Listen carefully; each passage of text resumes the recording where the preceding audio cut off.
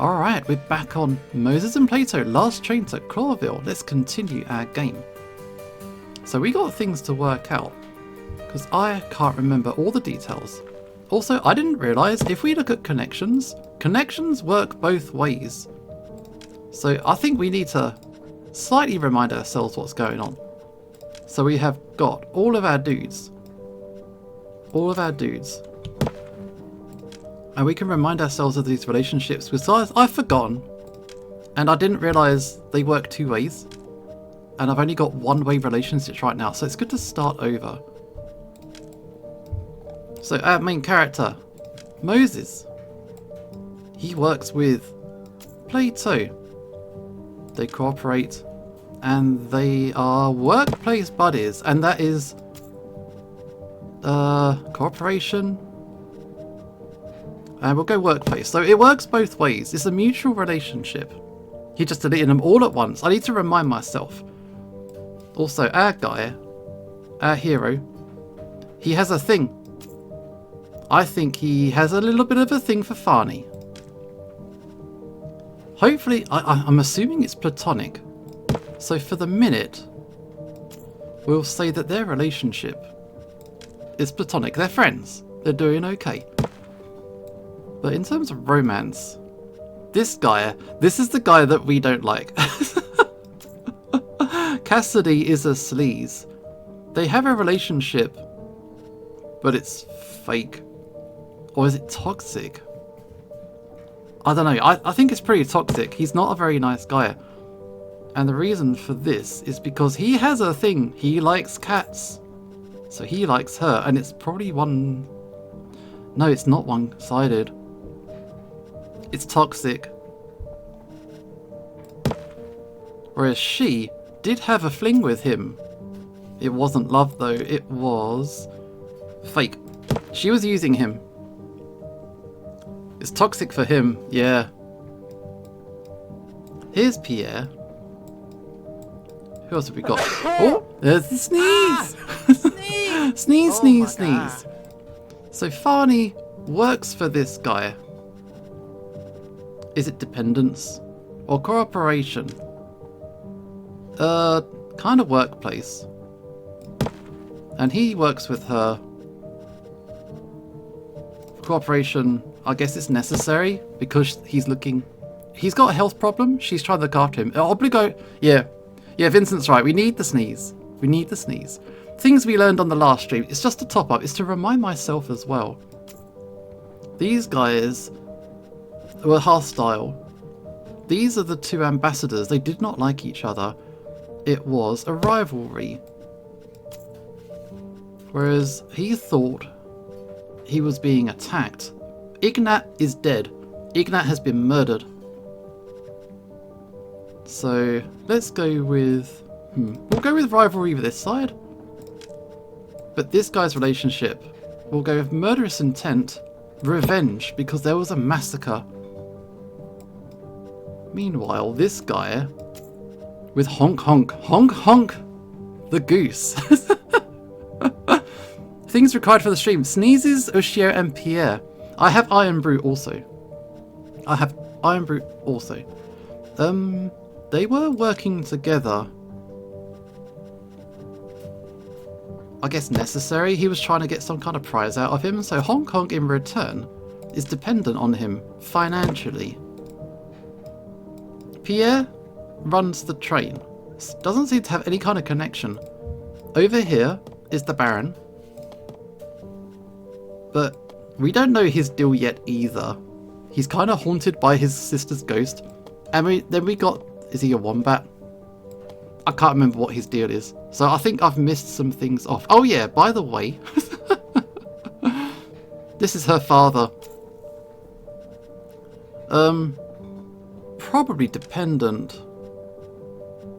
But she was trying to get away from him. So maybe it was hostile or dishonesty. Secretive. Whereas, was it love? Reconciled? I don't know. Dependence. Maybe mental. Because, yeah, father and daughter. Actually, wasn't there something else going on with her? Yes! He had a thing for her as well. But it was one-sided. He was a creep to her. And she was scared of him. Hostile. Species-based? I don't know. Predatory? She was scared of him. So I think that's kind of where we're at. This is our mystery situation. All these different characters, all these interconnected things. Our hero is accused of the murder because he woke up in a room with this guy's body in the room. And he doesn't know how it happened. But other than that, we don't know. And we just got to the end of chapter 1. Which means we're on to chapter 2. We got attacked by pirates. And this guy showed up. He says he's not a pirate. We're about to talk to him. But honestly, it was really strange. We did get attacked by pirates. We have been saved. Hopefully everything is fine. And now we're back up to date. We're starting chapter 2. Pierre, tell us. Yeah, the sky pirates showed up. Pierre, tell us what's going on here. What do you think, Pierre? Me? Well, whatever this man says, he sounds like a pirate to me. We feel the same. But since he's here, I might as well open one of the empty compartments for him. You want to accommodate him? That's totally reasonable, my dear Plato. We can't let him just walk around on the train. So, we're essentially sentencing him to confinement? Something like that. And we'll keep an eye on him. Pierre, would you help us with that? Of course I will. I will keep all 8 eyes on his compartment all day if you want. It'll do until we get to the next station. Which is when? Less than an hour. Perfect. Yeah, so at the top right we do have the clock. So we can talk to 3 people before the next major incident of the game occurs. Pierre is our guy. Please watch Mr. Windrider closely. Pierre's so responsible. I trust Pierre. Pugman, you always trust the bugs. But yeah, he seems like a reliable dude. Let me know if anything strange happens, even if someone wants to visit a new arrival. Do you think that would happen? I'll trust the dragons too. That's fair enough. We don't know, but I have a feeling this fella might be working with somebody on the train. I'll keep all my eyes on him. All 6. 8, not counting my glasses. Ah, nice. That's a good one. So over here we have got Farney. Are you hurt, dear? No, thanks to you. Yeah, they've definitely got a bit of a steamy relationship going on. If a dragon and a bug have a differing opinions, then I would explode. Maybe there'll be like a bug dragon or a dragon bug. We were just doing our job. Which sometimes involves throwing cakes. Rarely, but it wasn't the first time. Hey Kurdo, how you doing? Who is this strange Marco character? I can't say I like him. You're not alone there, lady. We're keeping an eye on him. Exactly. Best if you go back to your compartment until we get to Averia. Wonderful idea. Please do take care of yourselves, detectives. Especially Moses. Am I right? Wow, look at Plato's expression. It's not. Maybe. Yeah, he totally has a thing for her, but he's kind of awkward about it. Excuse me? Are you suggesting something? Yes. No, nothing, no. Okay, so let's talk to our pirate. This is the first time talking to this dude. Interesting. Marco Windrider. This guy is surely full of secrets, but strangely enough, I don't feel he's dangerous. We can also got our senses. So behind my icon, behind the PNG tuber, I do have a sense button. I can sniff and I can observe and I can listen for things as well. I can detect heartbeats, which is why we know one of the passengers does have a heart problem, because we can detect his murmurations. But there's nothing to detect at the minute. Let's talk to the pirate dude. Hello. So, you can start with how you got on board. Moses is not good at social stuff and had little interest until recently. Yeah, for some reason, he kind of really likes Farney and her love of plants. They kind of have a couple of things in common. Wouldn't a bug dragon just be a dragonfly? This is a fair point. Dragonflies are real, actually real. Okay, so how did you get on board, dude? See, that's a funny story. I was about to hijack one of the pirate planes when You were gonna steal one of their planes? You really are a magpie. Stealing from a pirate is not a crime. And Crow. It doesn't quite work like that. So I got caught. That's my luck. But instead of leaving me tied up, they brought me along for the ride. I can't wait to hear. I was on my way here myself. I was gonna steal one of those planes so I could get a free ticket on the Clawville Express. I mean, if you can already fly it, why would you then want to ride a train? Why not just get on the train or fly directly there? Yeah, he got caught. Car! I see what you did, Vincent. Oh, for all the wild ones, I don't buy a single word. Well, I'm no ordinary bird. You know, weird things happen to me all the time. I wonder why. If you don't mind, we'd like to dig a little deeper. Sure, ask away. Now that I'm on the train, I've got plenty of time. Let's keep talking. Marco. Go on, do your job, coppers. And so we shall. Let's see. Let's ask a question. Are you a pirate? So, let me get this straight. Are you a pirate or not? I mean, it's a pretty direct question. Yeah, the train is super famous. Everyone knows about it. My name is Marco Windrider. Pilot, fortune hunter, playboy, at your service. You said that already. What the hell, are you rehearsing this? Well, you know, it's kind of a catchphrase. Harry heavens. Stop monkeying around and speak plainly. Hey, okay. Who's the furry little poison sack? Plato Palladius, like I told you already. See? That's what I'm talking about. Please, can you tell me what you have to do with the Sky Pirates? Plato's gonna choke him. Yeah, I think that's right. I kind of like Marco for some reason. Yeah, he's a little bit different. There aren't too many birds on the train, I don't think. Okay, I'll tell you the truth. So, I was a pirate. Ha! I knew it! In the past, many years ago. So, I know quite a bit about the Sky Pirate families around Averia. Like when I can steal a plane from them if I need one. So, you're not a pirate, but you used to be. I see. And the people you tried to steal from this time, they're your former family? Oh yeah, there is, yeah, Monsieur Onk, as Pierre calls him. Yes. I'm sorry, what? No. The Blood Claw family is a joke. That's why I was trying to rip them off. Blood Claw family? How theatrical, right? They're just a small pirate crew, one of several, trying to scrape a living around Averia. Although the pirate business is getting harder these days. Oh, pity them. But, like I said, that's the past. I'm freelance now. I mean, free flyer. He's a mercenary. Okay. I see. So who are you exactly then? Can you tell us who you are and where you come from? My name is Marco Windrider. Pilot. We've heard that before, thank you. A little more detail, perhaps. Sure. Well, I really am a fortune hunter. A mighty treasure hunter. Sometimes I work for myself. Other times, I work for hire. It depends. And this profession, what exactly does it entail? Yes, we heard that. Shut up. Yeah, that's exactly what he told him. Well, you see, the land of Averia is peppered with hidden treasures and magical old ruins, ancient relics, antiquities, many shiny things worth a fortune, all for the taking, and you can give them to the museums, am I right? He's basically Indiana Crow. Yeah, I think it seems like it. It's interesting. This train's about to arrive at Averia, which is a town we've never seen before. This is in the world of Chicken Please. And we have been to Clawville, which is mostly...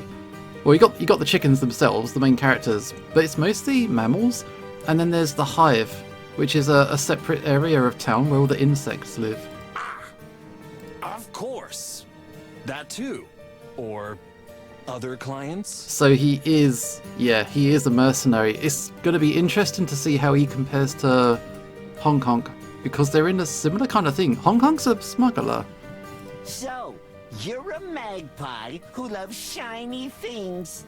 How original. He's a crow, dude. Stop it. Hey, don't be a birdist. I'm a crow. Exactly. So you're into all sorts of rare and valuable objects and sell them on the black market? Mercenary motivations, for sure. There might be beef. There might be a rivalry. Okay. Ad start in 1 minute. I've got an iron brew. Thanks for the hydrate, Natos. He's like Indiana Jones, but somewhat less ethical about things. I think so. If he's stealing from pirates, we'll see. Ha!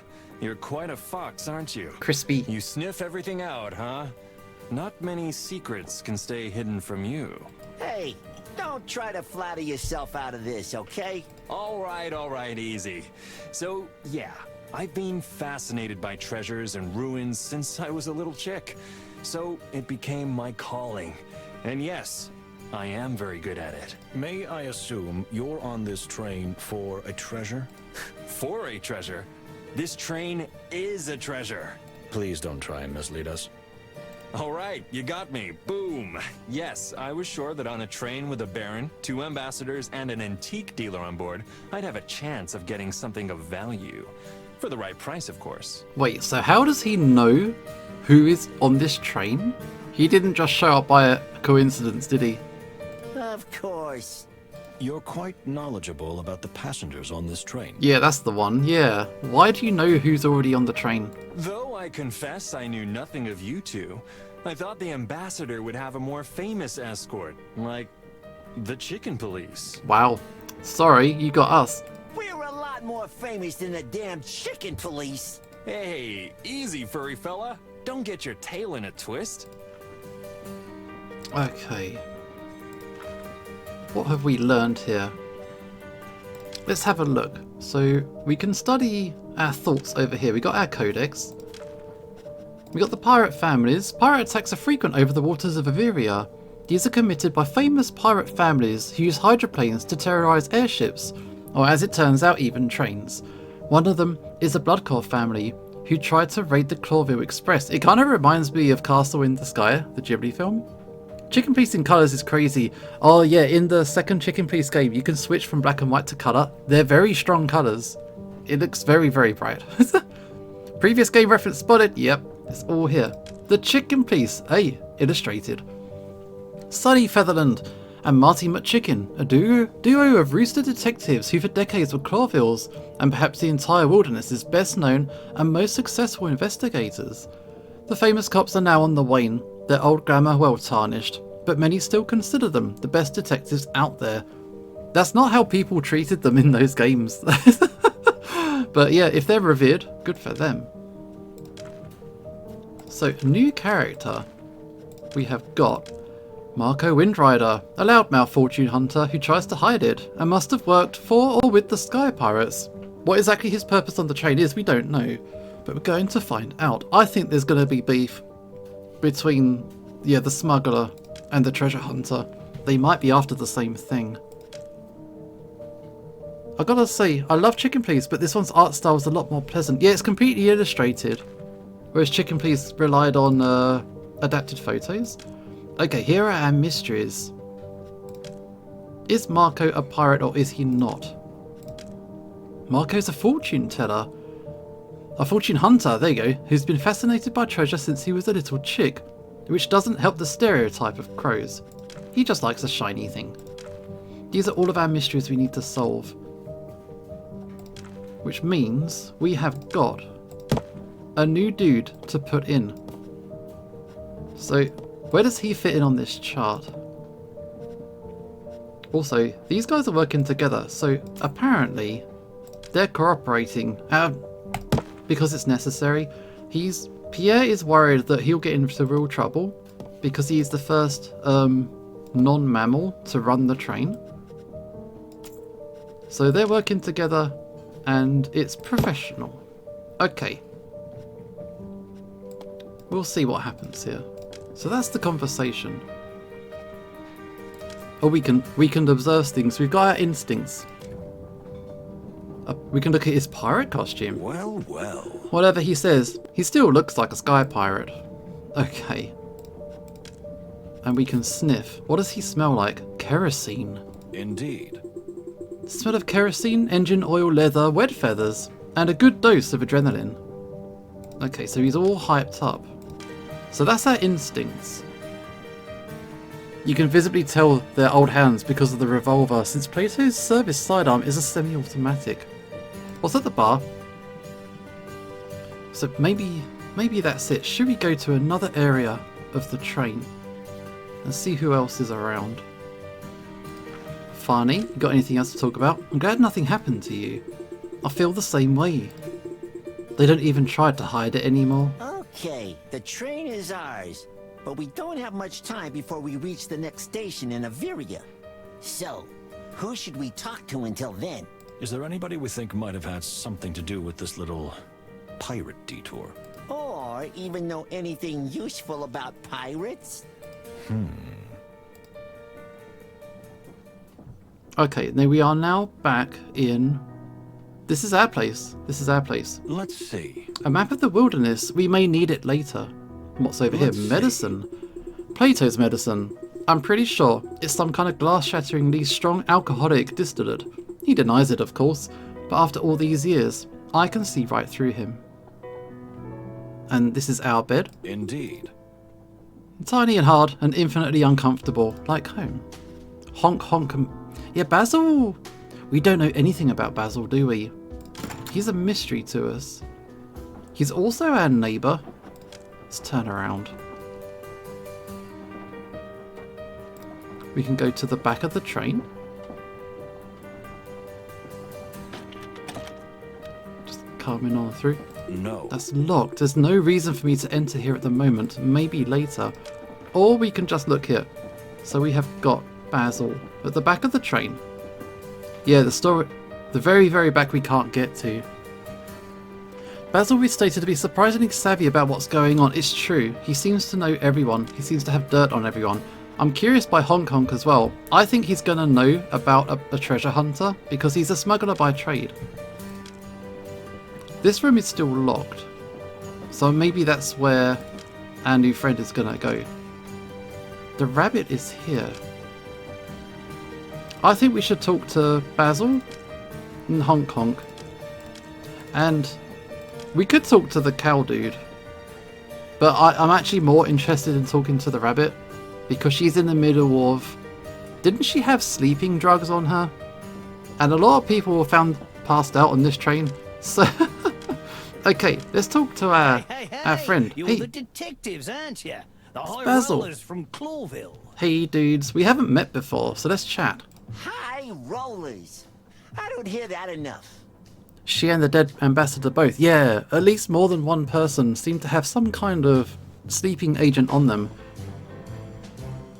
So let's talk to Basil. This is our first time talking to this dude properly. Detectives Moses and Plato. Yes, that would be us. And who do we have the honor of speaking to? Me? I'm Basil. Basil Pesca is my honest name and it's full of furry glory. To my friends, it's Baz. To my enemies, it's Ratty Pesca. Well, I'm a wombat, but you don't usually get to choose your nickname, eh? It's Basil Pesca. Or to my friends, it's Baz. There you go, strong Columbo vibes. Nice. Nice to meet you. Yay. Unfortunately, it looks like we're going to be travel companions. Yes, we are, but don't let the condition of the carriage put you off. I'm not saying it's as good as the others, but I'm not saying it isn't. Okay, because we're in third class. That's why we're in the back of the train. So we are the only passengers in third class. Everybody else is first class or second class. So we're at the end. I'm not sure I follow you, pal. You see, my dear furry friend, everything is relative and a matter of comparison. That's not a real answer, is it?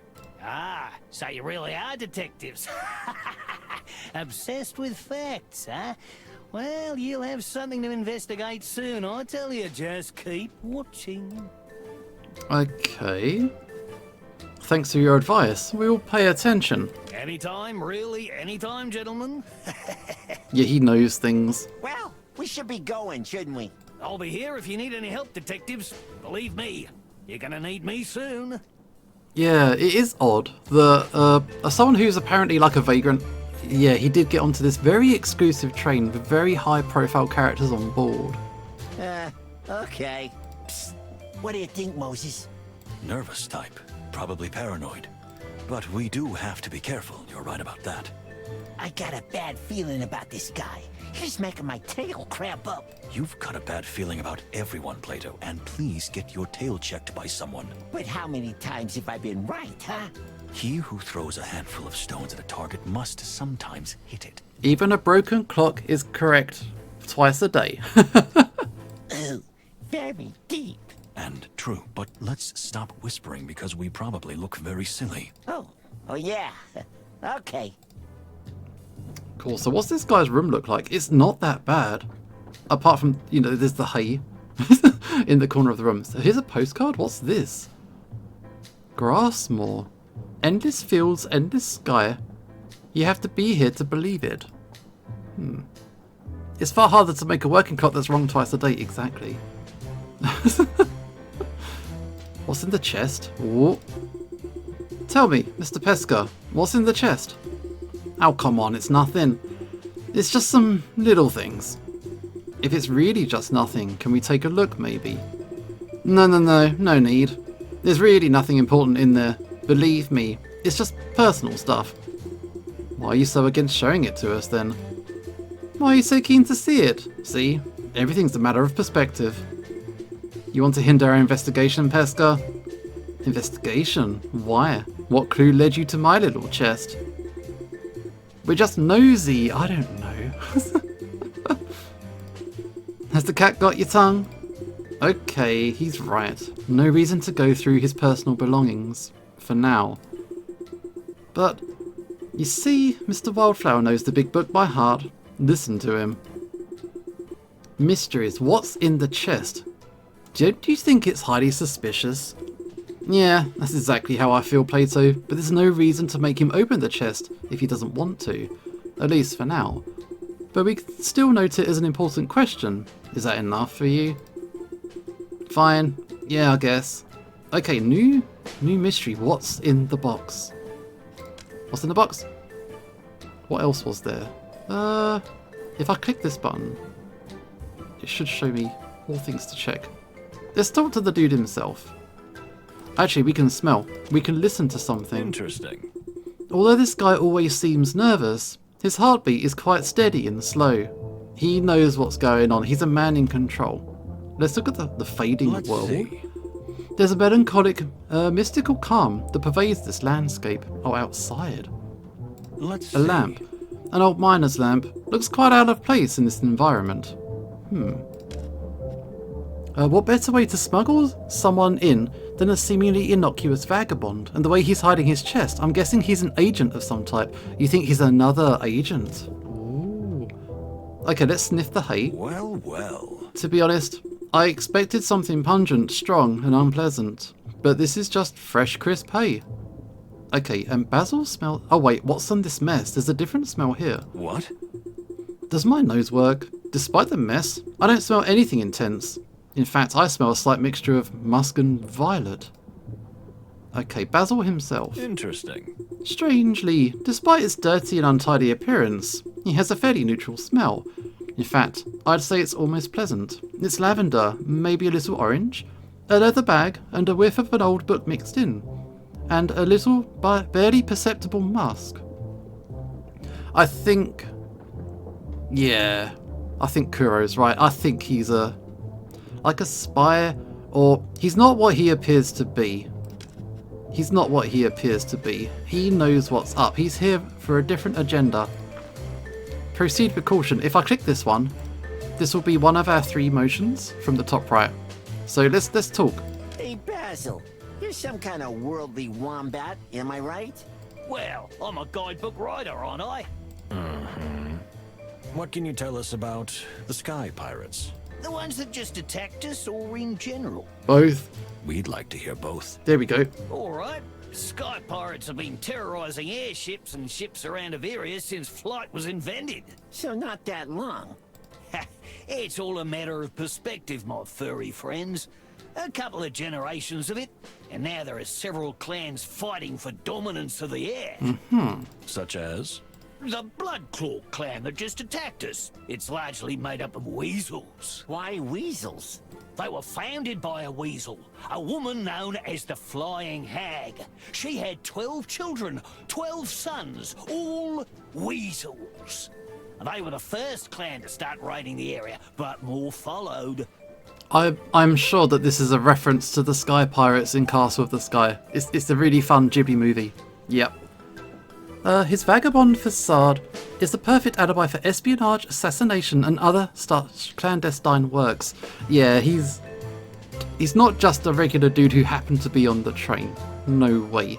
So we've stumbled upon the oldest pirate clan. So basically, do we have a shared interest? Information slightly conflicted with the crows. Yeah. Don't get your knickers in a twist. The legendary Bloodclaw's a shadow of its former glorious self. They're not very menacing nowadays. Oh, there you go. So, yeah, so what Brethnos saying, she called them small time. So Basil's confirming they're past their prime. So maybe it's okay. But they shot at us and almost took the train. Oh, really? You think you can stop a real pirate clan with some fresh ham and biscuits? Well, I don't know. Well, there you go. You're lucky we didn't run into the Muddy Boots or the Scarlet Shats. You're making those names up, right? No! It's all in the guidebook I wrote about Averia. I don't have it with me, but I do have one about Nordica. I see. Thank you, Basil. Hey, you're welcome, gentlemen. And how's the investigation going? Are you still the prime suspect? I'm afraid so. Well, cheer up, foxy fella. You still got a few days left. Thank you. That's encouraging. You're welcome. Anything else to talk about? Anything else? Let's see. It doesn't seem like it. Oh, wait. Oh, we got the book. Hang on. Let me look at the book. A guidebook written by Basil Pesca. I'd have thought it was a sham, but it seems to be a very real book. Okay, I really like the inventory. It's really nice cell shade work. So 90% off. Wow, it's a bestseller. Is this really his name? Or is this just a random book he picked up? Is it a pseudonym? Yeah. Through the eyes of a globetrotter, do we believe him? Crow thinks, which makes me think Marco isn't connected to the pirates. He only knows them by modern reputation, whereas an old hand in the group would know the legacy. Or he's saying he's a wombat and not a weasel. So that's not quite there. Can I grab the book? Can I give it to the guy? I beg your pardon? No, I don't think so. What else have I got? I got my ticket. I got an autograph by Mr. Lupus. So that's his handwriting, blue ink. And there's our pocket watch. Marco's the crow. Alphonse Wildflower, my grandfather. Okay, so that's our inventory. This is all we have. I think that's it. Okay, I guess we'll go. 2 more actions to take. So we were going to talk to Hong Kong, weren't we? Excuse me. Excuse me. I shall iron brew. Honk honk.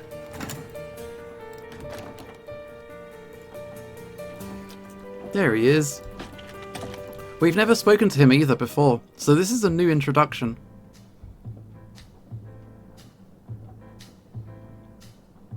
Another locked box. More stuff, wow. There are even weapons here, Hong Kong. Antiques, my friend. Those are antique treasures. I mean, family heirlooms, but because they're so old, they're considered antique treasures. Sell this to your poor late aunt. But please, don't take my aunt lag a lost name in vain. Leave it, Plato. You won't get anything out of him, for the moment. Okay. He's got a weird room.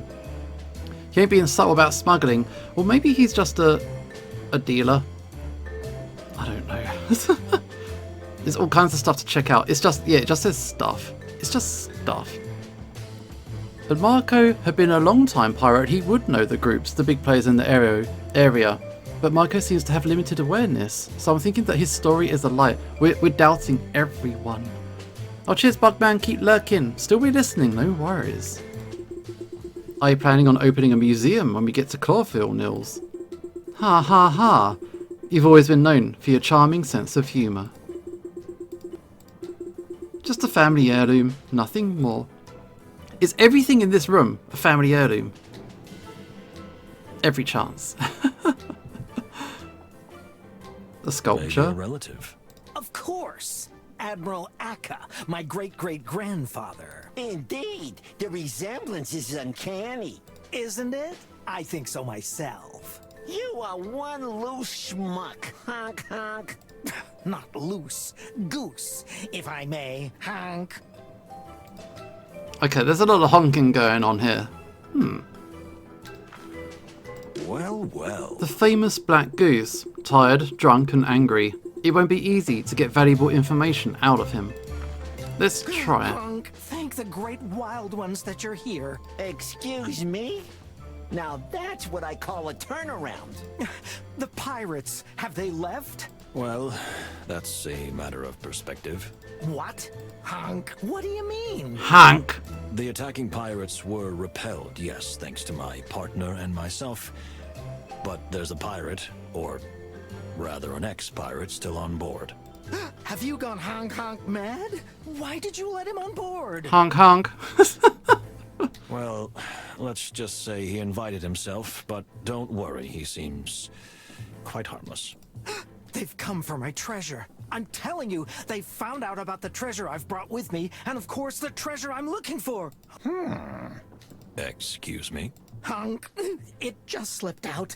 Are you talking about the same thing you were discussing with Ignat? What? No. Stop hallucinating things. He's a surprisingly bad liar. I thought he'd be better at this. Don't play with us, Nils.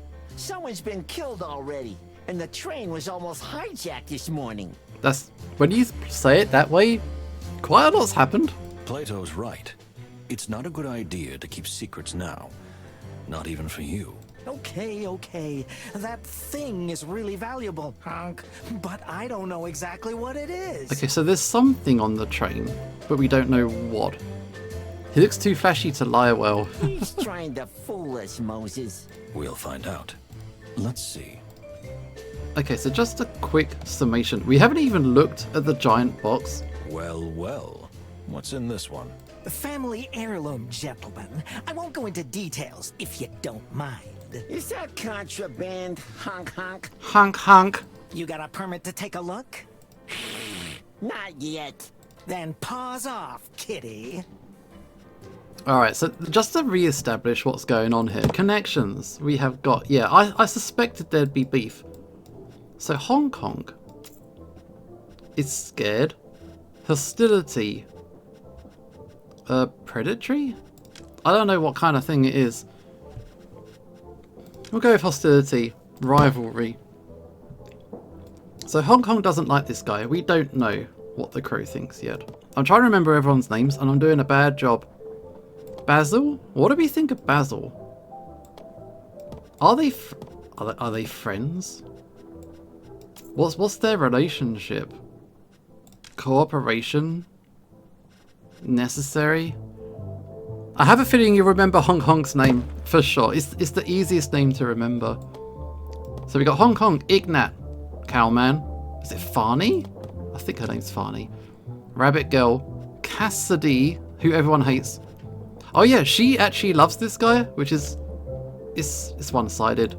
She loves him quite legitimately, and he does not care for her. He's toxic. Oh well. I think that's our current. We don't have a prime suspect. Let's just make it the daughter for the time being. But I don't think it's her. Alright, there's our thoughts. We can actually sniff around. What can we sniff? There's all kinds of smells coming from the box. Interesting. It's been a long time since I smelled so many smells and fragrances. You can hardly pick them out. Bronze, gold, leather, dust, almond, sage, various woods, stone and fresh textiles, all mixed together. So it's a whole bunch of stuff. An alcoholic smell coming from Hong Kong. That smell, alcohol, in no small quantities. Is that how much he drank at the party? Or did he continue to drink afterwards? That's not good at all. So he's a heavy drinker. I think if he was like knocked out drunk, it would be very easy to get him in trouble. If you must know, I missed you guys too. Having fun, Hong Kong? Honestly, very much so. Good for you.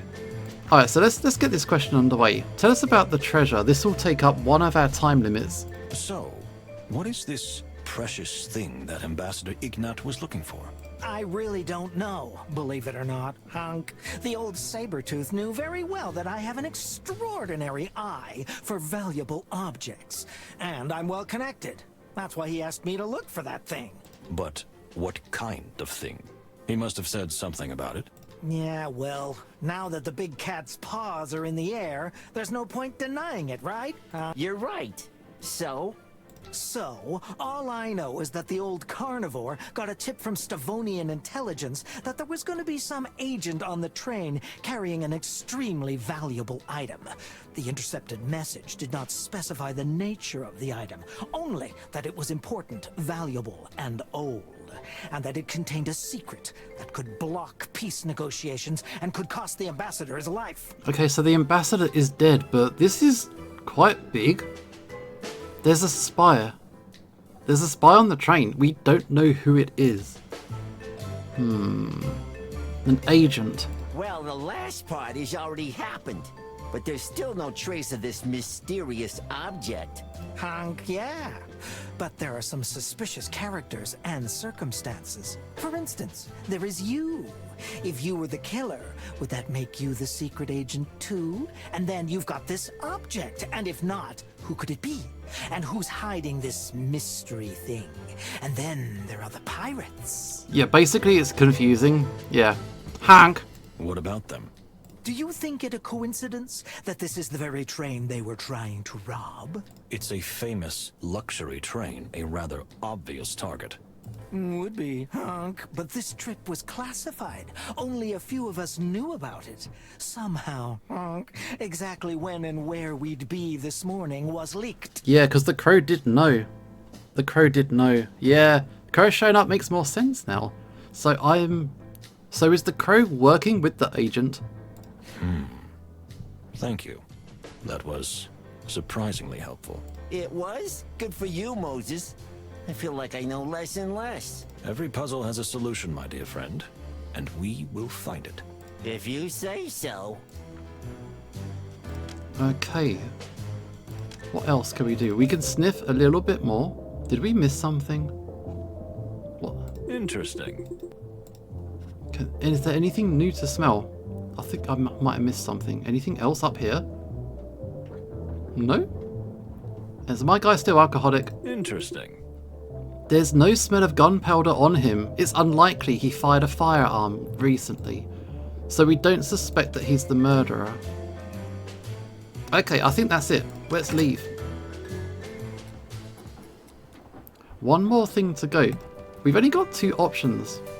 So we're going to have to choose if we're going to miss an option or not. Ads coming up. 2.5 minutes to go. This room is locked. We can fast travel through the train, but I do like these animations. Second class dining room. Okay, I mean, he needed to steal a plane. That implies that he needed to be flying it, which could suggest that he was here as an exfiltration for someone. It's not very subtle though, is it? Oh, if we talk to Pierre. Wait, Do we want to talk to Pierre? Or do we want to talk to... I don't think we want to talk to the cow. Or the rabbit. So we've only got one more option to take. But we have 3 different things to pick from? I say Pierre. Pierre does seem to have an inside track. Cassandra's her name. It is, isn't it? Yeah. Because her initials match one of the other characters, because there was a secret note written between the 2, wasn't it? And it was C was how it was signed off. Okay, people saying we should go with Pierre. Is it because people like Pierre? Or is it because you think it's useful for the story? Hey, I heard someone mention Pierre. How's it going? We're about to talk to Pierre. We've got to get his perspective on things. Well, Pierre, how is our little stowaway? Mr. Windrider seems to have found a home with us right away. It could be both, yeah. As soon as I showed him the home, he started rearranging it. Even a piece of luggage appeared from somewhere. Windrider was ready for this, yeah. Everybody likes Pierre. So far we trust him quite well. It's in his best interest to get this solved so he doesn't get into trouble. That might have been the plan. He wanted to time it with the pirates hitting the train. They cause a distraction, raise a little hell, and then we can slip away into the chaos. The pirates, I'm assuming the pirates have retreated, so because the pirates might be like, this guy didn't steal a plane from us, he showed up at the same time as we did. He might have set the pirates up and joined with them. Okay. That crow has a lot of feathers. I mean nerve. Yet he's not a nervous type, that's for sure. Indeed, and almost immediately, he went to sleep. Job well done. Go and take a nap. Went to sleep, but it's the morning. I do not judge anyone for his habits, monsieur. Perhaps it's better. Keep an eye on him, Pierre. As long as he's asleep, he won't cause any trouble on the train. Bon. A very astute observation, Inspector. I'll be watching. Anything else? Don't worry, I'll keep an eye out on our little adventure, all 8 of them. Okay. Does that mean we're out of time? We're out of time! I think we should have talked to the rabbit. We didn't get much out of that. Never mind. I think it's time. We've arrived in Averia. Aren't you excited, Moses? I mean, Plato looks super excited. Got them cute little anime eyes. Clearly not as much as you are. I thought you'd have more to say, yeah. I think some characters give a lot of information, and other characters, they just kind of tell you what you already know. Now he's got an issue because we were here. We've turned a major diversion into a minor bump. Okay. Cutscene. We're putting in.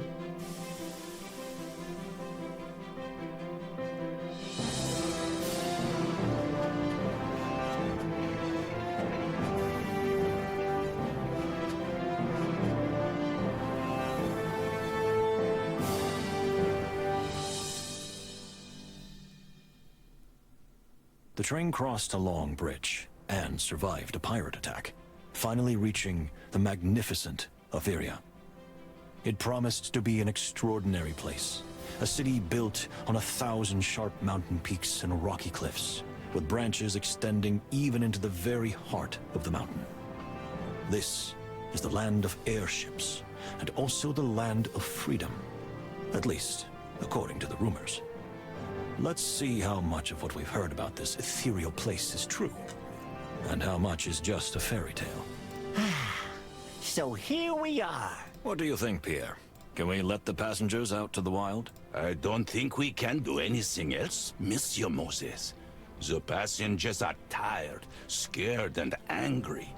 Locking them up would only add fuel to the fire. But what if the murderer escapes? Or say gets rid of vital evidence? That's what I'm afraid of, my dear fellow. But I think Pierre is right. We can't lock everyone in their rooms, especially since, unfortunately, I'm still the prime suspect. So what do?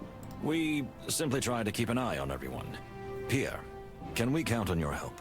Naturellement, detectives. I'll keep all my eyes open. Thank you, Pierre. Without you, we'd be blind and deaf. Please don't say that. But thank you, nonetheless. Finally, fresh air and freedom. Hey, Hank. No one should be so free that they end up bunny hopping away, if you catch my drift, miss. I would have no reason to, but you might, sir. Mesdames et messieurs, if you please, enjoy your visit to the lovely Averia.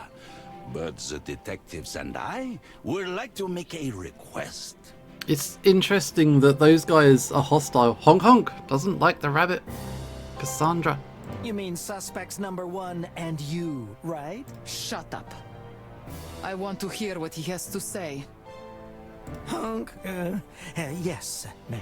Okay, so he's scared of her. Okay. Thank you. Please, under no circumstances, speak of this case to anyone or venture too far. We have to get to the bottom of this matter, but we thought we cannot lock you on the train. That is a wise decision. We still have rights. We all agree on that. So, can we go now? Yes, of course. Mesdames et messieurs, please enjoy the land of clouds. The Clawville Express welcomes you to the magnificent Averia. Mesdames? That's not a word. That's not a word, I don't think so. Okay, whatever. Ready to start the sightseeing tour? We need to keep an eye on the passengers, and if possible, get more information from them. Yeah, Cunha trusts us, which is good. Do you think the new location and atmosphere will do the trick? A new environment can make them more relaxed and easygoing? Exactly. Mesdames is the plural of madame. There we go. I'm corrected. They are accurate. Thank ya. Just as you say, my sly friend. That's exactly what I think myself. Where the fluffy hell did you come from? From the train. What kind of silly question is that? Basil been sneaking around. I don't trust him. Were you snooping on us, Pesker? Yes. Oh, come now, no. Haven't you heard that wombats have extremely sharp hearing? No, and I don't believe it's true. Well, everything's a matter of viewpoint, isn't it? Just keep all your senses open, gentlemen. Avira's beauty might dull them. The same way monsieur, my sirs is a plural for monsieur. Monsieur, madame. Yay. Thanks for the tip, Mr. Pesker. Call me Basil. Formality makes me itchy. Alright, there's all kinds of people. Who are these guys at the back? Look, we got a parrot lady. Is he a cardinal? So let's have a quick verification. French does like making a mess of things. Oh, I see what you did. Alright, so let's recap slightly. She does not like this guy. Hostile. I don't know what the deal is. Maybe they just don't like each other. Species based, I don't know. What else did we just detect? He was scared of her. Hostile? No. Murderous intent? No. Let's go hostile. Scared. I don't know. Surprise French lesson. Oh, clap. I'm glad you enjoyed that. Oh no. I need to brush up. So shall we practice my French? Elle est un éléphant, un lapin. Volpe? Is it? Shit. Vulpus, that's Latin for fox, but okay. I don't know what a wombat is in French, so never mind. Skip that. Let's move on. I want some balloons. Give me the balloons. That'll make me happy. There, see? Just like that. Everything all right, my dear friend? Plato. Yeah, oh, God. Yeah, I'm all right. I'm here. And Womba. I don't know. Glad to hear that. City of Clouds. So this is where we are. Oh, we can actually look around town a little bit. The sky. Plato bringing out his cute side. We've got the... There we go. Well. A city in the clouds. I don't deny it. That lifts even my unsentimental soul a little. Yeah, we get one time unit. Yeah. It might just be like this whole section. We can just talk to everybody. Hopefully. Indeed. Airships are symbols of Averia. And also of the modern developing world. But why do I have a feeling that these magnificent giants are doomed to extinction? Yeah, they kind of like exploded a lot. Oh, everybody's here. There's a dude at the back. Gonna have a look around this machinery. It is dizzying to think what huge machines run everything here. I wonder, is it wise to base everything so much on technology? You haven't started following some weird cult, have you, Moses? What are you talking about, my friend? They didn't explode a lot. I think it was it the hydrogen? And then over time they stopped using hydrogen. They used a different kind of gas. You know, there's this religious group in Clawville, the New Unity Church, or whatever they call themselves. They preach about such things, like returning to old principles, back to the nature, blah, blah, blah. No, nothing like that. I just think that technological explosions like the one taking root in Averia often bring about social changes that civilization simply can't keep up with. At least not with its sanity intact. So we're hurtling towards total madness, huh? I mean, that's about right. I think that's about right. Well, you could put it that way. For now, let's just worry about tomorrow, huh? Like how to clear our tarnished name. My name. They only suspect me. Wherever you go, I'll go with you. Even to prison? If I have to. Okay, that's a bit too codependent. That's sweet. Yeah, that's me. A little kitty with a big heart. Okay, let's not exaggerate. Okay, should I go back inside? How do I get back inside? We can sniff at things, we can listen. We can hear the hum of machines. Well. Around here there's a kind of electrical buzz, and the ever-rattling of steam engines and gears. It's like a symphony of modern technology. What else could we listen to? Oh, turn it around. Can we hear anything else? Over here we have got sounds of the city. I can hear the excited buzz that comes with lively, vibrant cities and rich, colourful markets. And we can sniff. Indeed. A mixture of interesting food and animal smells from all over the city. Well, Averia is famous for its rich and huge markets, so that's certainly where these scents come from. Oh, there's another smell here. A lovely fragrance. Oh, this is the girl you like, though. Don't be sniffing people, it's rude. What is it? Did you really just sniff the lady? Well, how shall I say? You know what? Never mind. It's your business. No, I'm just doing my job, Plato. I'm collecting clues. Clues, of course. Yeah, suit yourself. But... Yeah, don't be a creep, dude. Don't be a creep. Like, stop sniffing. Actually, can we go back inside the airport? Well. These dimensions are amazing, I must admit. It makes me feel tiny and insignificant. Collecting clues, suspicious. Wait, can we not go back inside the train station? Where was that? Where was the train station? Have we missed our chance to talk to everybody in the train station? Because that would be a problem. I just wanted to... There we go. There's Cassandra. Let's go inside again. Let's just chat to everybody. If I see the icon to skip time, we won't do those interactions. Hello. Our little ex-pirate. Hello, fellas. How's it going? Have you settled in on the train yet? What a great question from a great chap. Yes, thank you. I'm quite comfortable. So you'll be traveling with us all the way to Clawville? Unless I get murdered before. Oh, right. It's too soon to joke about this? I mean, it kind of is, yeah. I don't think it'll ever be appropriate. Well, that's definitely true. But let's change the subject. Enjoy the breathtaking beauty of Averia, gentlemen. Thank you. We'll try. Okay, so they're happy to chat. Everything alright, boys? Are you just going to stand there all day? Isn't that what everybody else does? I mean, kinda. Don't be a funny bird, Windrider. Well, to be honest, there's a few people I wouldn't want to run into here in Averia, so yeah, it's better if I stay here at the station. Because of your pirate past? More like because I like women too much, if you catch my drift. Ah.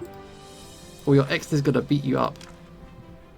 Okay, tell us about Averia. So long as there's not the clock icon, we're good to talk. You're from here, aren't you? That's right, my friend. I'm a real Averian native. Playboy wasn't show. There's actually two Playboys on the train now. But Well, I grew up in the, inner city. Inner city? What do you mean? You know, all of Averia is built on rocks, and built in rocks too. The city you see here is just the surface. Most of Averia is actually underground, in the belly of the mountain, so to speak. I see. And that's where you're from? Yeah, it's funny. I was a teenager when I came to the surface. You know, there's wealth and luxury here. All the posh broads, fancy shops, swanky airship docks and all, but in the belly, well, that's a different story. So he has humble origins. Really? Interesting. I never knew. It's not in the brochures, pal. Up here, all the glitter. Down there, all is bitter.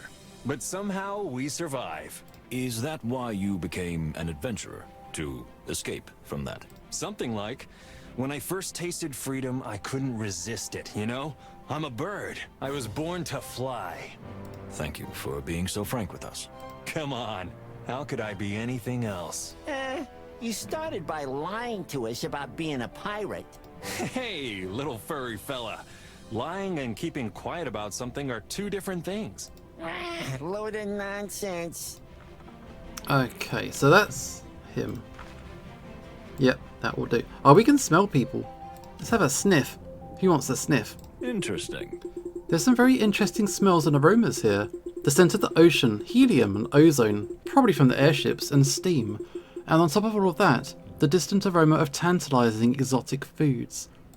I trust Marco because he's untrustworthy. Yeah, it's kind of like if you look suspicious in any mystery game, that means they're fine. It means they're safe. I've got more things to check out, more mysteries to learn. So we learned a little bit more about Marco, that he comes from the depths of Averia. It must be like essentially like the slums kind of thing. And our codex. The real face of Averia, it has a secret hidden side that the tourist magazines don't write about. Most of the town is not built on the surface of the cliffs, but inside them, and in there, poverty and squalor reign, while on the surface, everything seems grand and luxurious. He's a bit direct to be a mastermind, yeah. Okay, let's talk to Artemis. It's been a while, dude. How are you doing? How are you feeling, dear Baron? Well, now that we're finally out in the open and on solid ground, I must admit, much better. Though skipping breakfast has left a deep mark on me. Okay, so apparently this guy passed out in the corridor while the murder was happening, but no one's mentioned about seeing him lying on the floor. He's also got his sister's ghosts whispering into his ear. So that's also a thing. You mean the pirate attack, don't you? Do you know what I mean when I'm referring to when I say Piltover and Zorn? I don't myself. I do not know the reference. Oh, yes, that too. Please enjoy your stay in Averia. I'll try. A little too many birds here. Well, this is the land of birds, right? Yes. Unfortunately. Okay, so he does not like birds. Please don't wander too far away if you don't mind. Who, me? If I can, I won't move a foot away from the train. Although, there are some pleasant smells coming from the city. Tell me, Sir Baron, are you always hungry? Am I? Well, mostly, but especially when I'm interrupted by pirates during my breakfast. What a bunch of bastards. Okay, well, I can understand that. Anything else? Do you want to go now? I hope they get the hint. We get the hint. See you later. Okay, honk honk. Tell us what's going on here. Please don't wander too far, Mr. Honk Honk. Oh, it's a League reference. I don't know League. No. I could say the same to you, Mr. Murder Suspects. Rude. We all look out for each other. We are watching you, and you can do the same with us. And I will, Hank. Anyway, can I look around a bit? This city is famous for its magnificent markets and its antique treasures. Don't wander too far, please. We don't want to lose track of you.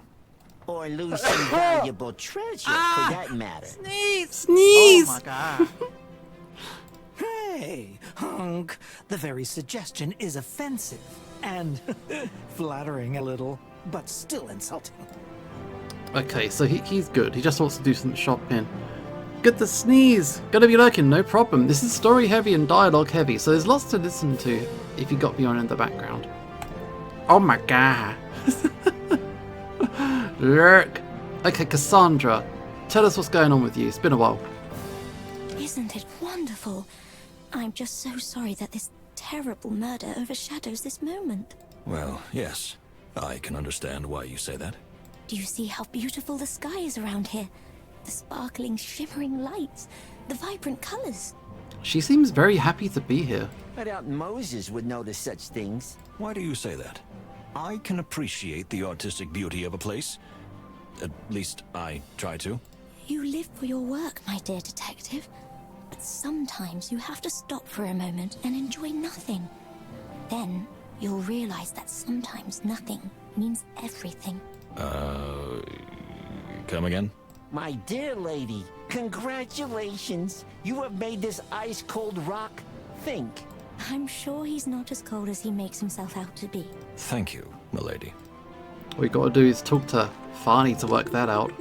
Enjoy your moment of peace while it lasts, detective, and fill yourself with life. Oh, she's a real romantic. Right, Moses don't get it. If I may say so, Miss Faye, you're in a very philosophical mood today. All this horrible stuff that's happened made me wonder if I'm living every moment of it. Have I made you think again? Let's just zone out. Brain fart. Well, he doesn't really respond to anything if he's in his thinking mood, milady. Oh, I see. I hope he recovers. Okay, that's enough thinking. That's enough thinking. Let's talk to everybody else. So over here was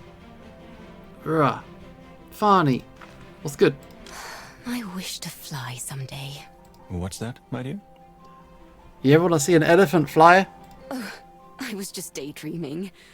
I've always been fascinated by flying. Enjoy your moment of Airplanes, peace. Hydroplanes, zeppelins and Hang on. balloons. Ever since I was a little girl, I've dreamed of soaring above the clouds. Yeah, enjoy your moment of peace is so villain coded. Yeah. Oh, Zerstin, how you doing? Welcome, welcome. There you go.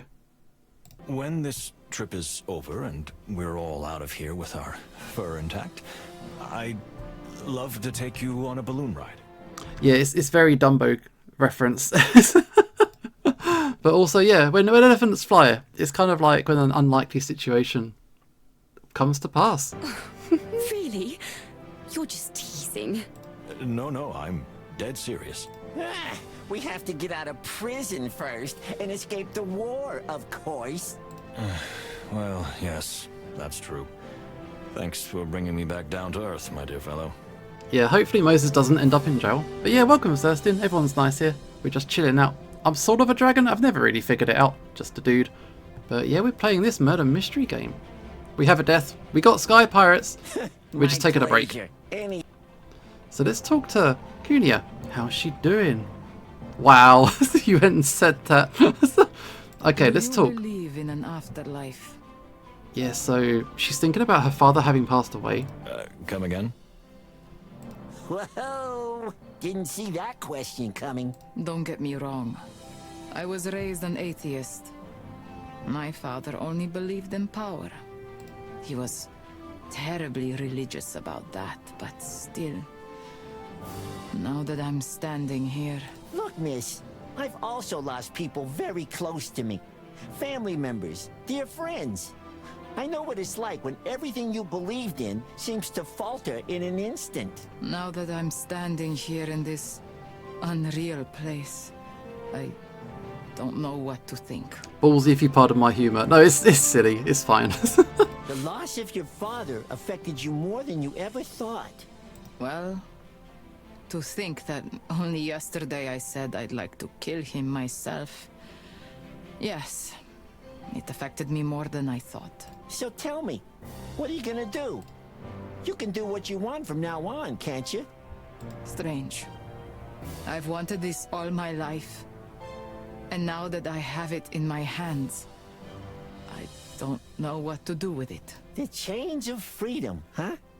You're a lot smarter than you first appear, Mr. Palladius. Is that a compliment? Is that an insult? Damn. Is that a compliment or an insult? There we go. I said it exactly that. Sorry for that. I can't undress who I am. Never be sorry for being yourself, ma'am. You never told me how you felt. About all the loss you've suffered. Yeah, because isn't Plato, he's an army veteran. He's an army veteran, so he's got a little bit of PTSD in him, legit. Ah, come on. I've been through 2 wars. I come from a miserable place where death was a close relative. I've learned how to deal with that kind of stuff. You know, I envy and pity you at the same time, my dear friend. Then we're even on that. Anyway, don't be afraid to tell me if something's bothering you. I'm here for you. Boy, he's purring at him. What is it? Did I say something wrong? No, Moses. On the contrary. Well, yeah, airships are great, birds are cute, but are we done here? Unless something truly unexpected and surprising happens, then yes. Don't bait fate like that. You're just gonna will something bad happening into reality. Wow, I think you just hit the nail on the head. Look over there. Here we go. What's happening? Hong Kong. Hong Kong's got something. Sneaking on. Oh no!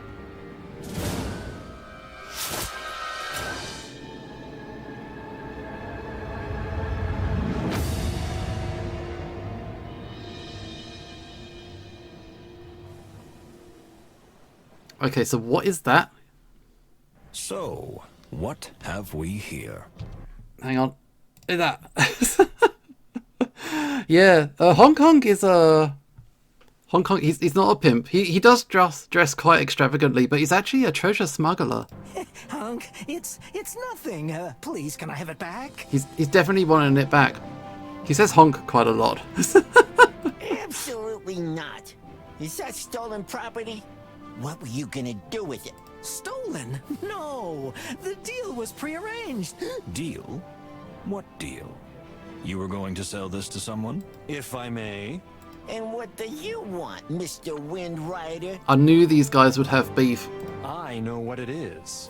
That is a Tarogian secret box. Hunk, will you shut your beak? Oh, secrets. What's a secret box for? Secrets. Ugh, what do you think, genius? It's interesting that the crow whipped it out of his hands. I guess it is very much like the Indiana Jones references we were talking about earlier. I'm getting more and more the sense that Marco's working for someone with inside info. Yeah, there's definitely an agent around apparently that Hong Kong mentioned, but no one knows who it is, or even the treasure that he was supposed to be after, unless it's in this box. To keep secrets in them. Usually rather delicate secrets. But the boxes themselves are extremely rare and valuable. I mean, so I've heard. That's such a bad cover for a liar. Wait a minute. Moses, are you thinking what I'm thinking? Honk honk. This was the item Ambassador Ignat was looking for, was it not? And you wanted to get rid of it. But why? Where are you getting all that? Hunk, this was simply a prearranged deal, and they're waiting for me at the market. Please, may I go, Hunk? Can I have it back? We need to know what's inside, right? I'm sorry, but in light of last night's murder, and because we know you were involved in some kind of deal with the Ambassador, I'm afraid we're going to have to seize this item as evidence. Hunk, you can't do this. Unfortunately, we can. Or would you like to visit the Averia police station with us? Hunk. I suspect that the reputation of the Black Goose has reached this far. And you? Why are you here? I was just doing my civic duty. I saw this crook trying to get rid of a strange, suspicious object. You know, I have an eye for these sorts of things. He just so happened to be in the right place at the right time. Aha, suspicious. Suspicious. Who are you calling a crook? You crook? Thank you for your help, Mr. Windrider. You're welcome. And if I may offer a tip, if you want to know more about the Tarogian secret box, perhaps you should ask your Tarogian friends about it. We do have a couple on the train. We will. Thank you. And you, honk honk, get out of here. Or we'll lock you in one of the cabins and won't let you out until we reach Clawville. Hunk, you can't prove anything against me. Let's think about it. Cassidy and Cassandra are probably not agents, and Hong Kong isn't trustworthy at all. Which leaves Cunha, which is unlikely, Farney very plausible, and Basil exceedingly suspicious. We've also got the cat dude, the Baron. So he's kind of like a wild card. But yeah, Cassidy and Cassandra, they're already pre-established movie stars. And I think they did feature in the other Chicken Police games. I think they're clear. Basil reads more as a counter-agent, though the Baron could also be an agent. The crow is sus. He could be a murderer of crows. I see what you did. Plural of crows is a murder. Yes. Not yet, honk honk. Not yet. Honk honk. Pierre? Pierre. Or is it Pierre? Could it be Pierre? Yes, Monsieur Detective? Would you mind keeping an eye on Mr. Honk Honk? Please don't let him out of your sight. I have a feeling we'll need to question him thoroughly soon. As you wish, Mr. Wildflower. Thank you, Pierre. Alright, so that was a whole event. So we got ourselves. Let's have a look. A secret box, a peculiar box that Hong Kong tried to dispose of. It's highly probable that the item Ambassador Ignat was searching for before he was killed. So is it the box itself, or is it something that's inside of it? Are these clues? Is this a puzzle we're going to have to solve? Because we got quarter circles, we got semicircles. On the base, we have more slices of the pie. On the side, we've got birds. There's a rhino on the top. We might have to show this to someone. What language Hong Kong speaks? Everyone seems to speak English. It's pretty convenient. Would the game let us solve it early if we tried? I think we have to show it to... Oh look, this looks like you could follow the line. Maybe it's like a puzzle as well. These slide up and down, don't they? I can't click on it. I don't think I can do anything else with it. Yeah. We're going to have to show it to either the boar or the elephant. So let's look over here. More mysteries. Hong Kong's true intentions. He had the train. He wanted to get rid of something. So that's another one of our mysteries. And a box of secrets. A big mystery. 5-part mystery. You think he speaks Portuguese? Oh, Portuguese! I'll get you. I'll get you. Alright, let's go into the city. Interesting. This road leads to the heart of the city, or at least the heart of what the city wants the outside world to see. Can we go underground? Or is that everything? We have to go back inside now. Oh, hydrate. Thanks, Natos. Well, well. Who would have thought that we would experience so much atrocity by the second day of this journey? Yeah, we're down to like 1 murder already. Posture check. Oh, cheers, Kuru. Thank you, thank you. So, what have we missed? Who do we still need to talk to? Anything up there? Oh, actually, yeah, we could show Farney right now. If I grab the box, grab it, and show it to her. Oh my! Where did you find it? That's it. She knows something about it. Imagine someone else dies. Ooh, I don't know if it's that kind of game. I'm really not sure. Madam, can you tell me what this is? I think the best thing about this mystery, I don't have any idea as to who's done it, which is really, really cool. Of course. It's a never forget box, as my late mother called it. We had one like this in my family when I was a child. Some people call them secret boxes. So it's a kind of safe. A safe? No, I wouldn't say that. As you can see, it's mostly made of wood, so it'd be quite easy to break open. This object has more of a spiritual significance. Spiritual? Religious.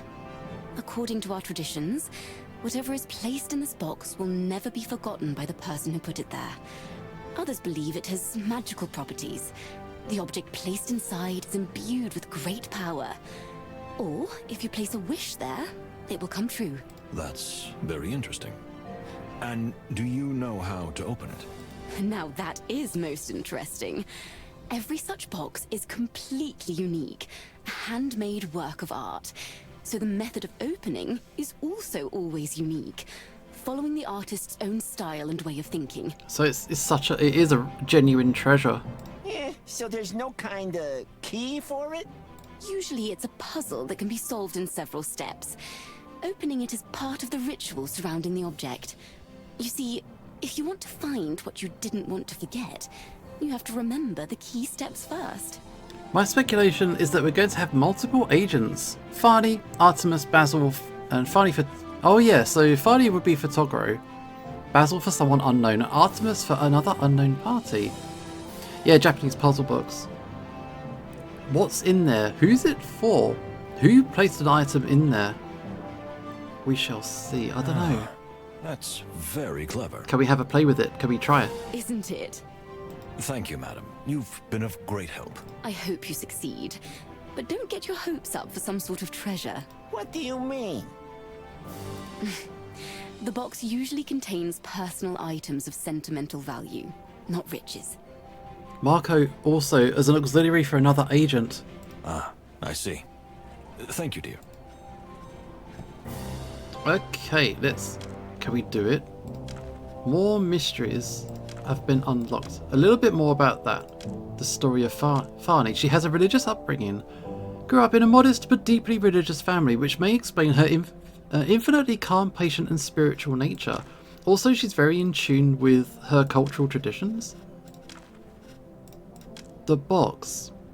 Yeah, the Torogo Never Forget box is a container of spiritual and religious significance, which is individually made, handcrafted, and each time opened in a different method from the others. Each such box is unique and usually contains some kind of personal relic of sentimental significance.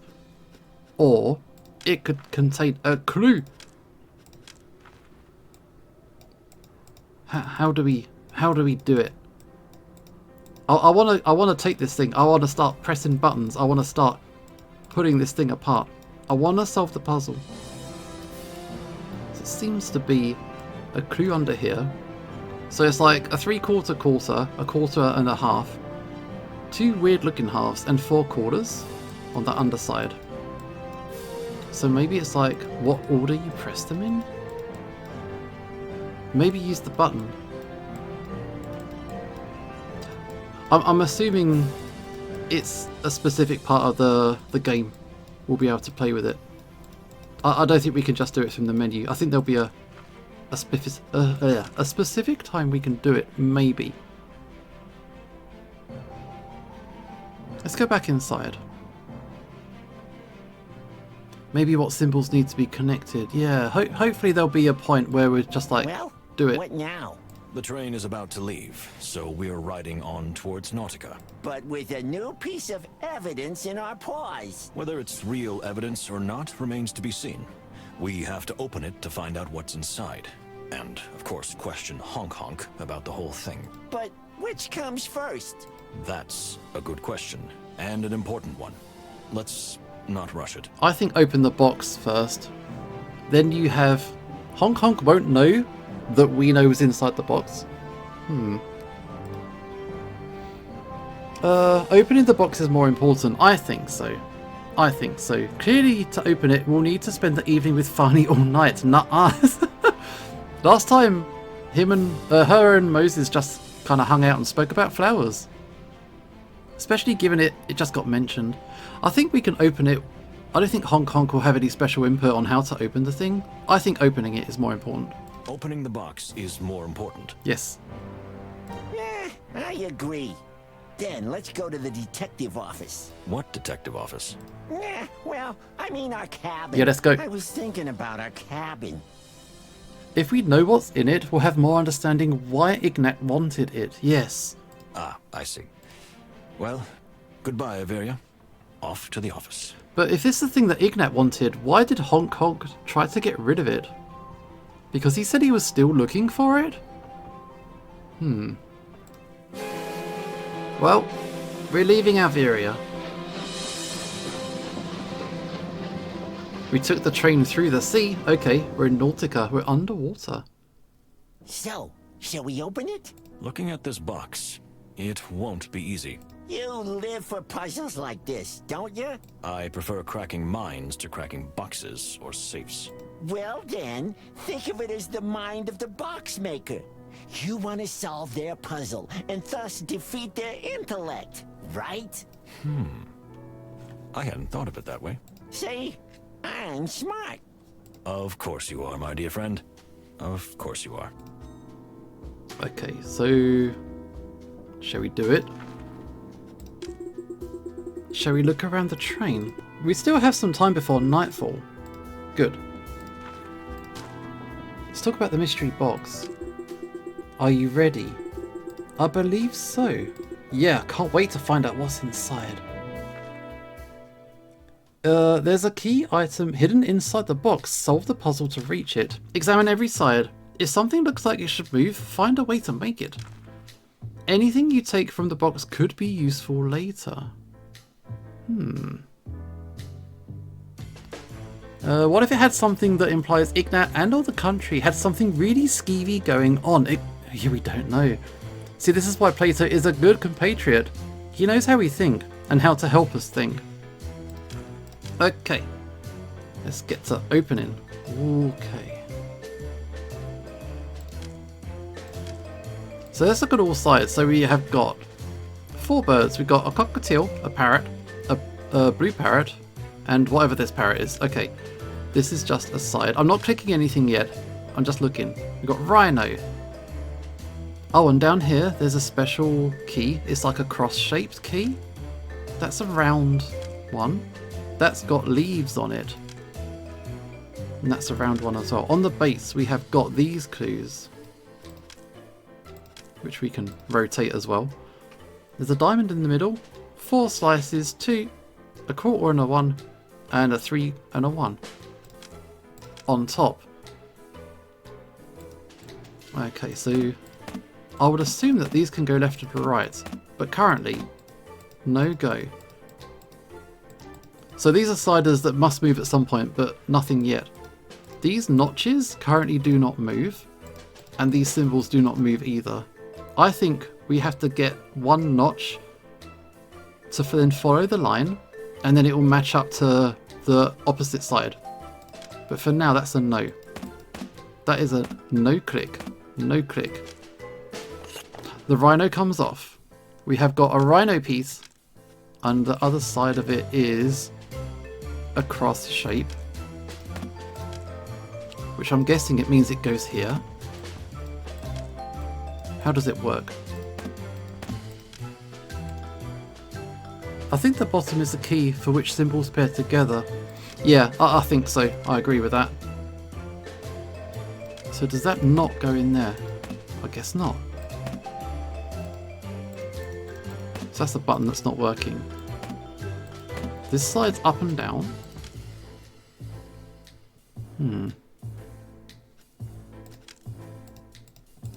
None of this... Oh, wait, no, that's the side. That's the sides. Let's go back to the top. That doesn't work on anything. So now we've taken the rhino out. Nothing. I thought it would be here, because it has a cross on the back, but I don't think it correlates directly. So that's weird. What's... Yeah, that seems to move vertically, but nothing... Oh, wait. These little buttons do something. So... they're in a sequence. We got, is it yellow, brown, green and blue? They're quite dingy colours. Oh wait, at the bottom? This is blue. This one is blue. We have 2 parts with the line. 3 1/4, 4 parts and half and quarter. Yeah.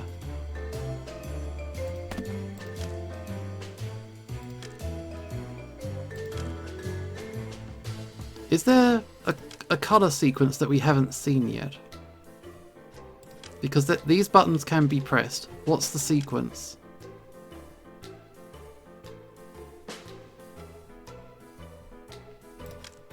Just looking around a little bit more. I'm trying to see differentiations between patterns.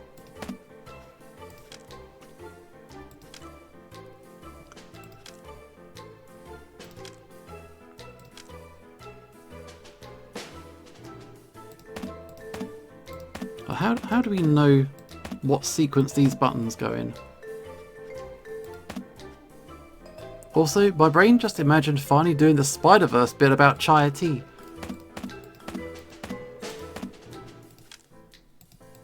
Nothing seems to go in that gap, which is kind of annoying. I really thought the rhino would hit on that button, but it doesn't seem to do anything. So that's a note. Put that back. Okay. These crosses. Anything that indicates what order those crosses are. So there's a cross here. They all seem the same. Have you hit the top button thing on the rhino side? Let's have a look. This one. No response. Yeah, no response.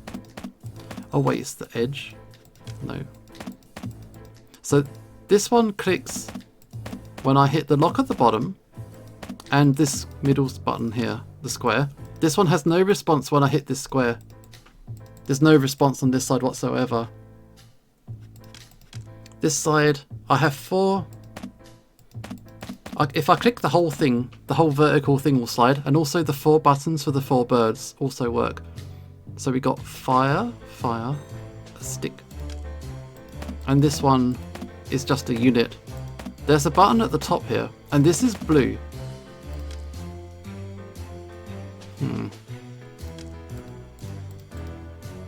I don't quite know how to use items. I just seem to have them highlighted.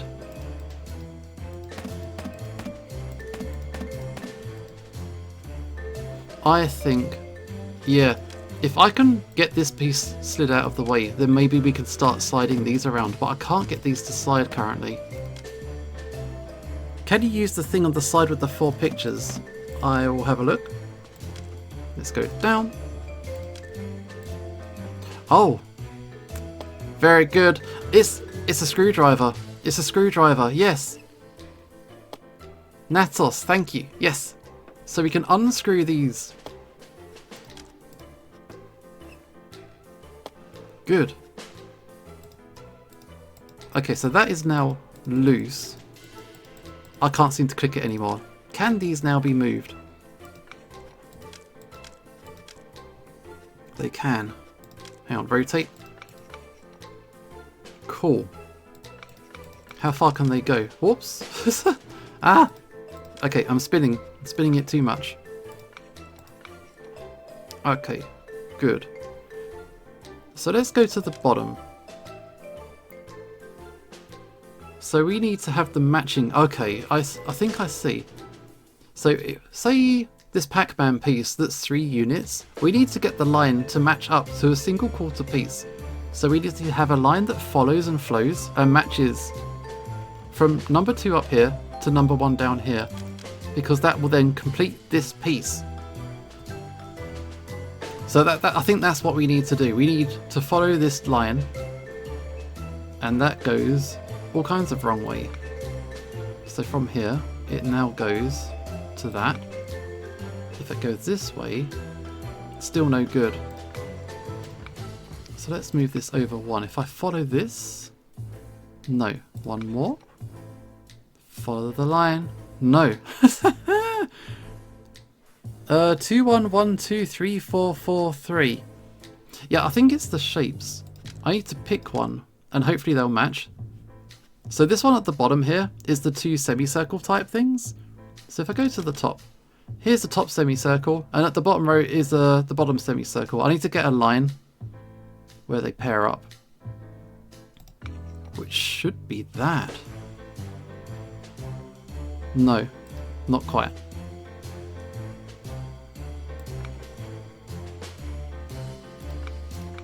Hang on. Yeah, we just got to get things to work out properly. I think if you get one correct, they should all match up at the same time. 2 shifts of the top one of the left. Oh, hang on, I've messed up the whole thing. Oh, wait. Should I start with the bottom row?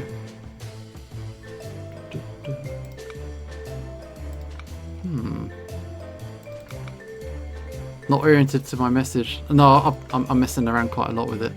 I think...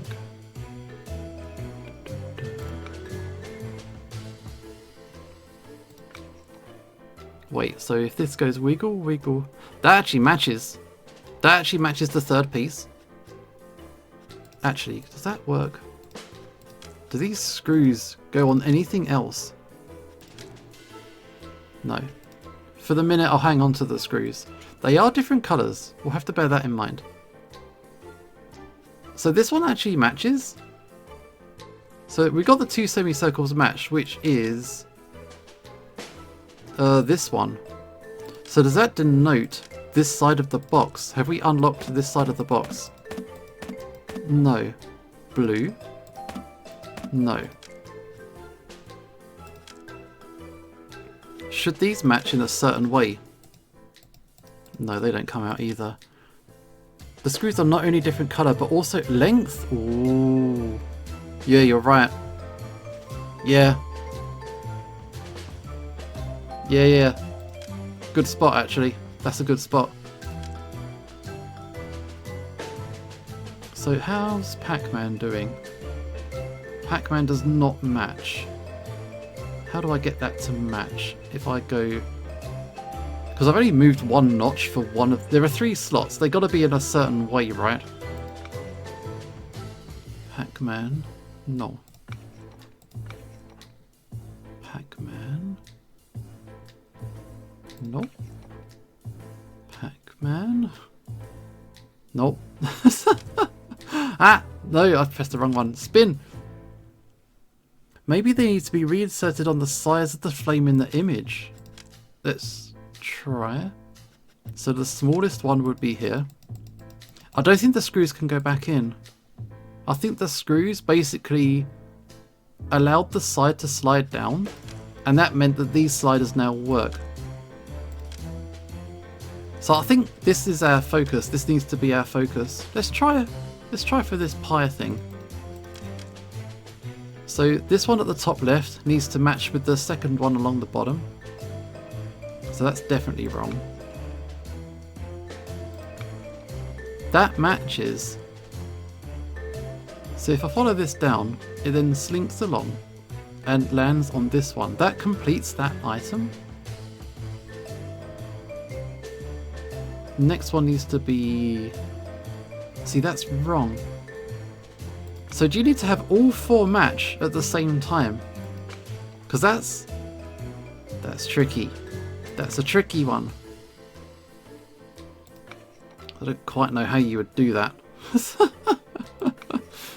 Unless you just randomly fell upon it. That's not quite there.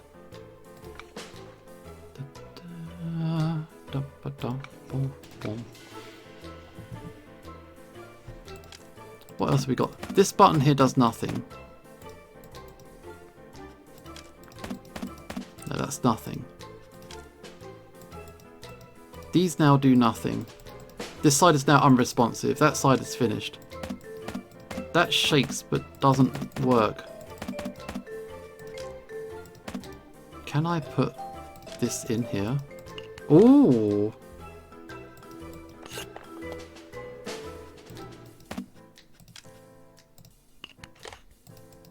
Does that affect how things work up top?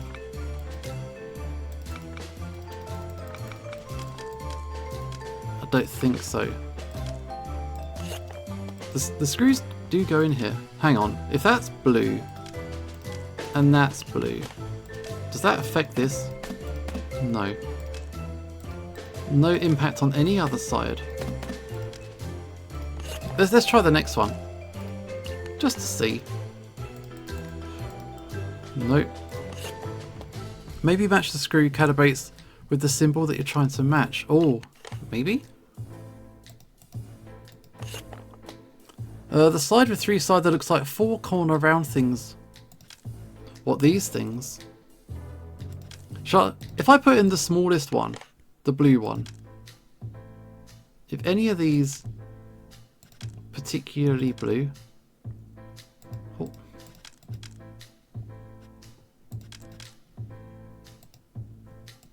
I think basically what it comes down to is I'm just bad at puzzles. I think that's all there is to it. That's all there is to it. All the puzzles.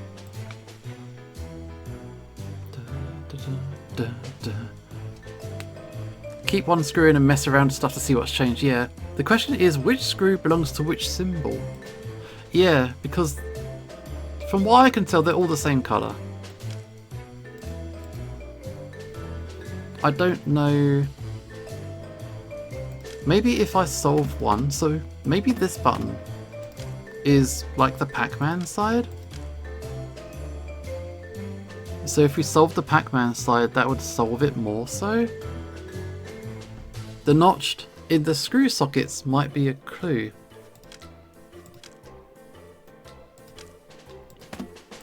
What you mean, birds? The birds don't seem to do anything anymore. Now that I've got the screws, that seems to be it.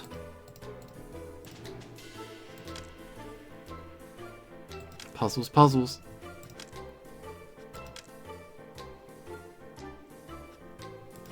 So what one haven't I done? I haven't done this weird semicircle one on the right. Let's try that one. So it's the lower half. Wait, this is the odd one out. Oh no. It's this one at the bottom right and the third one on the top left.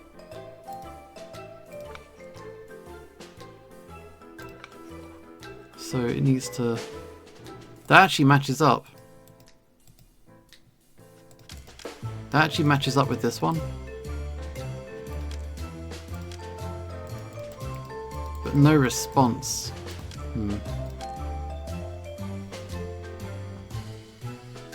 The notches in the screw sockets might be a clue. Is there one? Can I put the rhino back?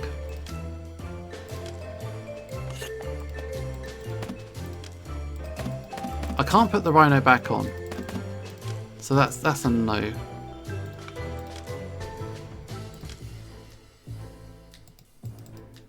Can I use the rhino on any of this other stuff? No.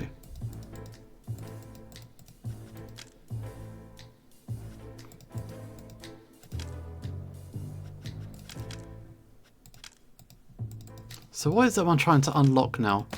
This is some kind of thing that slides sideways.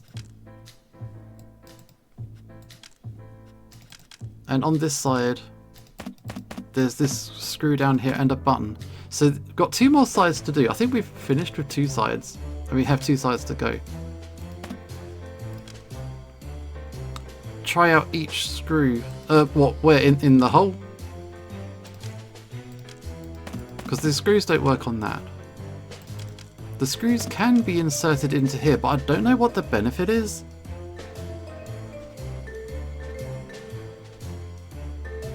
Hang on, so... That's a 4, that's a 4. I guess that's a 3 and that's a 2. See if the screw is needed to make the top puzzle interact with certain puzzles. Yeah, because... Wait, what's the one we just completed? What's the one that's currently matched up? Oh god, wolf spinning. And... Okay, so we've currently got matched up this one. Oh! Oh, Fagato! Oh, cheers, dude. Thanks so much. Fagato just gifted 6 gift subs. Oh, Fagato, you're the best, man. You're always really cool. Who got one? Got Bremio, Brifnoff, Bugman, Zurston, Curval, and Lycorixie. Yay! Hype train started. Oh, thanks, man. I want to try the new gift to all of you. That's great. Cheers, dude. I wish it made me smarter. I wish I could show you better puzzles.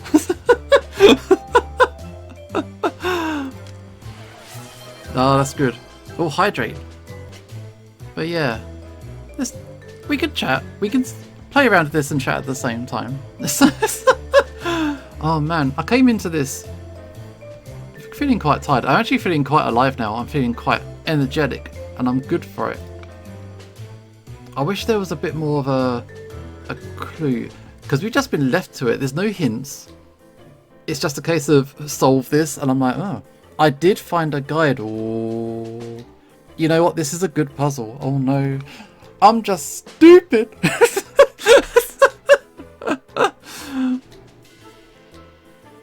I'm willing to be spoiled for just this one bit. This puzzle is fun. The dev has one. Can I try get it? Yeah, sure. We'll give Cesarus a go. And then I'm happy for Kuro to... If Cesarus gives up, Kuro can tell me how to go. Cesarus, go for it. You're up. Can you flip the board? Got it.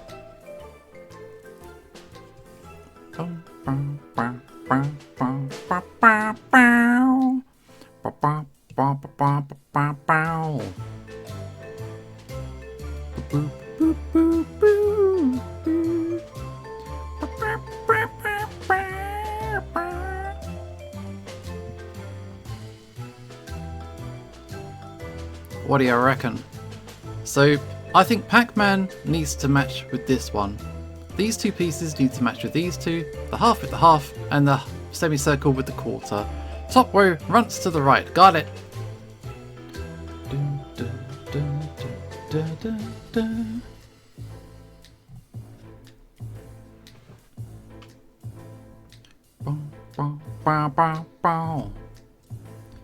Oh, Cesarus in the zone. Locked in. Locked in. This is like genuine puzzle. I was just clicking stuff. I was just clicking stuff. Sometimes with puzzles, I normally get them right instantly or never. Middle one once to the left. You got it. Ooh. Okay.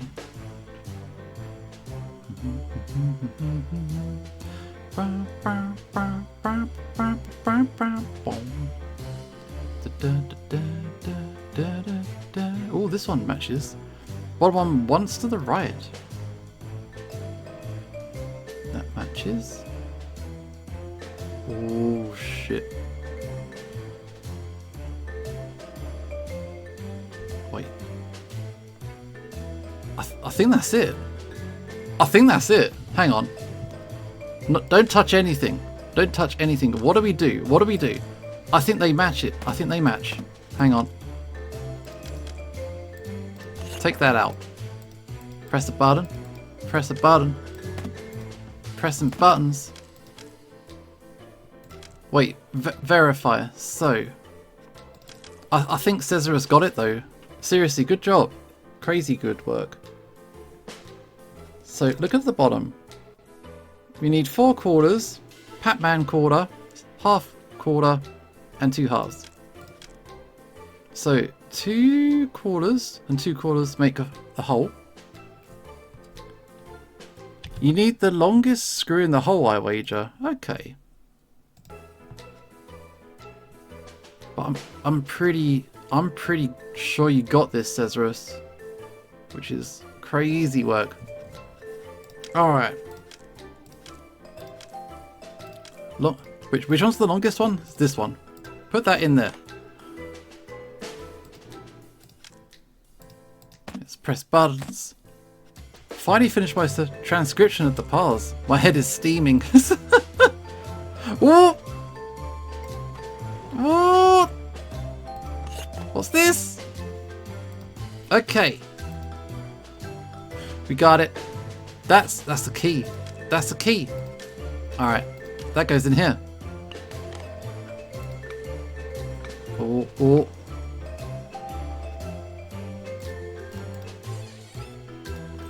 Nice work! Cesarus, you're on point. Are you kidding me? Are you saying there was another box inside the box? Yeah, congratulations. Well done. There's a box in the box. Not a box, but some kind of decoder. This is getting way too complicated for my taste, Chief. That's weird coming from a detective. In Clawville, we had completely different kinds of cases. Brutal, but simple. Who's the predator? Who's the killer? The husband or the wife? No, Kuro, you were good. That's it. Case closed. Kuro, you are our backup. You are our backup. So, no, it's good to have that extra support and security. Thank you. That was great. You have a point there. So then, what do? Start waving this thing around to see if anybody knows anything about it? Absolutely not, my dear friend. If the killer is on the train, they can't know that we've opened the box and have its contents. This will buy us time for them to reveal themselves. Yeah, we could actually close the box up and see if anybody steals it back. You think they'll come after the box? I'm sure of it. So we need to set a trap. A trap? Yo! Now that's more like my jam. One thing is certain. Whatever they want to do, they will do it under the cover of night. Yeah, we still have a little time left. Yes. Let's look around the train to see if we find anything suspicious. Then we'll wait vigilantly for something to happen. We won't sleep tonight, right? We'll take shifts keeping watch. Alright, nice work. Seriously nice work. It's a box of secrets. Oh, we missed multiple steps, but we found a decoder. Might be worth finding out more before we try to reveal its secret. Can we look at that? It's this. Some kind of decoder device we found in the secret box. It might contain some kind of code, word or keyword, but what's it for? It's a box. I can't zoom in. I can't see any more details than this. So we've got like a bug, a frog, an eagle, and a snake. And on this side, it's like is it a badger? Like a hyena, a monkey, and a sloth. We probably missed a message to decode. We should put Plato in the box. Oh, okay. I don't think we have anything to decode yet. I beg your pardon? So put that down. Put that down. Yeah, so the only thing we really have is a signature, but that's not a code. We know what that says. Unless we use it on the book. Can we use it on other items? No, we cannot. Put it back. Okay, let's go outside.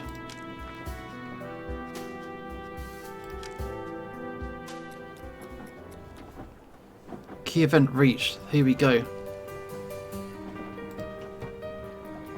We have got 3 turns to go.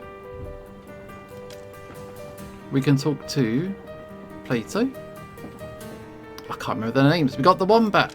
We have got the crow. The goose is in the corridor. Pierre. The ox dude.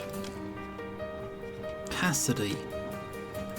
I think we haven't seen Fania for a while, actually. Artemis isn't around either. I want to talk to the ox dude. He might know things when it comes to like puzzle boxes, as it's from his culture.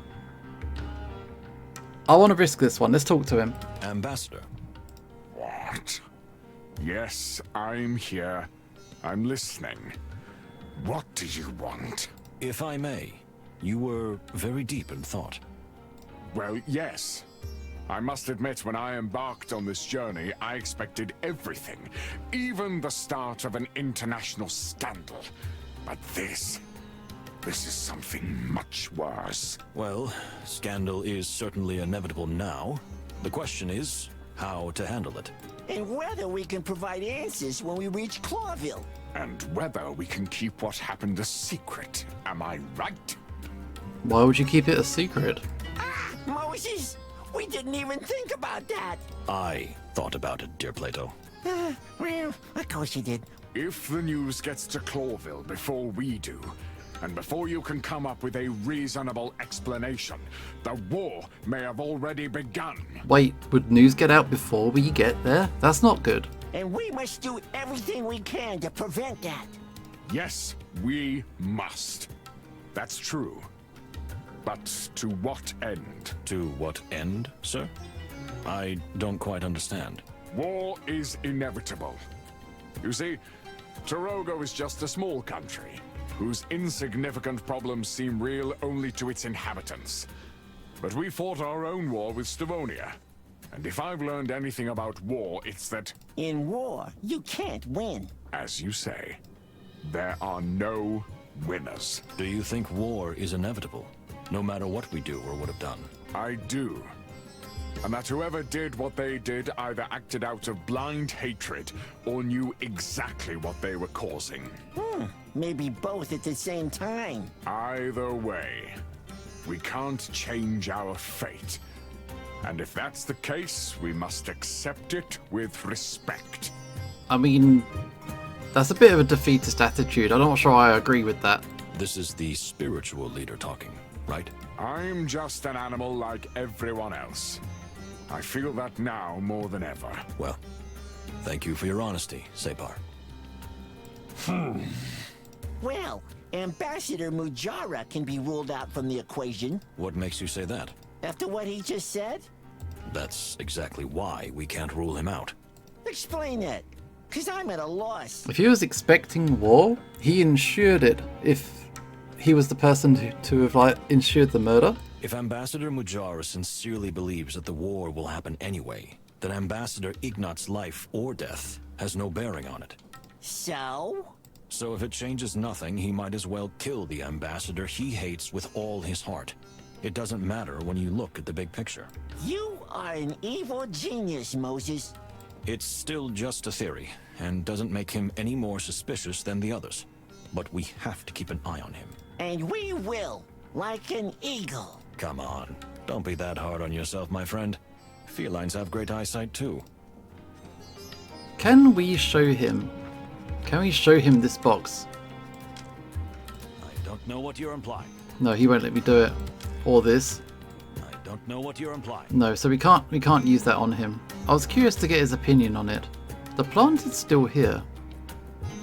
Let's see. And there's a drawer. Doesn't seem to be anything missing. Let's see. And yeah, Farney wanted to show me this stunning flower. It really is a special specimen. But why is it featured? It must be important. We can see his strong posture. Let's see. He's like an unshakable rock. It's no surprise that he's considered a charismatic leader in his home country. And we can sniff a strange aroma. Indeed. It's as if I can smell some kind of strong chemical coming from him. Or is it medication? Or is it his heart problem? So let's have a think. We have got Mudra's true self, the threat of war. We've missed some of these clues. We won't solve all of these mysteries. Because you can't check everything in one go. The investigation. The first step in the investigation revealed that quite a few people would have had both the motive and the opportunity to carry out the act. Unfortunately, no one is more suspicious than the others. Okay, Cuny says her father took sleeping pills. Okay, according to Pierre, the guests left like Moses and Afani went first. Then Majara, then the Baron, who passed out. Then Ignat and Hong Kong. And then the actors, Plato, Basil, and finally Cunia. Mr. Looper says he couldn't sleep, went out of his room to get some air. So everybody walking around in the night, we missed one clue. And Ignat and Honk had some kind of business. And was that the motive for the murder? Was it the box? The shattered stopwatch is kind of indicative. We're going to do the time wrapping shenanigans. Yeah. I don't think there's anything else to check out. Okay, let's leave. 2 actions to go. I kind of want to talk to Cassidy. I want to be upset today. So I want to talk to the wolf that everybody hates. Because I think it would be funny just to... We just want to troll ourselves a little bit, right? That's always a fun thing to do. Is he in here? No, he's not in here. Yeah, I want to be upset today. Show me the awful guy. Show me the worst dude. Here we are. The nightstand. We got Well, the creepy letter, a rather short and to the point message. And then we have a gun that we don't think has been shot. So that's not changed. There's nothing to smell. There's no instinctual stuff. On the dressing table, it's the same stuff. Let's see. A liqueur. No. A jewelry box. Maybe there's really nothing special about it, but it's just a jewelry box. And a magnifying mirror. Nothing special there either. Just double checking in case anything has changed. And the movie posters we checked before, so they're the same as well. I love walking around the train, it's cool. Yeah, the animation's really smooth. It's really nice. I didn't even check these ones. We got Elwolf and Silent Wolf. Silent Wolf. Ooh. Huh? A masked vigilante who brings order to the troubled streets of Clawville. Do you know this picture? Of course. Didn't you read Silent Wolf comic strips as a kid? No. I read Herringway instead. Even as a kid? I feel sorry for you. But why? It's not important. Elwolf. Elwolf, the biggest cinema venture of recent years. Really? Are you that familiar with the cinema business? Not really, but everyone has heard of this film. You know, when... Really? You're not even listening, are you? I'm sorry. I'm not really interested in this movie business. You're a real fossil, aren't you? Oh, but why would you say such a thing, my friend? Okay, so Moses is not one for the arts. That's established. Or if you smack Cassidy with a rolled up newspaper and get him with a spray bottle too. His tail is wagging. Is he happy?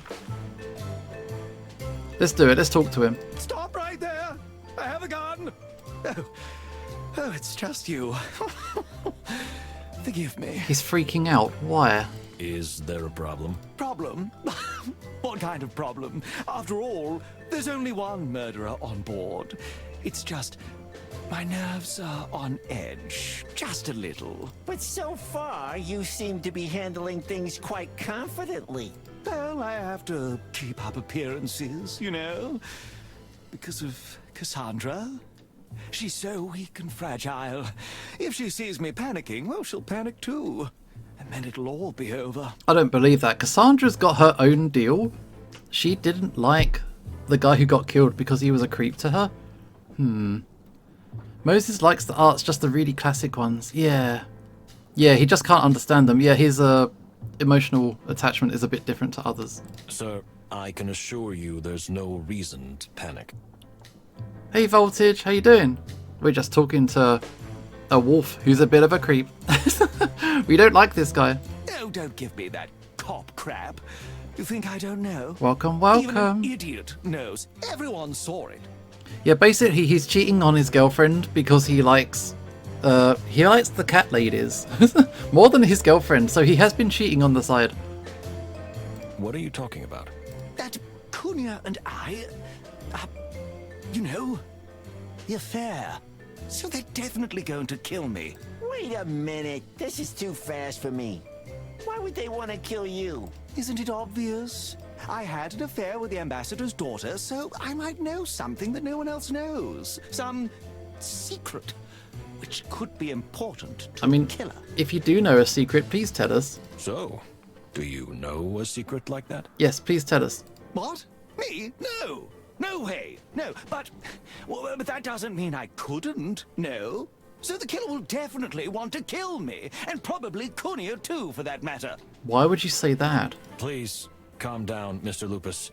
The killer has likely achieved his goal by killing Mr. Ignat. I don't think he would risk committing further murders.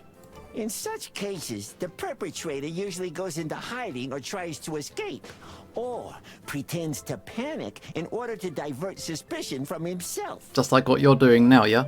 You're not talking about me, are you? Oh, definitely not. No. Well, there is a movie star from Clawville who seduced the ambassador's precious daughter. If the ambassador found out, he would surely wring his neck. And then there's the daughter, who repeatedly stated that she would kill her own father if she could. All things considered, don't you think that makes you a very likely suspect? Oh, good heavens, I hadn't thought of that. Oh, but it's perfectly logical. I mean, are you crazy? This is absurd. We'll see, Mr. Lupus. We'll see. All we ask is that you don't leave your cabin for a while. Leave? Never. At least I feel safe here. Good. We'll talk again. Just find the perpetrator, okay? And I'd rather not hear your ridiculous accusations again. Are you an ostrich or a wolf? What do you mean? Plato follows my logic. Cassidy was trying to ingratiate himself to Kudia. I think I've seen this guy in Chicken Please 2, and he had the same fatal flaw. He does like cack ladies, so this is kind of like his thing. Never mind. So that didn't work. Nothing we can smell, nothing we can sniff, nothing we can hear. I don't think there's anything else for us to check. Not too much. Basically, the guy's scared. We didn't really learn anything, which is a little bit annoying. I was hoping to gather a little bit more out of this guy. Got more alcohol? No, I guess we'll go. One more choice to go. Who do we want to talk to? At the Floral Wagon, there's no one there. Our choices are... we got Pierre, we got the crow, the goose, or the wombat. Or Plato. We did get upset with him, goal accomplished, yep. Which of the characters are you playing as? We are Moses, we are the Arctic fox. Or is he a Tibetan wolf? I can't remember the exact species. I can look it up actually. Where are we? It's... not this one? This one? Oh, I can't... we're not on there. So Plato's a cat, yeah. Marco's kind of worth looking at because why did he know what Honky Honk had? I would love to ride this train normally without murders. It looks nice. And Pierre. I think we should talk to Honk Honk because he was the guy with the box. He was the guy with the box. I think Honk Honk's our guy. Who is over here. I think Honk Honk's our guy. Where is he? That's Marco's room. He's a Tibetan fox and Plato's a palace cat, which are the two funniest animals in the world. Don't go back, turn it back. Yeah, I think Honk Honk. Because when they were having the argument before, they were definitely interested as to why he was a problem. Yeah, we should interrogate him. This is locked. Wait, Honk Honk, where are you? Why have you put these guys next to each other when they hate each other? Why can't I find him? Should he be here? Why is he not here?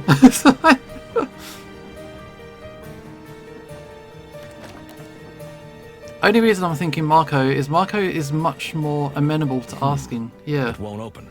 What? Did he lock his door? But why? Mr. Honk Honk, can we talk to you? No, go away. But please, you can't just lock yourself in there. There's an investigation. In which you are the suspects, and I'm not letting you in. I have rights. What the? Did something happen? Not long ago, you were just talking to us like it was nothing. Just go away, please! Calm down. Whatever happened, I'm sure we can talk about it. What makes you think something happened, Honk? What if I could just see through this whole game? It was you, and you're trying to cover it up with all this forced detective stuff. You're not fooling me anymore. Yeah, he's definitely spooked. I think we're going to be interrogating this guy quite soon, so maybe we'll talk to Marco next. But please, it doesn't make sense. Why would we... The king is involved in this, right? It's all a deliberate plot to start a war. I knew it! I knew it from the beginning. Are you completely berserk? What are you honking on about? Whatever it is you're thinking, I'm sure we can explain it. Hunk, I'll bet you can. Hunk! Of course, you've got all the answers written down before we've even started on this journey. Am I right? Am I right? Okay, we're wasting our time here. We can't break down the door. Or can we? No, absolutely not. I don't know what's gotten into Mr. Hong Kong, but I think we'd better leave him alone. I think we'll be talking to him after the next conversation, Yeah, for sure. I think you're right. Hello, have you left? Say something if you've left. I mean, we're still here. Indeed.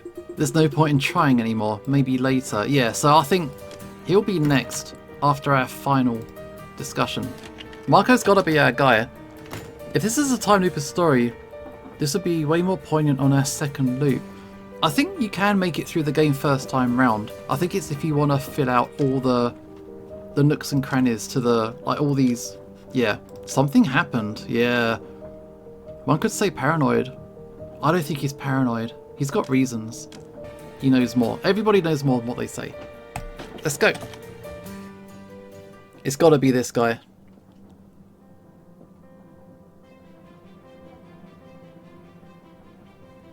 It's a nice room. Got a nightstand. We got a gun. An old photo. Where was this picture taken? During the Grassmoor Straw Cape War. You fought in a war? Well, I'm not a soldier, God's forbid. Not at all. But my crew and I did take part in a few missions as mercenaries on the side of the Grassmoor rebels against the invaders from the Fran Empire. Now you've grown a little in my eyes. Just a little. You're a veteran too, huh? The type who thinks only the military can make a real man out of someone, huh? Well, I wouldn't say it like that. But ultimately, yeah, there's something to it. Well, my sweet little kitten, if there's one thing I can tell you, it's this. The military may toughen the soul, but war breaks it. So, I didn't stay on the front lines for long. You didn't desert, did you? No, of course not. But when my contract expired, they asked me if I wanted to stay for another deployment. I said, so long, and thanks for all the fish. No more war for me. Unfortunately, not all of my comrades made the same decision. So yeah, he's a veteran of sorts. So he's got some kind of dealings in conflict as well. You lost someone? Many. But I lost someone close that I grew up with. See that handsome pig in the picture? That's Bubba. He was my best friend, and the bravest pilot the wilderness ever carried on its back. He was... We're truly sorry to hear that. My condolences, buddy. I know how you feel. I know you do, Kitty. I saw it the moment I laid eyes on you. Underneath that thick fur of yours is the heart of a soldier who's been broken 100 times. Let's change the subject, shall we? Hey, you brought it up. Okay, so definitely got past troubles. We got medicine? Are you taking painkillers? This? No, not at all. It's a vitamin I take to keep my feathers silky smooth. I just can't live without it. Why has everybody on this train got some kind of medication on them? You're a real show-off, aren't you? Show off? More like show bird. Thank you for your honesty. I hope your feathers stay shiny. They will, buddy. Don't worry about that. Okay, we do have a gun, but he showed up after the murder. I'm not too worried about it. Not a Coldfinch 2 with custom grip inserts. Well, well. Do we have an art connoisseur here? Or a collector? Nah, not at all. I just know a little bit about firearms. And I have a small, really modest collection. He's got hundreds, hasn't he? Don't tease me, Kitty. Tell me, which is your favorite gun? I have a Sinclair 931 model with real battlefield grime on it, and a little Mouseman MG3 from 899. Feathered skies. I had one of those too. The kind with the underhammer percussion system? Yeah, just like mine. It's so cool. Wow, gun nuts in chat. I'm completely left out of this conversation. Yeah, I'm with Moses here. Don't take it personally, Moses. I feel the same way when you talk about flowers. Let's talk about flowers, man. Touche. Okay, so that's that. We can sniff. Is there any gunpowder on this gun? Indeed. I can't smell gunpowder. This gun definitely hasn't been fired in a long time. However, it's well oiled and maintained. Its owner must hold it in high regard, so this is not a murder weapon. Good. They're nerds like the rest of us. Yep. What else can we check out? He also has a pirate map. A message. Do it for me. A real heartbreaker. Am I right? Well, let's just say I'm the type who's not yet ready to settle down. My flowers are beautiful. Yeah, we like flowers. Yay. And you have a girlfriend in every harbor, huh? How did you know that? You're a well-traveled animal, am I right? There's no corner of this wonderful planet that I haven't seen up close. What do you think about the future of the wilderness? You mean political relations and stuff? Something like that. Well, look, I'm not well-versed in politics, but I see what I see. The conflicts between countries and species are only getting worse. International relations are heated, and at the center of it all is Clawville. What do you mean by that? Clawville as a city and the entire colonial empire have grown too large in terms of economic, political, and cultural influence. Yet, at its center stands only a small town and a weakening king, on crumbling legs. A small town? Clawville is the most important metropolis in the whole wilderness. That may be, but a Soul City and a king cannot bear the weight of an entire empire and the rapid changes of the modern age. It's simply impossible. So, how do you see the situation? What awaits us? Well, if you don't find out what happened here, then war is certain. Although that may happen anyway. Clawville, like it or not, will collapse sooner or later, and then some kind of new world will be born. Do you believe we should return to the old principles? That the Clawville dream of peaceful coexistence is just a fairy tale? I'm a believer in coexistence, my friend. Have no doubt about that, for I am a true citizen of the world. But perhaps we animals are not yet ready to let go of our differences. Perhaps we are still too weak for that. He seems to have quite strong principles, which makes me feel as though he could be someone to take action. Thank you, Mr. Windrider. You've given me something to think about. I'm not sure I trust that guy. He's a idealist. Okay. It seems Marco is much more educated, well-read, and of course well-travelled than we initially thought. Perhaps there's more to him than this ridiculous adventurer role suggests. Is anybody who they say they are? Alright, let's talk. Let's do this. Any questions? No. Let's get to the heart of this. So, Mr. Windrider. Mr. Wildflower? You knew what that box was when it fell out of Mr. Hong Kong's hands? That's right. May I ask how you recognized it? You see, I'm a well-traveled bird. I've been to every corner of the wilderness. And of course, all the colonies. I've seen boxes like this one many times. In fact, I once had to steal one. He's very much inspired by Dr. Indiana Jones. Yeah, pretty much. He is Indiana Jones. I wonder if Marco might be the real author of Basil's book. That would be a big twist. Yeah, that would be cool. Excuse me? Or rather, steal it back. To be more precise. A wealthy client had me recover his secret box from a band of pirates. It was child's play. Do you know anything about this particular secret box? Look, I've never seen this one before. They're all different. They're all unique. They're handmade, and their opening mechanisms are as unique as their artistic craftsmanship, as is what they contain. He knows literally everything that we got told from the people whose culture it was relevant to. Yeah, he's very Indiana Jones. Yeah, doesn't Indiana Jones work in a university? Why do you think Mr. Hong Kong wanted to get rid of it? No idea, but I don't like that guy. He looks shady. I can spot a con artist a mile away. You mean con artists recognize each other, right? I'm a fortune hunter, fuzzball. It's not the same thing. Uh-huh. Let's keep talking. Talk about the passengers. What do you think? I haven't had a chance to ask you what you think of the other passengers. There's all sorts of characters here. A baron, a smuggler, murderous police officers. Excuse you. What did you say? Ha! Just kidding, little kitty. Just kidding. You got a high-risk sense of humor. Actually, I don't think it was you. I overheard that almost everyone had a motive to kill the old saber-toothed. More specifically? There are the two actors. The girl was terrified of the ambassador, and the guy was chasing after his daughter in secret. Kunya, the ambassador's own daughter, couldn't stop saying how much she hated her father.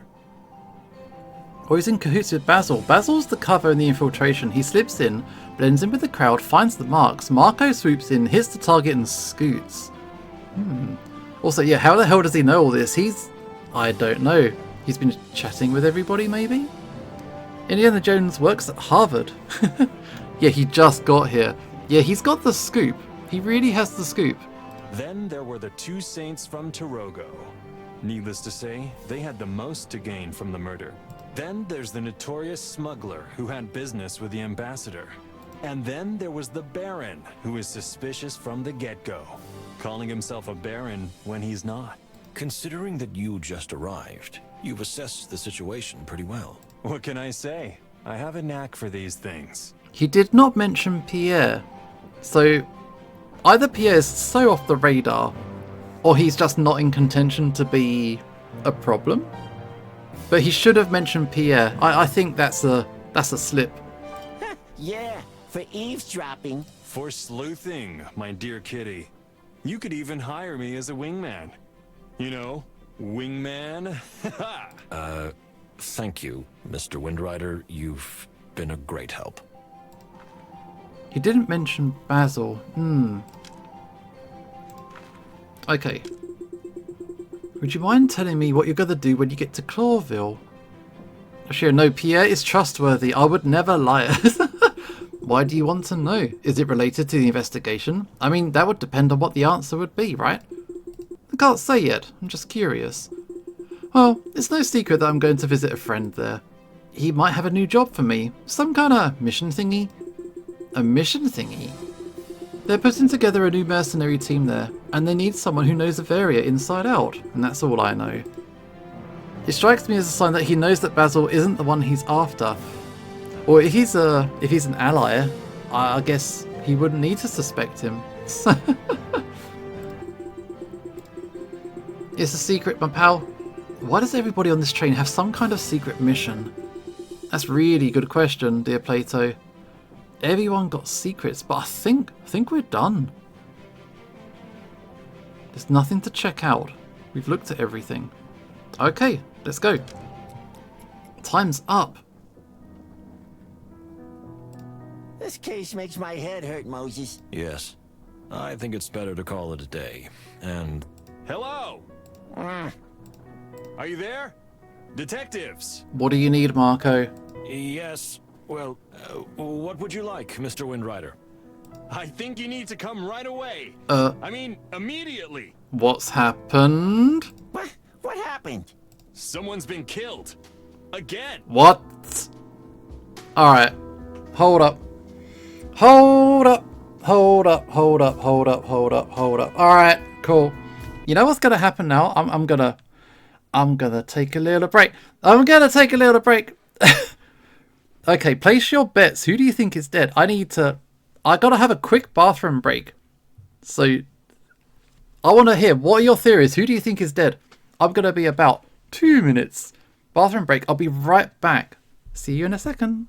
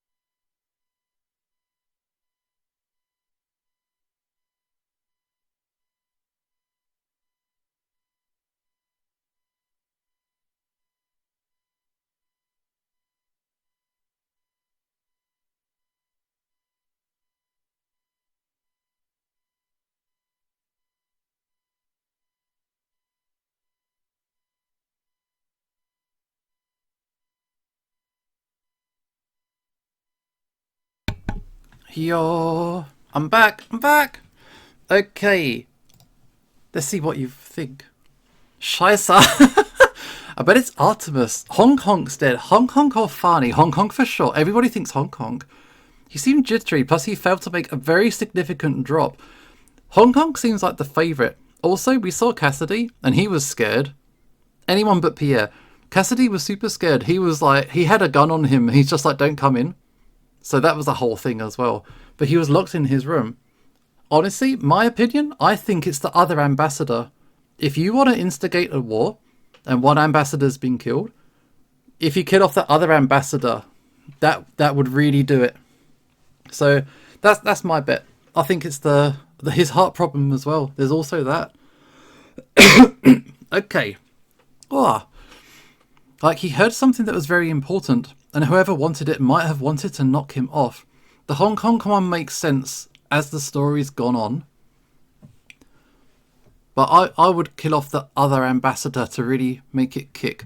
Okay, let's find out. Oh. What? No, that's impossible. It can't be. They'll kill me for this. He might have been a dead man walking. But Pierre's still alive, so yay! Pierre lives. Pierre, what's going on? They're going to kill me. What? How? You? Why? It doesn't matter. If we can find out who did it, I'm already finished. I'll lose my job. I'll go to prison, a labor camp, or worse. Please, Pierre, pull yourself together. No, you don't understand. I'm an insect. I shouldn't even be here.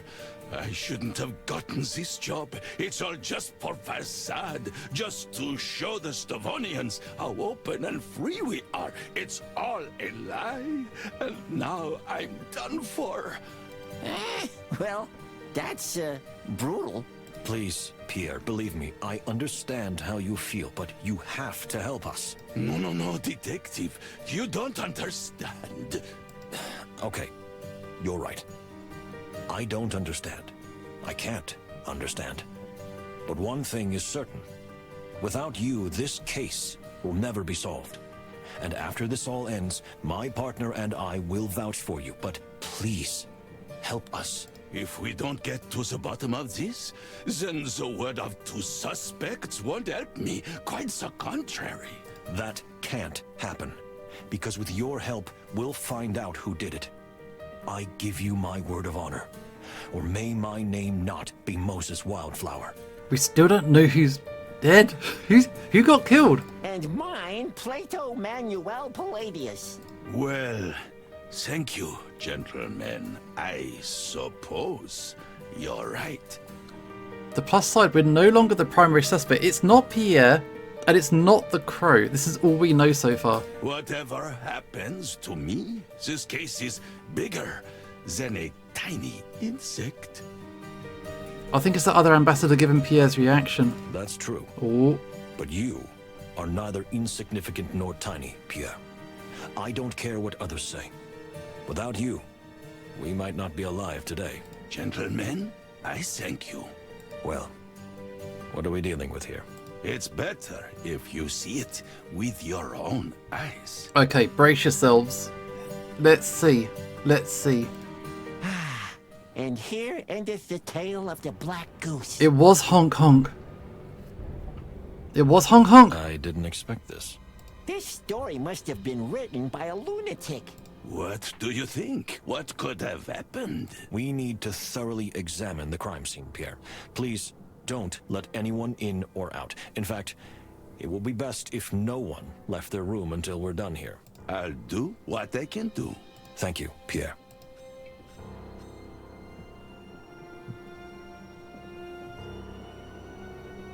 Oh shit! Oh shit! I was just looking around, like, where's the body at? And I'm like, oh no! Alright. Body last. Interesting. I have a feeling all this stuff will be important later. They got the giant Now that box. Mr. Hong Kong is no longer with us. It's time to raid his belongings. That's cold-blooded, Plato. That's cold-blooded.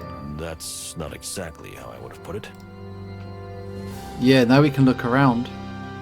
Now we can look around. Hang on, back up. Maybe we should check the body first. That's a bad death, man. But that's... Is that... I doubt that's a suicide. I doubt that that is a suicide. It's like an execution. Okay. They just simply hanged him. Are they trying to make it look like suicide? Maybe it is. We don't know yet. I don't think so, though. He's not the kind of guy. He was freaking out. He was scared.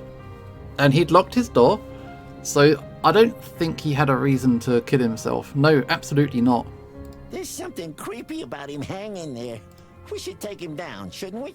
We'll do that as soon as we finished our thorough investigation of the scene. I wouldn't have believed it. But I honestly feel sorry for this son of a bird. It would have been better if we had caught him and brought him to justice for his crimes. You and your obsession with justice. But he was a real animal, and now he's really dead. Who had the key to his room and convinced him to open it? Yeah, he wouldn't open it to just anybody. Like, would he have opened it to, like, Basil, for example?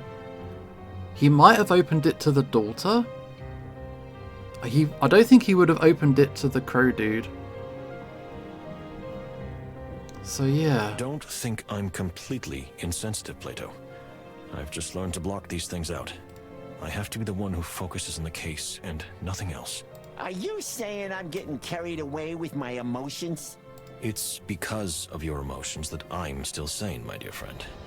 And wasn't it Marco alive. who shouted out at the beginning? He was the one who got us. He was the one who raised the alarm to us. You always know what to say to me, don't you?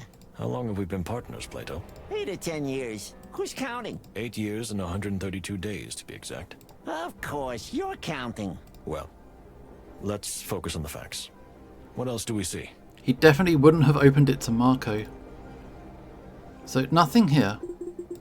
It wasn't suicide. How did you figure that out so quickly? You see how high he's hanging, and there's no chair or box or crate for him to stand on. Did he lift himself up or fly? I don't think so. You're diabolical. I mean, of course, it's completely obvious, but to point it out at first glance, you just have to try to think like a suicide victim or a murderer. I'll leave that to you. I'll stick to the dry facts. So, it's murder. Beyond any doubt. Yeah, but I'm not sure about the motive yet. Was it because we stopped the drop-off? Got the sculpture. Let's see. Extraordinary work. Probably from an art museum. Note to self, when we get home, let's check to see if one of these has disappeared from the National Museum of Stavonia. Got some stuff. It's impossible that all of this is legal. Okay, we're going to check out the box last. More stuff. Might be important later. Maybe we'll come to that in a second. Let's check out the chest. Now that Mr. Honk Honk is no longer with us. It's time to raid his belongings. That's... Okay, let's have a look. What you have got. Weapons. Now this is more like my jazz. What fascinates you so much about weapons? You know, I've never been attracted to violence. For me, there's no romance in bloodshed. But the way art beautifies and even glorifies tools that are designed to kill has always fascinated me. Engineering marvels, crafted with artistic flair. More of a symbol than a weapon. Well, that's certainly an interesting point of view. Yeah, his goose was cooked. Damn, that's cold, man. Don't you agree? Not at all. But don't let that deter you, my dear friend. I got weapons, treasures.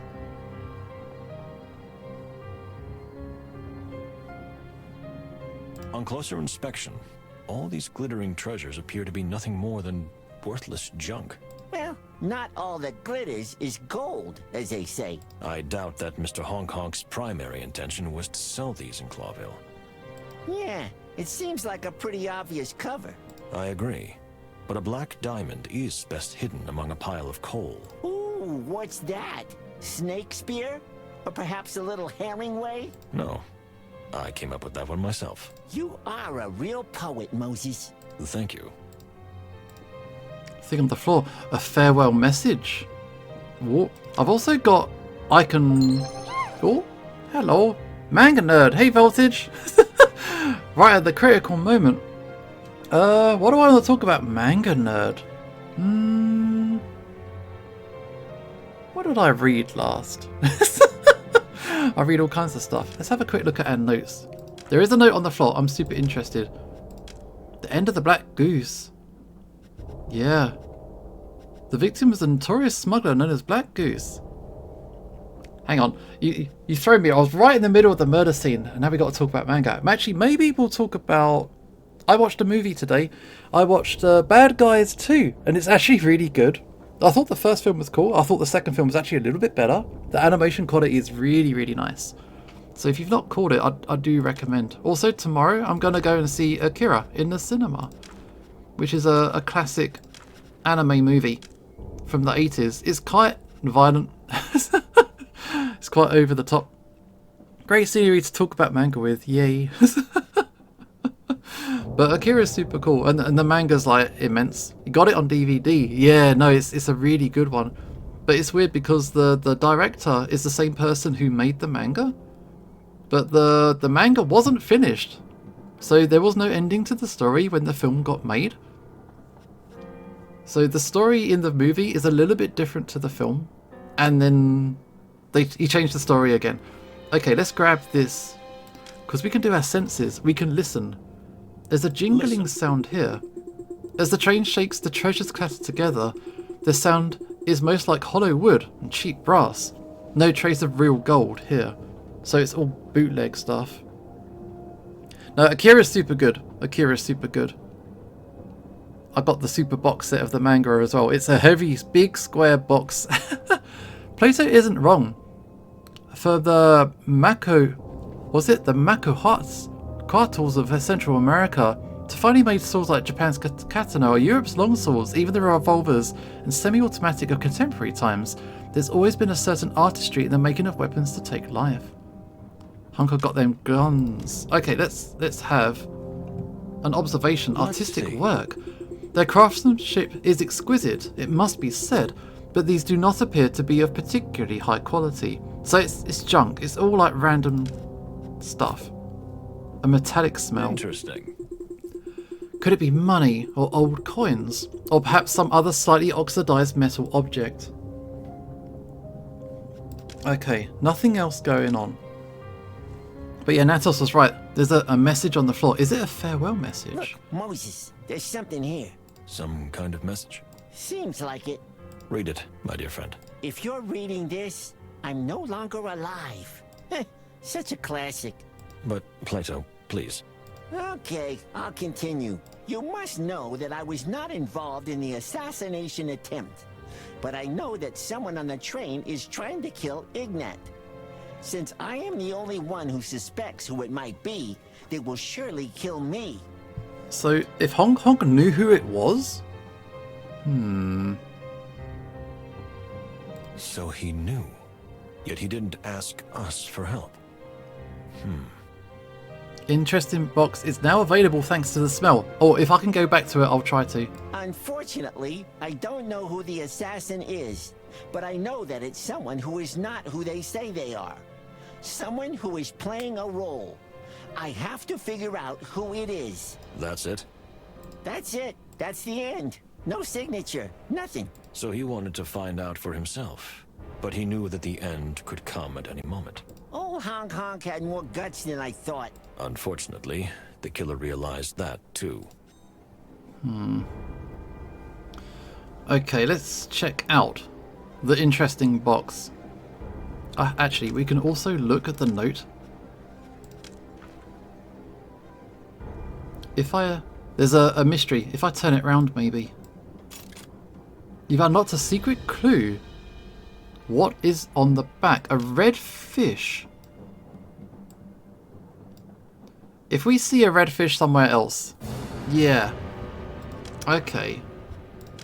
Let's check out the interesting box. A red herring. Oh, could be. Yeah, that's a good shout. It looks fake to me. Or at least not very valuable. What makes you say that? It's not real gold. It's just gold-like paint. The wood is fairly low-quality Grassmore oak, very common wood. I could have noticed that myself. I pay attention to the little details. You pay attention to the big picture.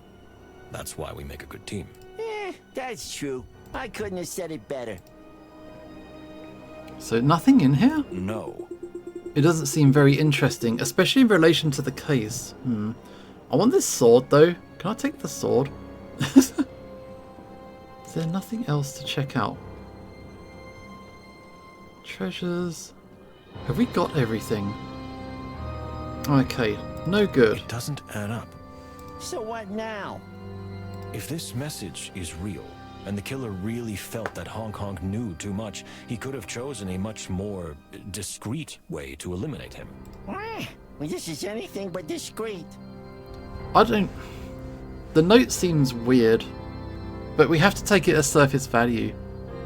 I bet you that Honk Honk would 100% sell bootleg anime figures. Probably, yes. What's more, the killer made sure that someone who couldn't keep a secret would find it.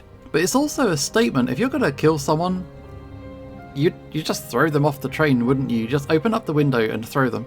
So, like, they'd just be missing. But to leave them in such a prominent way is such a statement. Marco, the magpie has already crowed about it all over the train. Probably. So the killer wants to cause panic. They want confusion and chaos. So we all turn on each other? Maybe. Or so we won't notice when they escape. Then what do we do? Lock everyone in their cabins until we reach Clawville? I'm afraid that's not feasible, although it's not a bad idea. But I must remind you of something, my dear friend. Yeah, it's not the kind of kill that indicates discretion. No, it's really not. Nah, when you say that, it always means terrible news. Unfortunately, we don't have an alibi for the time of the murder either. Only the two of us know that we were in our own cabins. So we'll be the scapegoats? Well, in any case, we are just as suspicious as anyone else. That's why we wouldn't have the right to lock up others unless we lock ourselves up too. You and your unassailable logic. We'll lock this room, and we'll go to sleep. Here we go again. How the hell can you sleep after all this? I need to get my thoughts in order, my dear friend. There are too many voices in my head, and they're saying too many things at once. The voice in my head is telling me to get off at the next stop and never look back. That wouldn't be proper for a gentleman, would it, my dear Plato? Well then, good night, Moses. I'll try to sleep, but I can't promise anything. Yeah, lock that door. Seriously. Try to switch off your brain, my dear friend, and get some rest. I doubt we'll have any more surprises tonight. Tomorrow, we'll tackle the matter with renewed vigor. So be it, Moses. And then tell me in the morning what you saw in your precious little mind garden. Plato, I've told you 1,000 times there is no such thing as a mind garden. Yes, at the top right-hand side of the screen at times in the game. Yep. Of course there is. Don't deny it. You talk about it in your sleep. Can we just change the subject? You don't have to be shy in front of me, Moses. Everyone has their way of calming their mind. You have a garden. I have something else. What do you have, while we're on the subject? What do I have? Well, I mean... Come on, don't be shy. Especially after lecturing me so much about opening up. A house. A house? More like a cottage. A little cottage next to a beautiful rice field, shaded by tall trees. Is that where you want to retire? No, that place really existed, but it's gone now. Oh, I see. There was someone else there, right? You don't have to talk about it. I won't. As you wish, my dear friend. It probably got destroyed in the war, if I'm gonna guess. Good night, Moses. You too, Plato. Okay. Reconstruct the story using event snippets, animals, objects. Components can only be used once. Each panel begins with a sentence fragment, and the matching components complete the panel. We've done this once before. You can track your progress as well as the number of panels to solve at the top of the screen. Let's try this. Okay, it all started when... Hang on. Pirates. Yeah, it all started when pirates attacked the Express. There you go. That's right, isn't it? An unexpected guest also appeared.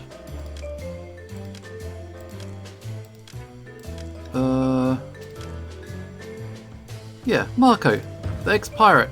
Yes. To our great surprise, Alveria...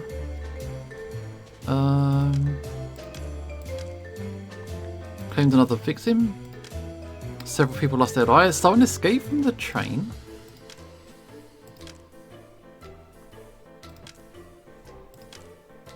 Okay, so what do we do? We could have Hong Kong with the box.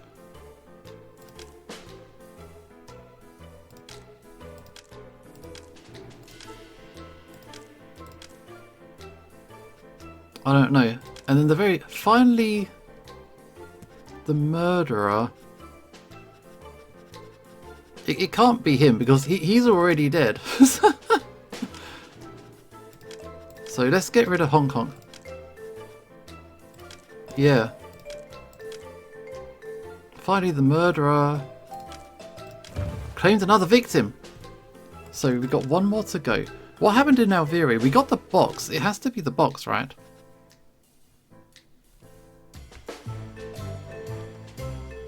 I really hope Plato doesn't die. I don't think he'll die. I think he'll be okay. Because he did show up in Chicken Please 2, and this case was mentioned in passing.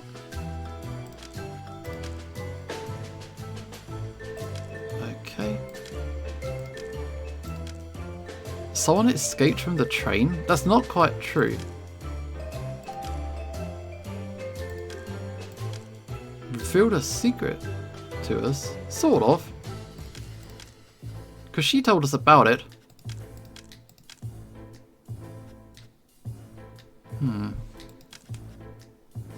Maybe it's Hong Kong.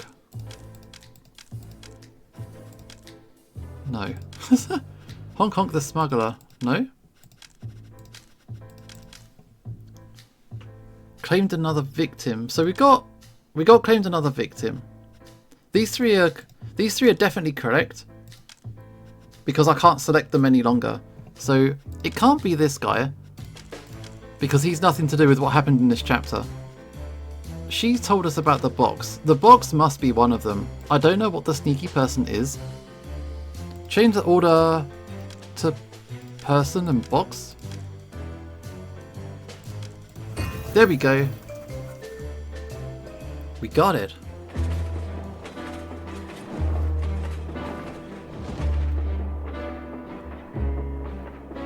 And we're going underwater. It's going to be a new city.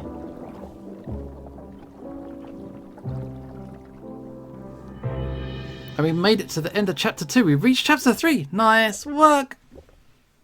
Yeah, it's awful quiet. Quiet? What do you mean? Weren't you expecting some kind of twist? Another murder or pirate attack? Last night's twist was more than enough for me. But something's changed. I see. It looks like we'll be arriving in Nautica soon. We are underwater. This must be an airtight train. How is this train able to travel underwater? We'll find out soon enough. I suggest we take a walk. Good idea. I need to prepare myself for this arrival. Are you afraid of water? I'm a cat. Water is my arch enemy. Well, let's just go with the flow, shall we? You know, Moses, your sense of humor is improving. Yeah, that was pretty dry actually. That was pretty cold-hearted. It still sucks. Yeah. But it's improving. Thank you, my dear friend. Cool. Alright, we made it to chapter 3. Oh man. Another murder down. That's rough, that's crazy. Oh, everybody, word has got round. The rumour mill has started. Yes, Miss Faye? Hello. Someone else has been killed. How could this happen? I mean, do you want to see the body? I don't think we took it down. Are you doing anything at all? We don't think so. Or maybe it really was you. No, I don't think they did it. When I found the body, it was still fresh, and they were in their room. How did you find it, man? We need the details. How did you suspect? Why would you go and visit his room? Then how do we know it wasn't you? Because someone was killed before I even came on board.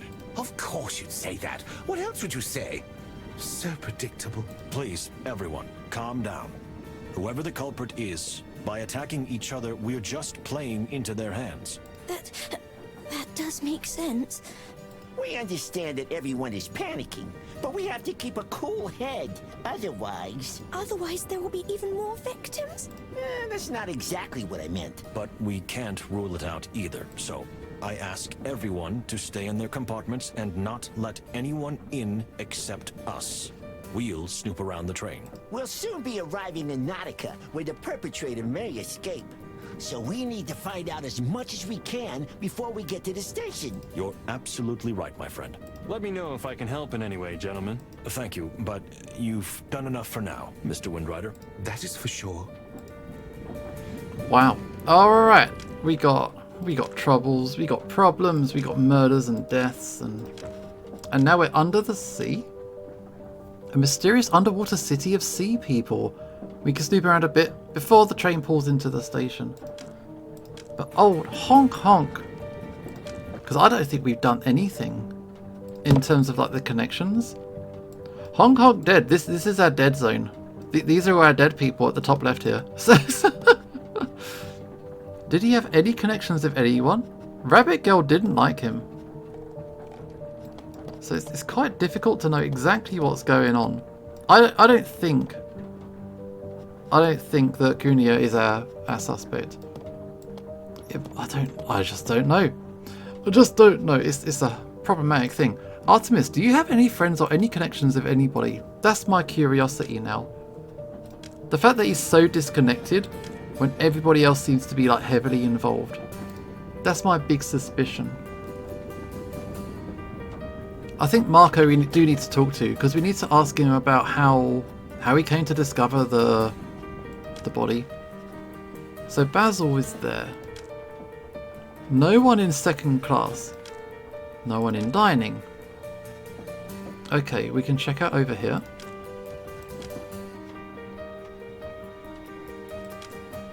Who should we talk to?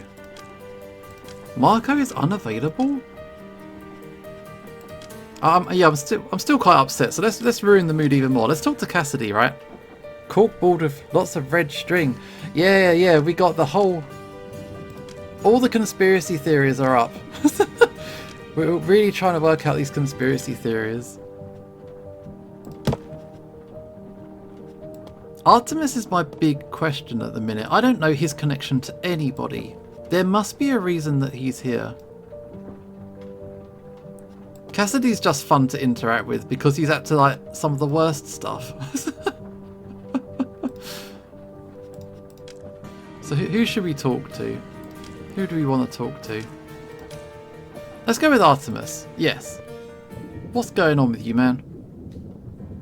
We've looked at all this stuff before, I'm pretty sure. Expensive hats. Are you serious? It's not healthy to bring so many hats on a trip for a few days. It shows an obsessive character. Cheers, Natos. Hope you don't get another box. No puzzles. No puzzles. We'll keep going. Hopefully there won't be any more murders either. Artemis, what's going on with you, dude? You again? Good heavens, why won't you leave us alone? So rude. Dear Baron, have you heard about the latest incident? Ha, of course I've heard. My dear sister told me. Your sister? You mean? My late sister, yes. Walls are no obstacle to her, nor are closed doors. And your sister told you what happened? Exactly. She saw a strange, dark figure and heard some weird noises. Someone said, "It can't be you." It can't be you. When exactly did this happen? Artemisia woke me up at dawn to tell me that something terrible had happened. That someone had been killed again. I understand. You understand? Good for you. So you're saying that your sister, who happens to be a ghost... A spirit, not a ghost. She doesn't haunt or hurt anyone. Okay, so your sister, who's a spirit, roams the corridors at night and sees and hears everything? Well, spirits never sleep, you know. So she sees and hears things that we don't. So she would know who the murderer is, right? Is that why you seem so tired? Distraught? I'm always extremely tired when Artemisia wakes me up at night. She always tells me disturbing, awful things. Maybe he's sleepwalking? I think I understand. Please fill me in on this, too. Thank you, Baron. Will you leave me alone now? I want to sleep as much as I can. This underwater hell is giving me the heebie-jeebies. Because we did learn that he's got narcolepsy. He does fall asleep at random. But if he's actually... I don't know, like his sister possesses him or something like this, he's actually still navigating the train. But with his sister's personality? I don't know. You said you understood. But what exactly? This guy is completely nuts. I think Mr. Whisker is simply a sleepwalker. There we That's go. why he's always tired when his sister visits him at night. And that's why he sees and hears things that he vaguely remembers in the morning. As if it wasn't him, but his sister who experienced them. Split personality, with his sister's persona taking control at night. It's a theory for sure. So, we have a passenger who walks up and down the train at night, doing who knows what? Could be a type of a Dr. Jekyll type of situation. It could be, for sure. Yeah, exactly. He could be our culprit, without even knowing it. Well, to my slimy, hairy furball. Let's not get ahead of ourselves. I would ask him a more pointed question first. Interesting. Okay, let's keep... Oops. Well. We'll talk about that. Let's talk normal. Well. Maybe I should ask him something. Let's talk about... It can't be you. Tell me, dear Baron, have you ever been awake when your sister was wandering around on the train? What a strange question, but I think not. She always wanders around when I go to sleep. Yeah, it seems to match up, this theory does. I see. I thought so. What are you getting at? Nothing. So, Artemisia told you that before Mr. Honk Honk died, he said to someone, "It can't be you." That was all? Nothing more? Whatever the goose was referring to, he must have been really surprised when he saw the culprit. Thank you, dear Baron. You've been very helpful. Well, good for you. Goodbye. That's not much, though. So Honk Honk was surprised. So it wouldn't be someone that he was expecting?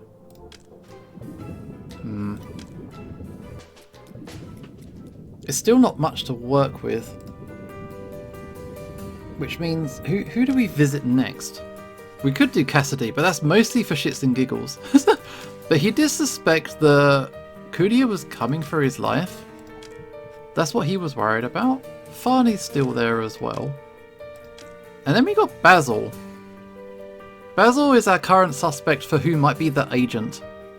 Should we talk to him? If anybody has a preference, shout out.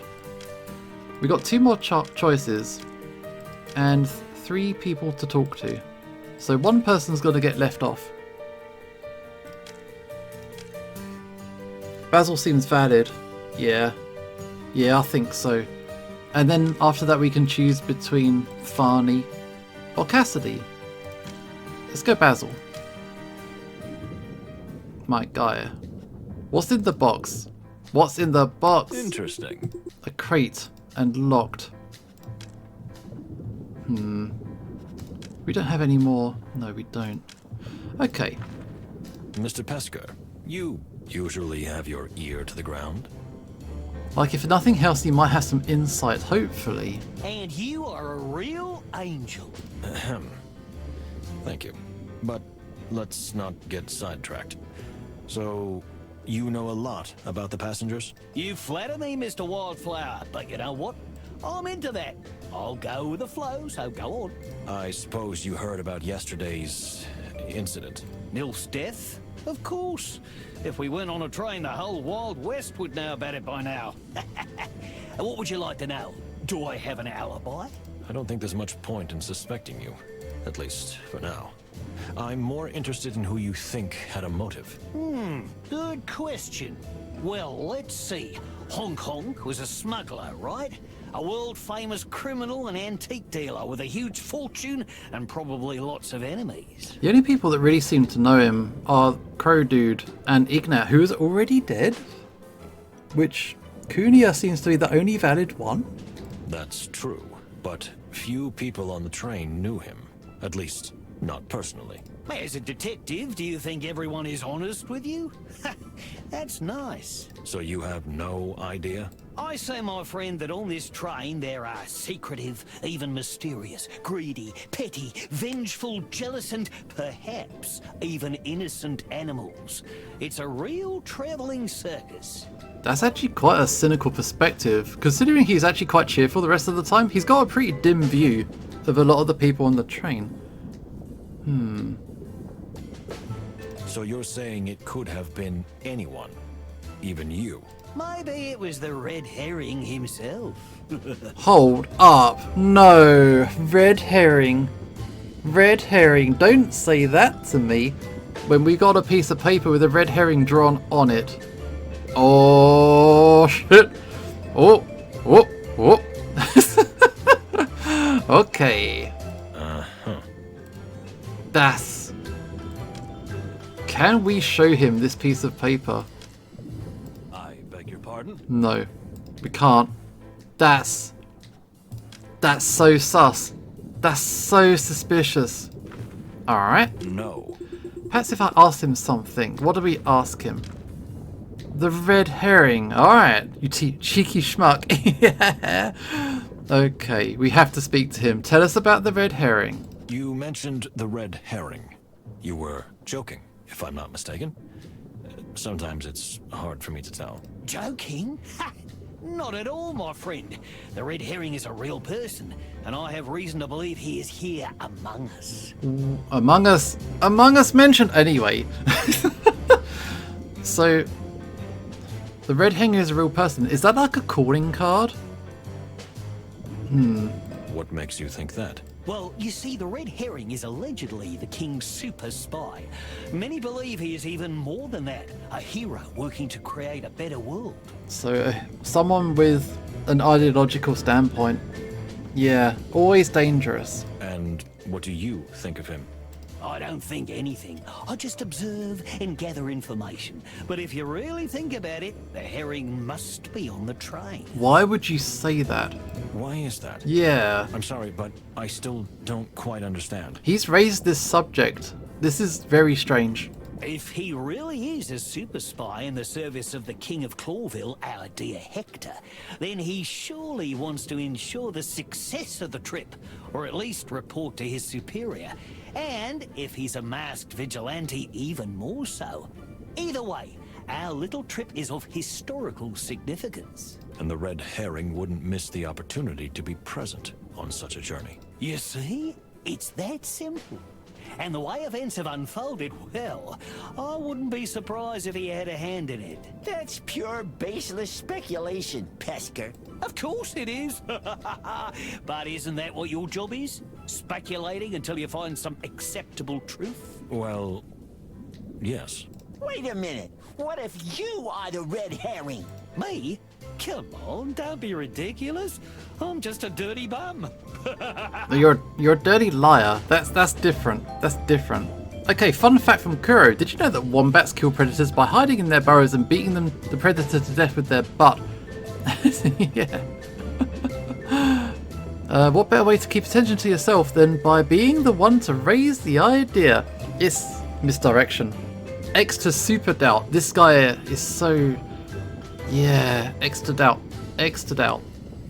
He's absolutely lying. But it's like, what's his angle?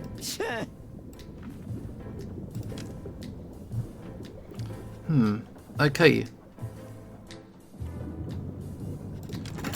One more option. One more option. So we've learned a little bit more. The red herring, alleged super spy. Here they're illustrated as a horse. If I'm the one to say I think there's a traitor in the ranks, nobody would think I'm stupid enough to implicate myself. But that's the double bluff. That's what they want you to think. Oh. Okay.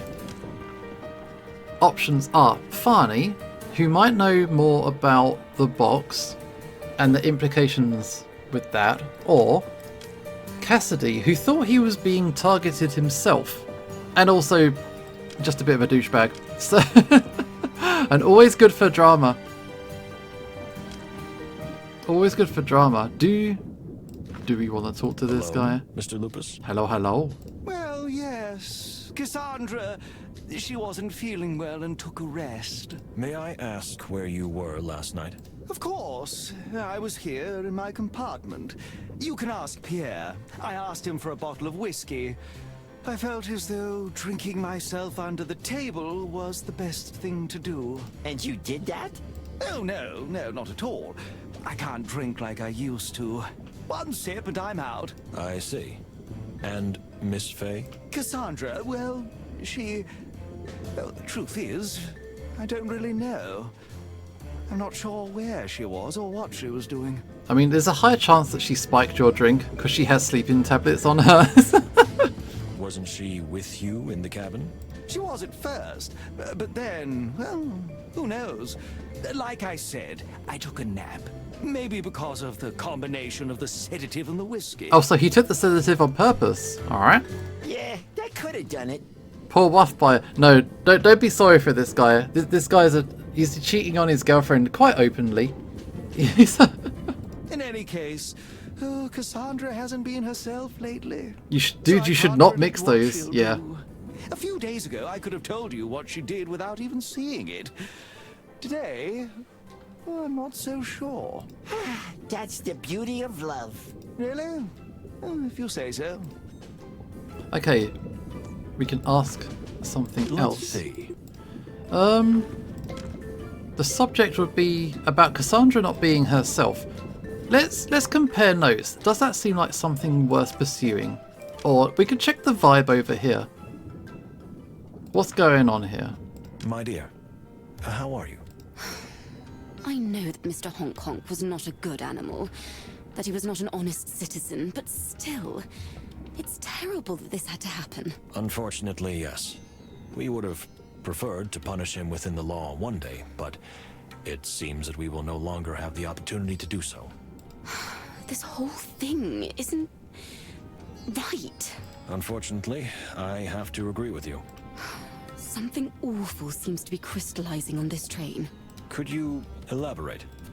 I don't know. I just feel like this journey is the culmination of something that started a long time ago. That's an interesting thought. Okay, do we want to get into this? What was it? Let's see. She seems both shaken and determined. An interesting combination. Okay, so do we talk about her thoughts and what her speculations are on the situation? Or do we talk to Cassidy about what Cassandra's been up to? These are our options. It's been a while since we've spoken to Farney. I'm kind of leaning toward talking to her. I think it's better to talk to Cassandra directly, if I'm honest, rather than getting some rumours. So I think Farney is our way to go at the minute. There's no one else to talk to, I don't think. Nope. More flirting incoming, it could be. It might get spicy, it might get flirtatious, it might get saucy. Alright, let's do this. Tell us about your strange feelings. My dear, could you tell me a little more about what you're feeling? I don't know how to put it into words. It's not fear. Not the kind of fear you feel when you're in danger. It's something more. It's not about you, am I right? It's neither about me nor anyone else, but rather it's about everyone. That sounds so cliché. It's not cliché, my dear. It's reality. Unfortunately, it looks like we're sitting on a powder keg. Kuro, you called it. The whole train is the powder keg. You mean here on this train? More like all over the world. Right? So you feel it too.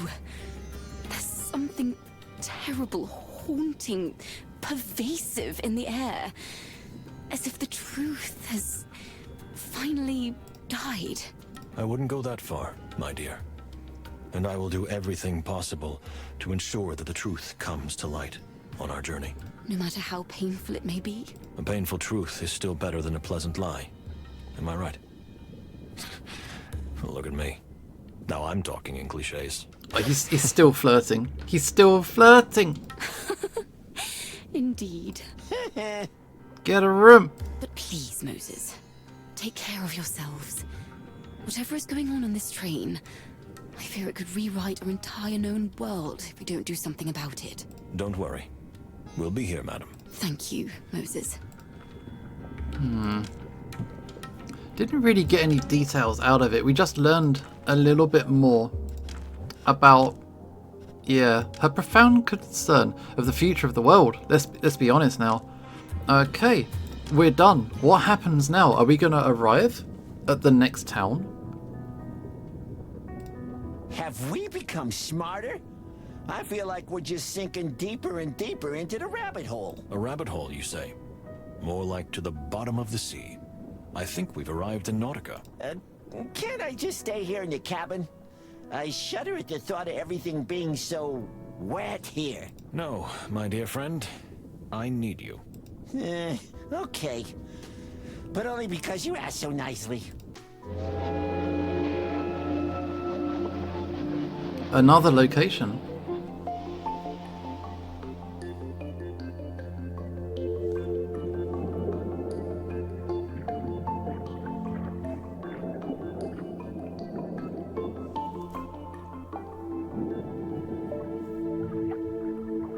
To quote Aldia from Dark Souls 2, no matter how sweet and how pleasant, a lie remains a lie.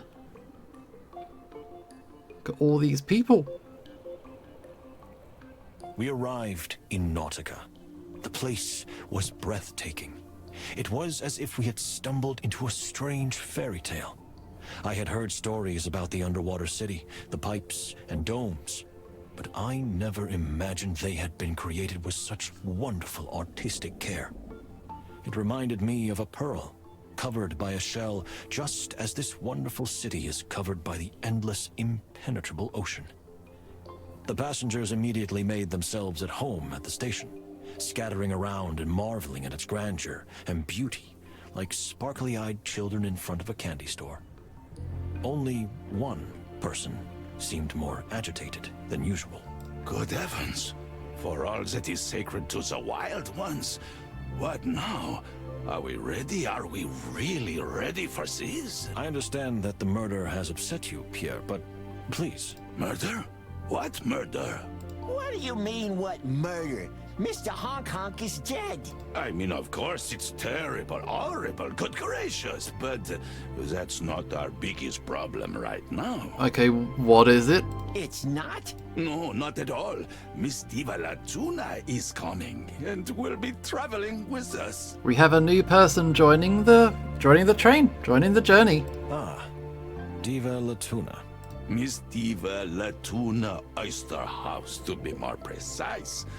The wilderness's finest opera singer, actress, pride of Nautica, peace ambassador, and by the way, a born real baroness. A real baroness, unlike Artemis, who is not a real baron. Another ambassador is gonna be she's a peace ambassador, so maybe not a political ambassador. Hopefully it's okay. At least this one isn't coming on board with pirates.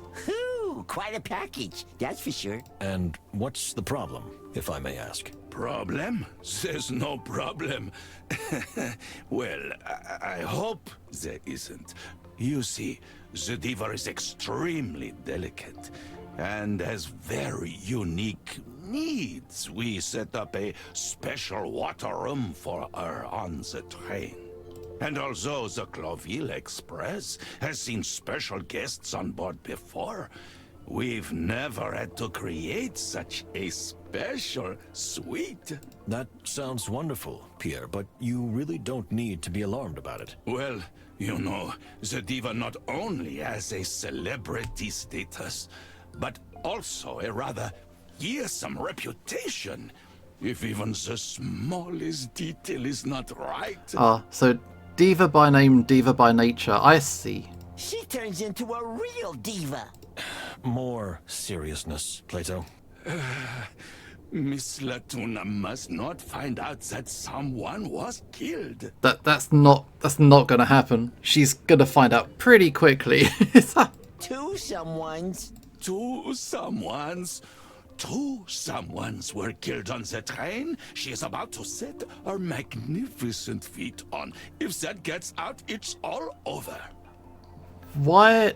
I would suggest she maybe not get on this train. When is the lady arriving? In an hour and a half, I think. Then we have a little time to prepare for this big event. Calm down, Pierre. We'll talk to everyone and ask them not to mention the terrible events, if possible. Would you really do that? Oh, thank you, detectives. You don't know how much this helps me. In the meantime, I'll get everything ready. Do that, Pierre. Well, good luck with that, that's all I can tell you. So there's the train. So yeah, people underwater here. A lot of them seem to have bowls over their heads. Kinda keeps them, you know, breathing. Got Shark Dude over here. So here is more mysteries. A city under the sea, and Diva Latuna gonna be joining us on our journey. What evidence was this? There we go. Let's look at this. Here, did you hear that? 2 people died. Marco. Songs from the Ancient Sea. Nice poster. There's no way this is gonna go well. Okay, Marco, tell us what's up. Fantastic, isn't it? A bird in an underwater city. It could be the title of a movie. Life is such an adventure, isn't it? A cat underwater is just as bizarre. Bizarre? It's amazing. Just look around. You said you've been everywhere in the world, but it's as if you're seeing Nautica for the first time. I have been everywhere, buddy, just as you say. But Nautica is huge, and the central station is the heart of the city. I'm more familiar with the more remote areas. You know, where people are up to no good? No, people who are less wealthy. Come to think of it, did you even buy a ticket when you sneaked onto the train? Oh, my, look at that. A seahorse guy who's expecting a baby. Isn't that wonderful? Change the subject. Whoa, did he just brush us off? Yeah, he ducked out. Just a bit. Just a little bit. I want to see the Shark Man. Show me the Shark Man. Can we ask you something? What's up? We'd like you to not mention the deaths in front of the new passenger, Miss Latuna. We know that people like you like to chirp. What are you, some kind of birdist? I wasn't talking about birds, just about a boastful buffoon. But sir, that's outrageous. If I had gloves, I'd take them off. You are wearing gloves, aren't you? Okay, maybe not. Okay, there's no need for that. So can we ask you to do this? Yay, Empreg, Fagato, no! I want to see the seahorse guy. It is a thing. In the wild, the males do carry babies. Oh jeez, oh no. We've done so well to not mention Empreg before now, but it's too late. It's too late. The doors have been opened. Okay, of course, anything for Mr. Tuna. Do you know her? Know her? No, not at all. I couldn't even kiss the ground she walks on. She's a real diva. In fact, she's a star. A goddess. Wow, here we go. Am I hearing correctly that you admire her greatly?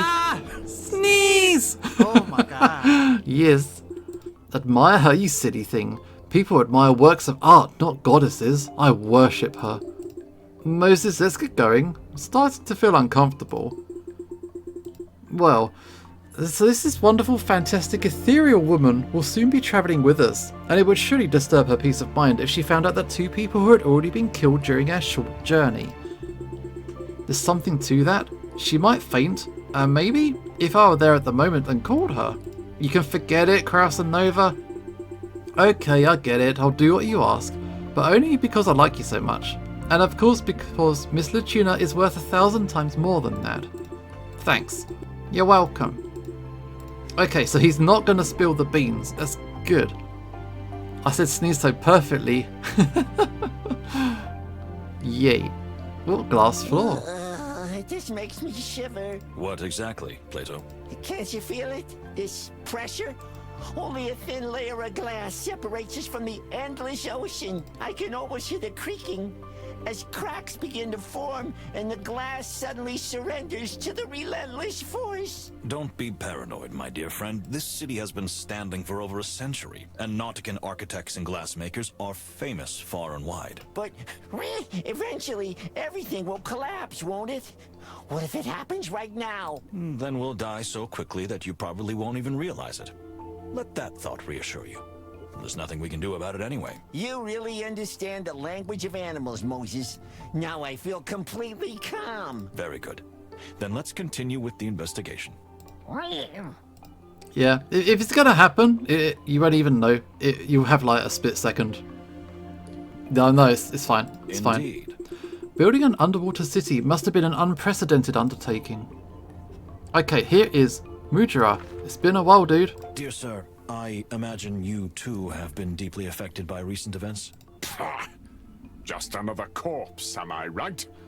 I'm not even surprised anymore. He's so unfazed. We understand why you feel this way. Nevertheless, we would like to ask you something.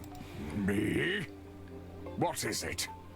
You want me to do your job for you? We just wanted to ask you not to mention the murders to the new passenger when she boards the train. Of course, it will probably come out eventually, but to avoid panic, it's better not to rush things. What do I care who panics and who doesn't? This train is already heading for its doom. Yeah, thanks for your cooperation, dude. Please, Separ. It would mean a lot to us and to Pierre. All right. Why not? It doesn't bother me anymore. I'll keep quiet, because it doesn't matter anyway. My mission is over. Your mission? He's a grumpy dude, isn't it? He's so grumpy. It's terrible to see you so distressed. Why don't you tell me exactly what's weighing on your heart? You trying to extract information from me by feigning empathy? What a character. Please don't misunderstand me. No, you're right. And I completely understand. You need to know and see the whole picture. Well, I feel like this journey is where hope has finally abandoned me. Could you elaborate on that? You see, Torogo was kind of separate, closed world for a long time, until it became a colony of Clawville. Let's leave the bloody and chaotic decades. Let's leave aside the bloody chaotic decades and the Civil War, but still, if we look at the long term, Clawville ultimately brought us more advanced civilization and a new world order, the Clawvillian dream of predators and prey living together in peace. That really did remain just a dream. You're right about that, Detective Palladius, but for us, even the attempt was a miracle. You know, Torogo has a very strict caste system, and in fact, it still does to some extent. Yet those barbaric times are gone, when you could devour someone just because they were born into a higher caste. That's an important step forward. But the Clawville dream, the idea of coexistence, is fading, and if peace talks fail, I fear a new great war could completely wipe it from the wilderness. And then we will all become wild animals again. Exactly. I understand your views and concerns better now, Ambassador. Thanks. Okay. Can we talk about the mission? So, that mission, what exactly did you mean? To tell you the truth, I was hoping we could get this over with. Get what over with exactly? I would like to make a confession. Ah, finally. We're getting somewhere. We are listening, Ambassador. I have failed. I came here on a mission, but unfortunately I failed. Okay, what was the mission? Failed, sir? I think I can admit it openly now, since the damage has been done. My task was to prevent the death of Ambassador Ignat. Oh, yeah, you did fail. Fair play, you totally failed at that. Oh no. The what? I don't quite understand. You? Why you? Because if what unfortunately happened had happened, Taroga would have been held responsible. Because of who Ambassador Ignat really was. A butcher and a war criminal who committed terrible acts against our people. Yeah, he failed horribly like day one, absolutely. he didn't do a very good job. Yeah, didn't last very long at all.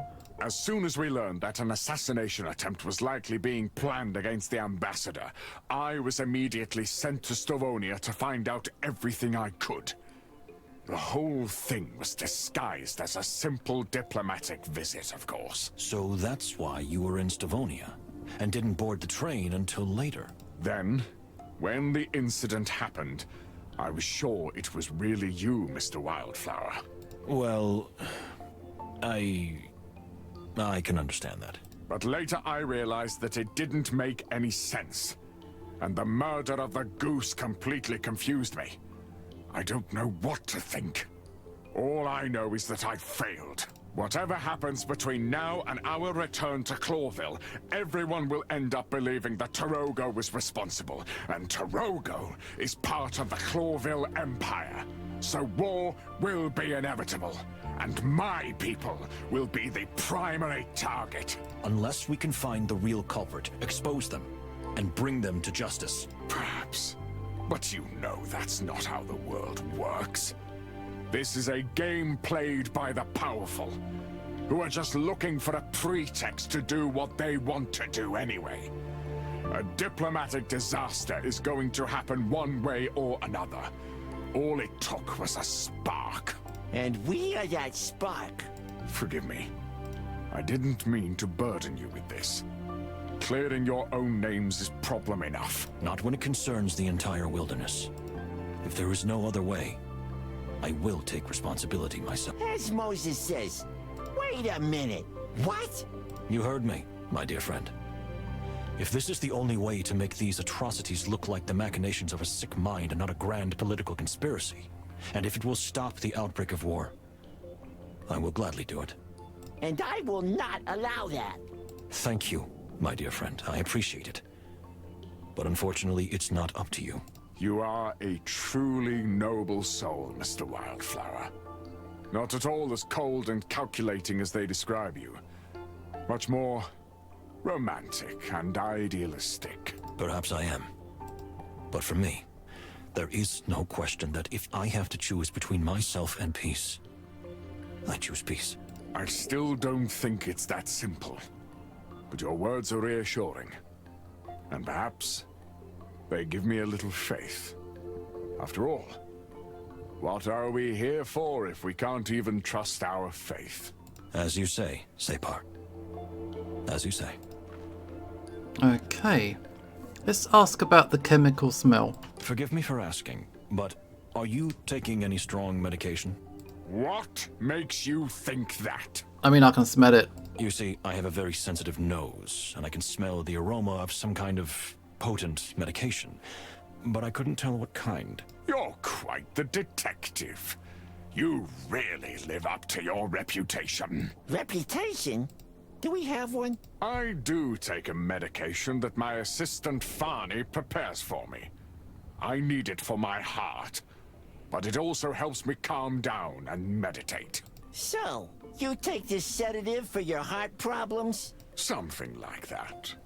As I said, I also use it for ritual purposes. It helps me relax and connect with my past selves.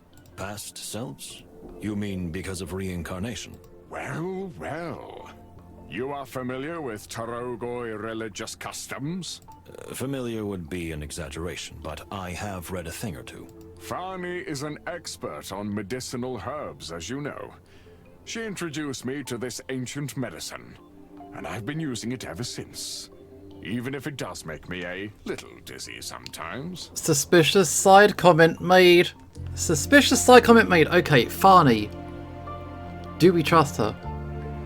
I know she likes Moses, and Moses likes her. But do we trust? Do we trust? Okay. Yeah, I'm intrigued why they picked a religious leader with a bad heart. Yeah, Kuro, I think... Was he set up? Is he a stooge? Is he being set up to take a fall? Oh, okay. Funny, you're suspicious? Dizzy? You mean sleepy? More like someone who's had one too many drinks. I see. Thank you, Ambassador. So if I look up here, we look at our mysteries. Murderer's true self. We got his final part of his story arc. Murderer's heart. Yeah. She also helps him meditate. Fanny is almost certainly responsible to some degree. During the night of the murder, didn't Moses have something that put him to sleep or something? Yeah, he fell asleep. Yeah, Fanny is very, very suspicious right now. We can change the relationship. It was not a murderous intent. It was... It was a cooperation that was forced. He was being forced to try and protect him. But Fanny now... What is her relationship? She's now highly suspicious. Highly, highly suspicious. I've made it platonic. Is it fake? Is her love fake?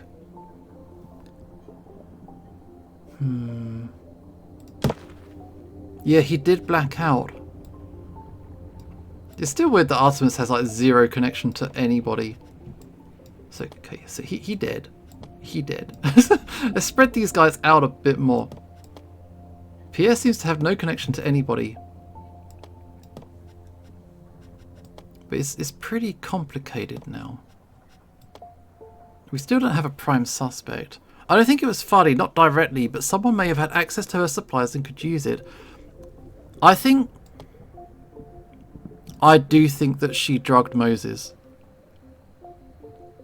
I don't know the full implications of it, but I think she's playing a role. So yeah, I think that's something that's going on. She targeted Moses thinking he'd be close with Ignat maybe.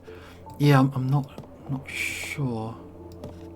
But yeah, that was pretty revealing, that conversation. Okay, Cooney is still here. Look at this architecture, it's a pretty place. Yeah, although this place gives me the chills, I must admit, it's as if time has stopped here. Indeed. The style and sophistication with which the Nautican artists construct their buildings is astonishing. Yeah, it really is. But that's enough. Let's get the hell out of here. Plato, we still have a lot to do here.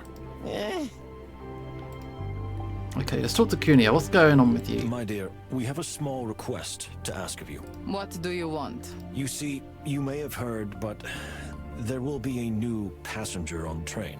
Miss Diva Latuna, the world-famous singer. One possibility, she didn't drug us, but someone used her supplies to knock us out by meddling with them. Oh, if they spiked it in advance?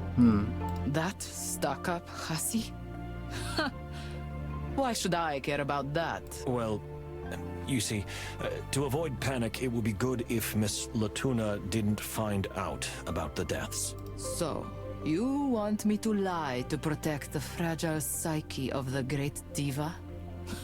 I think it's more to prevent the controversy from spreading quicker than it needs to. We just want peace. Please, if necessary, we'll lock you up. We just want peace. No more scandals. You guys are real idealists, aren't you? It's almost cute. Well, I won't say anything, but I won't lie either. If she just asks me, I'll tell her the truth. I think we can agree on that. I don't think she'd ask such a question out of nowhere. Anything else? No, I don't think so. Then goodbye, gentlemen. Yeah, Kunia's keeping to herself now. Okay, we can go to the rear lounge. There's the train stop. Oh, there's Pierre. And what's this? This is the Diva's own oxygen tank. Or to be more precise, it contains oxygen-enriched, purified, and scented seawater, which Miss Latuna will breathe during our trip. Scented water? I didn't see that coming. Well, yes. Purified, refined, and scented water is quite fashionable amongst the Nautican elite these days. I have no further questions. Okay. Glass tunnels. This is how they transport their way around town. Nice. So marine animals travel through these tubes? Something like that. They travel through some, while others are used to transport things. It's similar to a pneumatic tube system, only on a larger scale. And filled with water, which makes the system even faster thanks to the pressure. Indeed.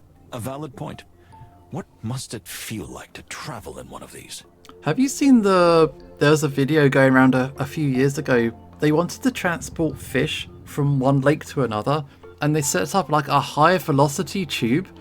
And these fish are getting fired at top speed. They got no idea what's going on. I felt kind of bad for them, but they just go stung right through the tube. Yeah, I'm gonna pass on that. Yeah, Thanks. similar kind of deal. The fish coaster. Where does your irrational fear of water come from? Irrational? Yeah, Cesar's It's the seen most it. rational thing in the world. At least for a feline. The wonder of the mind. Science aside, reality is different for everyone. Interesting. Okay, we can sniff something. Well, well. There's a slight scent. I don't know how to describe it, and it's hard to compare it to the usual scents on land. Yeah, so it's the scented water. We can talk to Pierre, I think. Or maybe we'll leave him till last. We'll leave him till last. I wanna...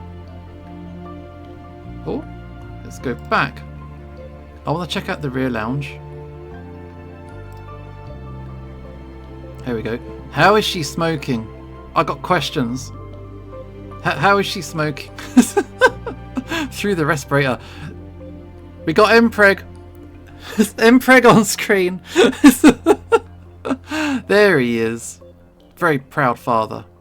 Excellent. Very good. They weren't lying. They were not lying when they said about it. So who's around here to talk to? Underwater city over here. I can't believe the effort the Nauticans put into making their cities accessible to land animals. I hadn't even thought about that. We're here at the bottom of the ocean, breathing without any problems. As far as I know, most of the Nautican cities are still filled with water. But the more important ones have dry areas, like this station. It's amazing. I can't deny it. And in Clawville, there are more and more water hotels. And in certain parts of the city, you can see similar tubes in which aquatic animals can travel. If the Clawville dream doesn't go down the drain, pardon the pun, then the two worlds may merge even more in the near future. Nice thought. But you really believe that the coexistence of species is sustainable in the long run? I don't know, Plato. I'd rather say that I'd like to believe in it. I think it'll be fine. But yeah, look at the proud father. Wait, isn't there supposed to be anyone here? What's this over here? Underwater tube system. Okay. We can't talk to these people. Why? Why have we got this area if there's no one to talk to? What's the purpose of this area? But yeah, this is based in scientific fact. Male seahorses do carry the babies. Simply for the seahorse. I mean, it's justifiable. To see a fish smoking, I don't understand how that works. I don't understand how that works. But this is a cool, quite cyberpunk image. I do quite like it. Okay, I guess we'll go back. Maybe a fun little secret, yeah? Okay. Yeah, I thought there'd be more people to talk to. But okay, let's talk to Pierre. Tell me, Pierre, did you manage to, take care of Mr. Honk Honk?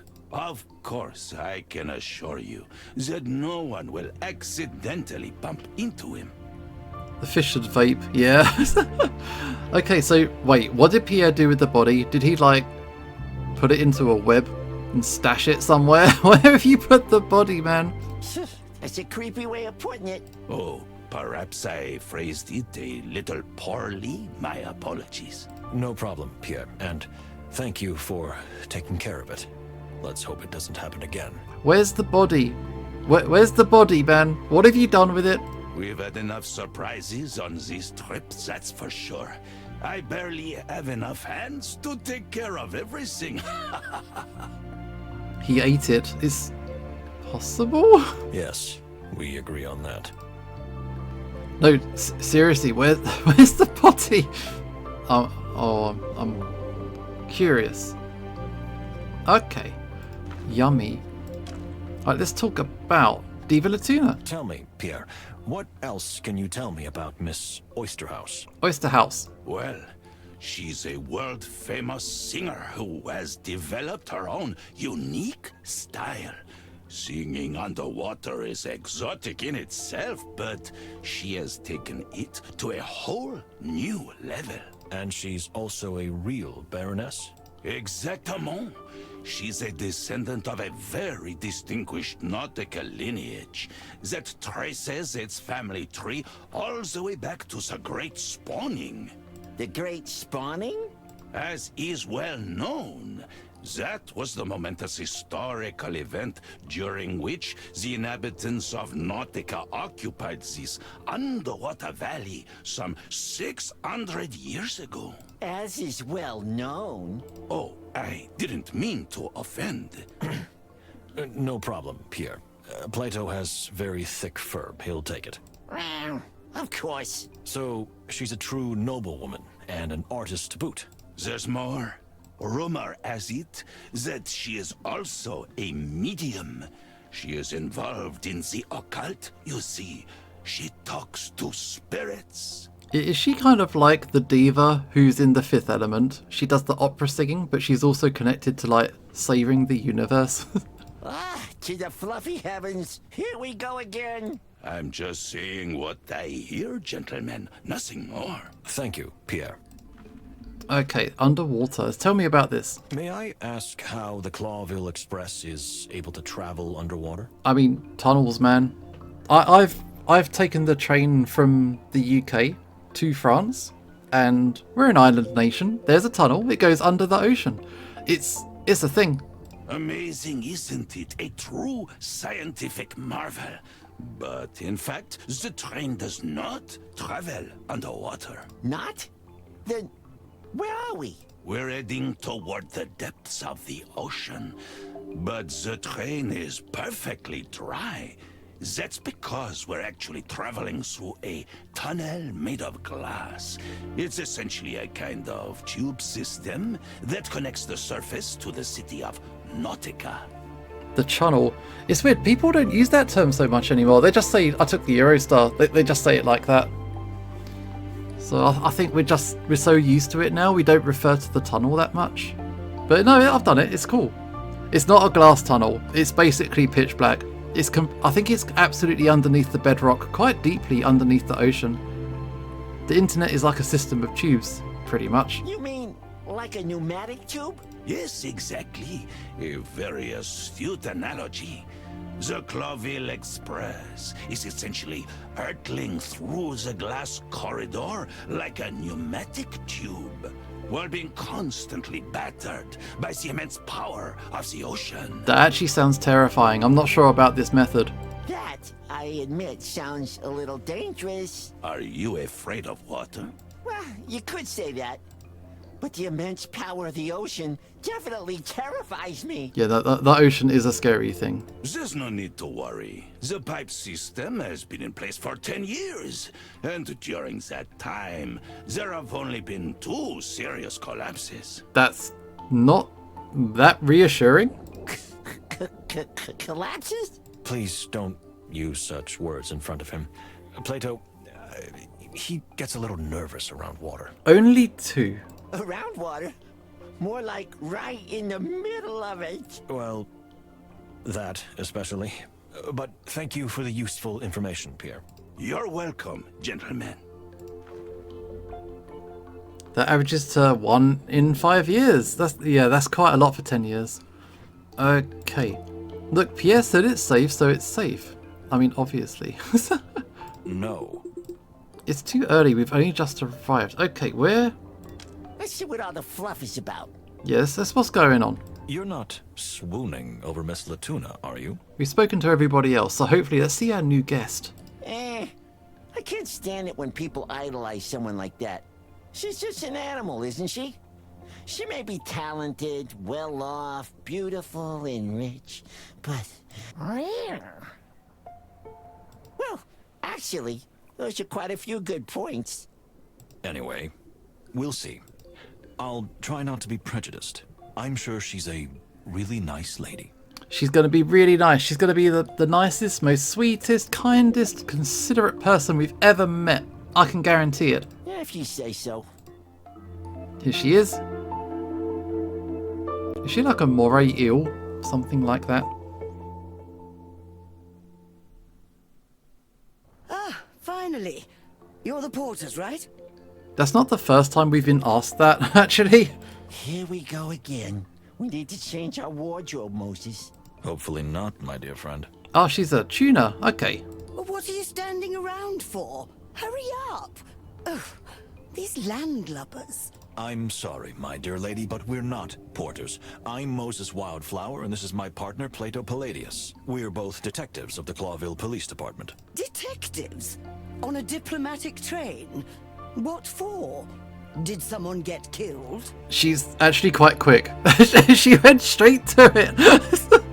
The one thing that we weren't going to talk about, and it's like the first question she's asked us. Wow. You can tune the piano, but you can't tune the fish. Oh, no. But we're in trouble. This is not the conversation we wanted.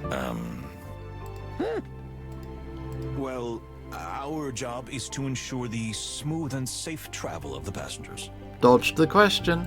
Oh, really? But what kind of world do we live in that we need to call detectives on a trip like this? It's ridiculous. As if you wouldn't have any kind of security on the diplomatic assignment. Come on, man. No one died on the train. We just found a hanging goose a day ago. Well, if you went with that, you could say that no one got killed. You could, like, lie completely. I think it would be a bit more trickier with the gunshot wound for Ignat, but okay.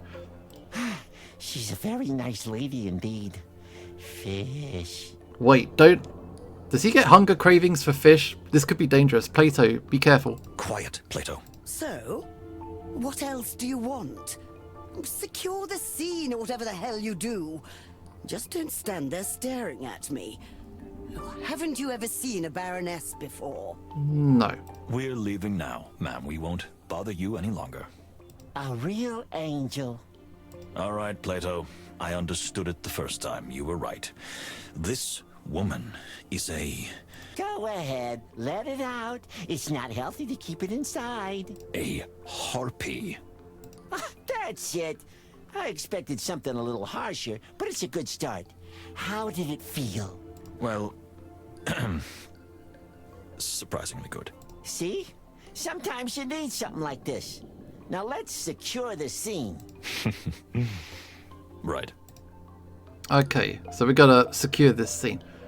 Is there anybody else to talk to? Anybody that's just shown up? How's Empreg doing? Massa. Good luck. That's all I can tell you. Okay, we have got ourselves. Yeah, she's a bluefish tuna. There she is. So I guess it will make sense. We can put her on the board. Here. I don't think... She didn't like her. She was hostile. Rivalry? Okay. We'll go with that. Tell me. It's possible that these dry parts of the city will in future be nothing more than memories of a naive endeavour. A museum of dead-eyed ears echoing with emptiness. That's kind of brutal. Okay, we'll go. She's a fish. She's absolutely a fish. A spider? What is he doing here? Oh, and what is this ridiculous uniform? He works here, ma'am. Well, madame, excuse me. I'm sorry. I'm a representative of the Clawville Express. Nonsense! Are you trying to insult me? What is this? Some kind of joke? Oh, she's a racist, though. Ma'am, I assure you that all is in order. Pierre is not only a representative of the Express, but also a terrific conductor who will cater to your every need during the journey. I can vouch for him myself. Also, he's good at hiding bodies, so don't mess with him. Ugh, I've never heard anything like this in my life. Entrusting such a responsibility to an insect. But, excuse me, I really don't mean to offend you. I mean, yeah, every offense taken. Damn. Come now, you haven't offended me at all, my lady. I understand completely. Oh, she got it coming. We got our next murder victim coming up. Like hell you do. You better apologize to Pierre, Missy. Missy? If I may, please, everyone is tired and there are a lot of packages. How about we help you carry them, ma'am? And Pierre will show you to the cabin that Clawville Express has prepared just for you. Fagota's like, can we murder this one? I mean, yeah, fingers crossed. Because she not cool. We like our boy Pierre. We like Pierre a lot. We want him to be happy. So anybody who crosses this guy, we got his back. It's like... So you are porters after all, am I right? But that's the first sensible thing I've heard today. So yes, do that. Take my luggage. Plato. Yes, Moses. Let's take the luggage. Where's the luggage? We'll just throw it in the trash, right? Shall we go?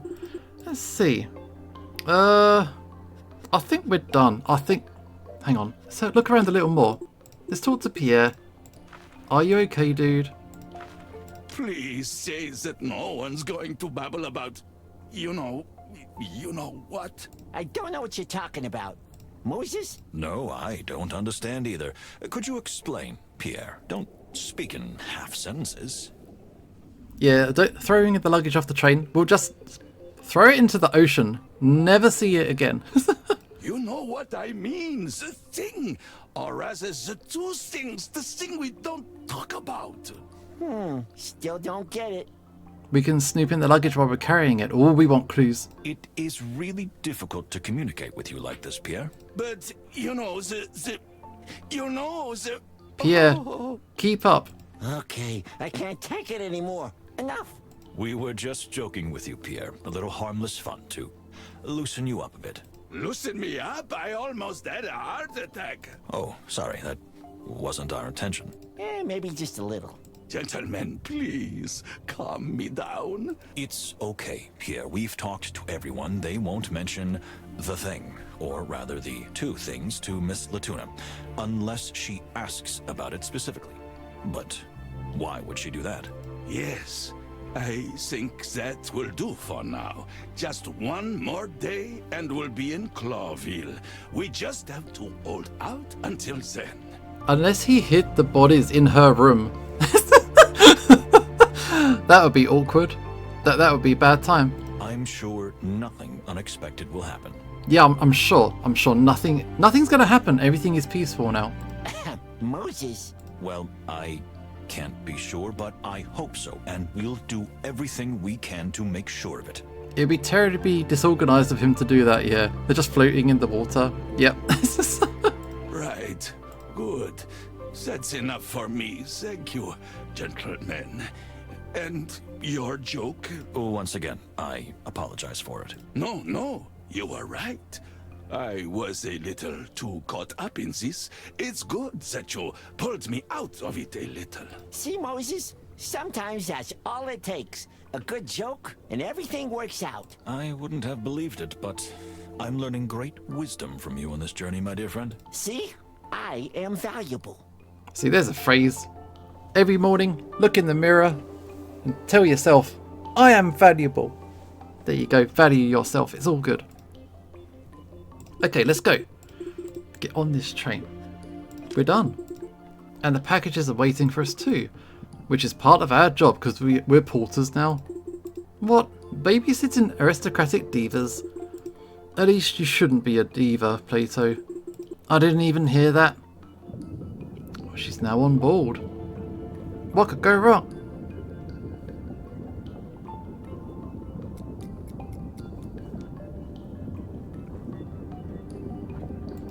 So, this is it. The water room. One of the Clawville Express's greatest prides. It is indeed. How should I put it? Adequate. Adequate enough. That's actually high praise. Thank you, madame. We have all your luggage brought up, ma'am. Is there anything else you'd like? Perhaps some coffee or tea? Plato, settle down. Some tea would be nice, yes.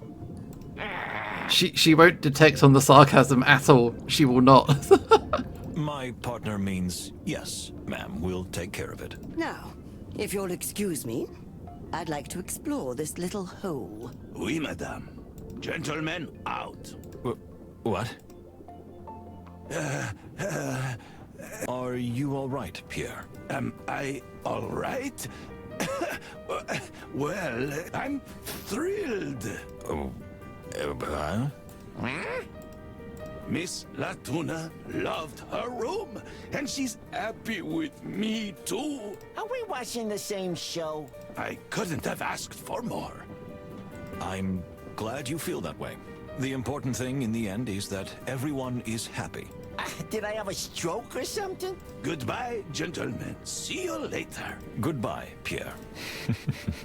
What was that? Pierre was so terrified of this woman that his mind embellished reality a little, and he clings to the smallest crumb that could be called good. Poor guy. The way that woman treats him, and us for that matter, is simply outrageous. Unfortunately, we'll have to put up with it a little longer. But remember, we'll be in Clawville soon, so grit your teeth and bear it somehow. Yes, boss. That's the spirit. However, while we wait for Miss Latuna to tidy herself up a bit, don't you think we should take a closer look at something? We gonna finally crack that secret decoder thing? It's about time, isn't it? You bet, boss. Off to the Fox Cave. To the... what? So what do you think that thing hides? We're in the Fox Cave. I don't know. I still think it might be some kind of decoder. Something is hidden inside it, obviously, but it could also just be a simple toy. But why would anyone want to give Ambassador Ignat a toy? Remember, my dear friend, we don't know if it was really meant for him. Just because he was looking for the box and its contents doesn't mean it was originally intended for him. This case is puzzling. I think it will become clearer once we decipher the code. So what are we waiting for? We got more puzzles to do. Are we gonna suffer today? Shall we get started? Yes, just a moment. Let's not waste any time and get started. Oh, that thing is a bomb. I hope not. Let's handle it with care, dear friend. I have a feeling that this object is not only mysterious, but also valuable. Hopefully valuable and not dangerous. Okay, a cryptogram. Turn the wheels to align the glyphs using clues on the device. This will bring a vital clue into focus.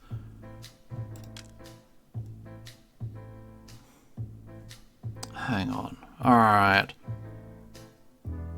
The bomb's in the Baron's room. Okay, cryptography. We got hyena. Oh, wait.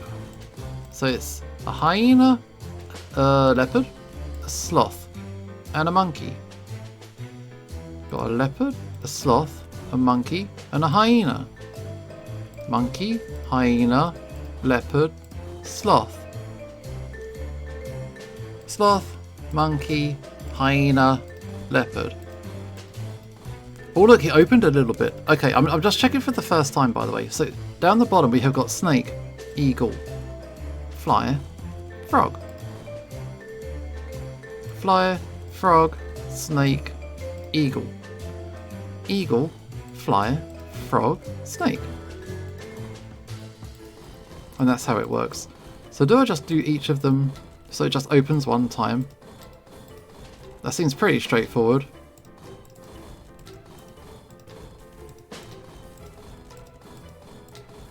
If I just toggle them until it just moves up one time. That was too easy. That looks really fun. No. No way. How much did we struggle on the last puzzle? And then how did we do? That wasn't even a cryptogram. No, that last puzzle was so difficult. And then this one, it's just like, I'm just going to click and like, yeah, it wasn't even a puzzle. No, it's just click it until it reacts. A mercy puzzle, yeah. Well, we opened it. That was so difficult. Good job solving it so fast, you genius. Oh, I was like gearing my brain up. This was like, that was just the initial inspection, and we solved it that quick. Wow. Okay. Of course it does. It's the name of that strange plant we saw in Ambassador Mujara's cabin. Yeah, big brain moment clearly. Okay, so the clue refers to the plant that's in those guys' cabin. The yellow flower hidden under the glass? Yeah, the one from Beauty and the Beast. We know the one. It's no coincidence that it's receiving such special attention. It must be extremely important. But still, what could this be? Advice? Guidance? A warning?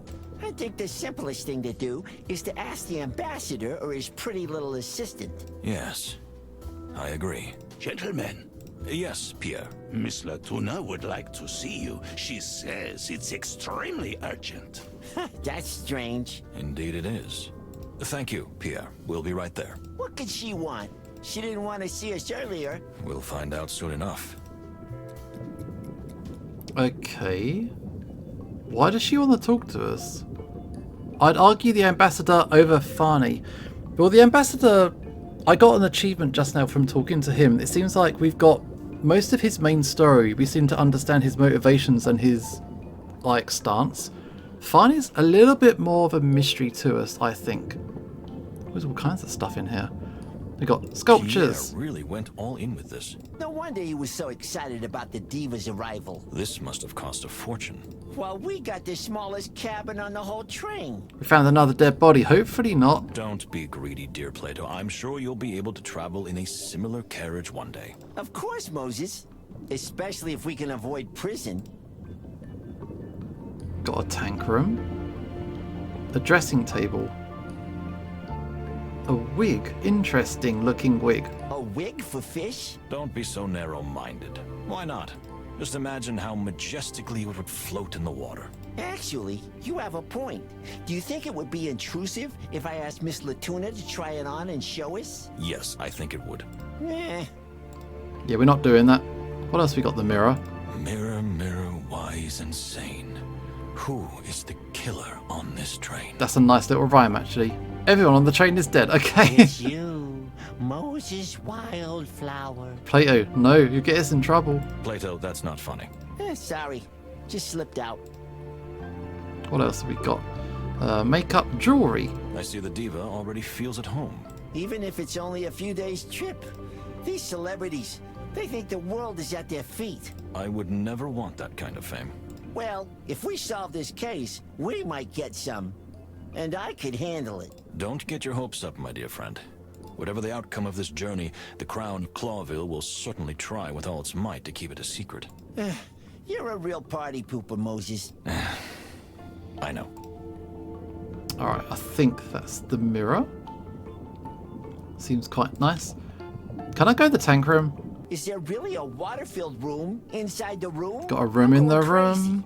Oh, cheers, Voltage. Yeah, enjoy your dinner, dude. Living with aquatic animals has been impossible for centuries, but it seems to be becoming more and more common as technology advances. It's true that in Clawville, you see more and more water tubes running alongside the roads, and tanker trucks are also running more frequently. See?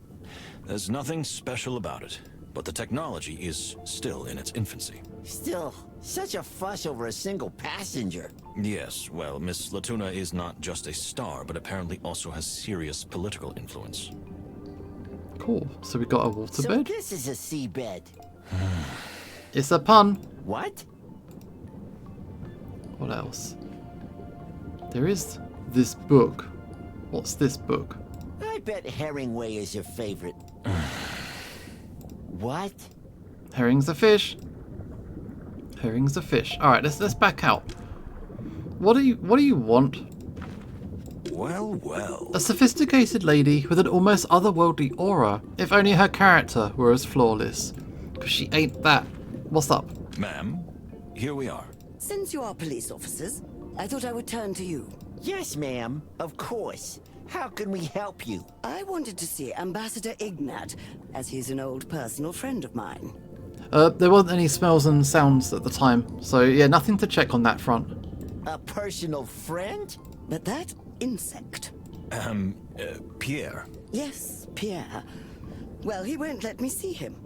He keeps saying that the ambassador isn't feeling well and things like that. Well, we can confirm that. Nonsense. What's a little headache? Ignat and I haven't seen each other in years. I'm sure he's looking forward to seeing me too. Well, yes, certainly. But... Yeah, sort of an issue. We got about that kind of thing. There's a problem here. I insist. Sort it out. I want to see him in half an hour. I'll powder my nose in the meantime. Am I clear? But... No buts. Please don't waste my time. Chop, chop. Tell the ambassador I'm coming. Yes, ma'am. We'll take care of it. We will? Really. Good. So, what are you waiting for? We'll take care of it? Really? Can we, like, lock the door so she can't get out? About to puppet his corpse for a dinner date with her. Oh, no. I have to admit I haven't quite figured out how yet. You don't say. Now we're in deep, deep shit. Didn't he die, like, 2 days ago?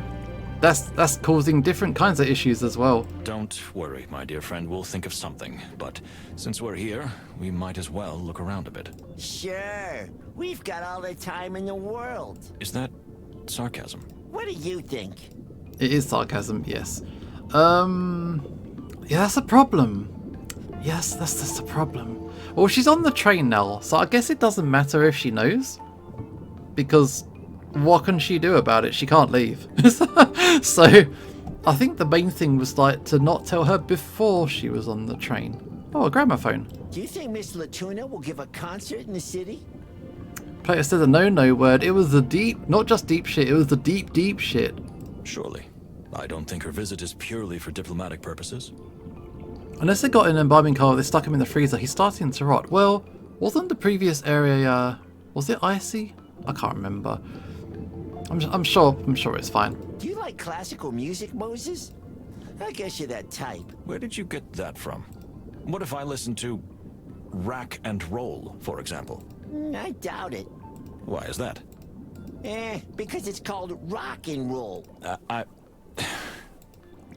All about the rack. Okay, so we got troubles over here. Troubles over here. And also, something we've learned. Where did we put her? Let's move everybody over. We've run out of room. That's it. Shift everybody over a little bit.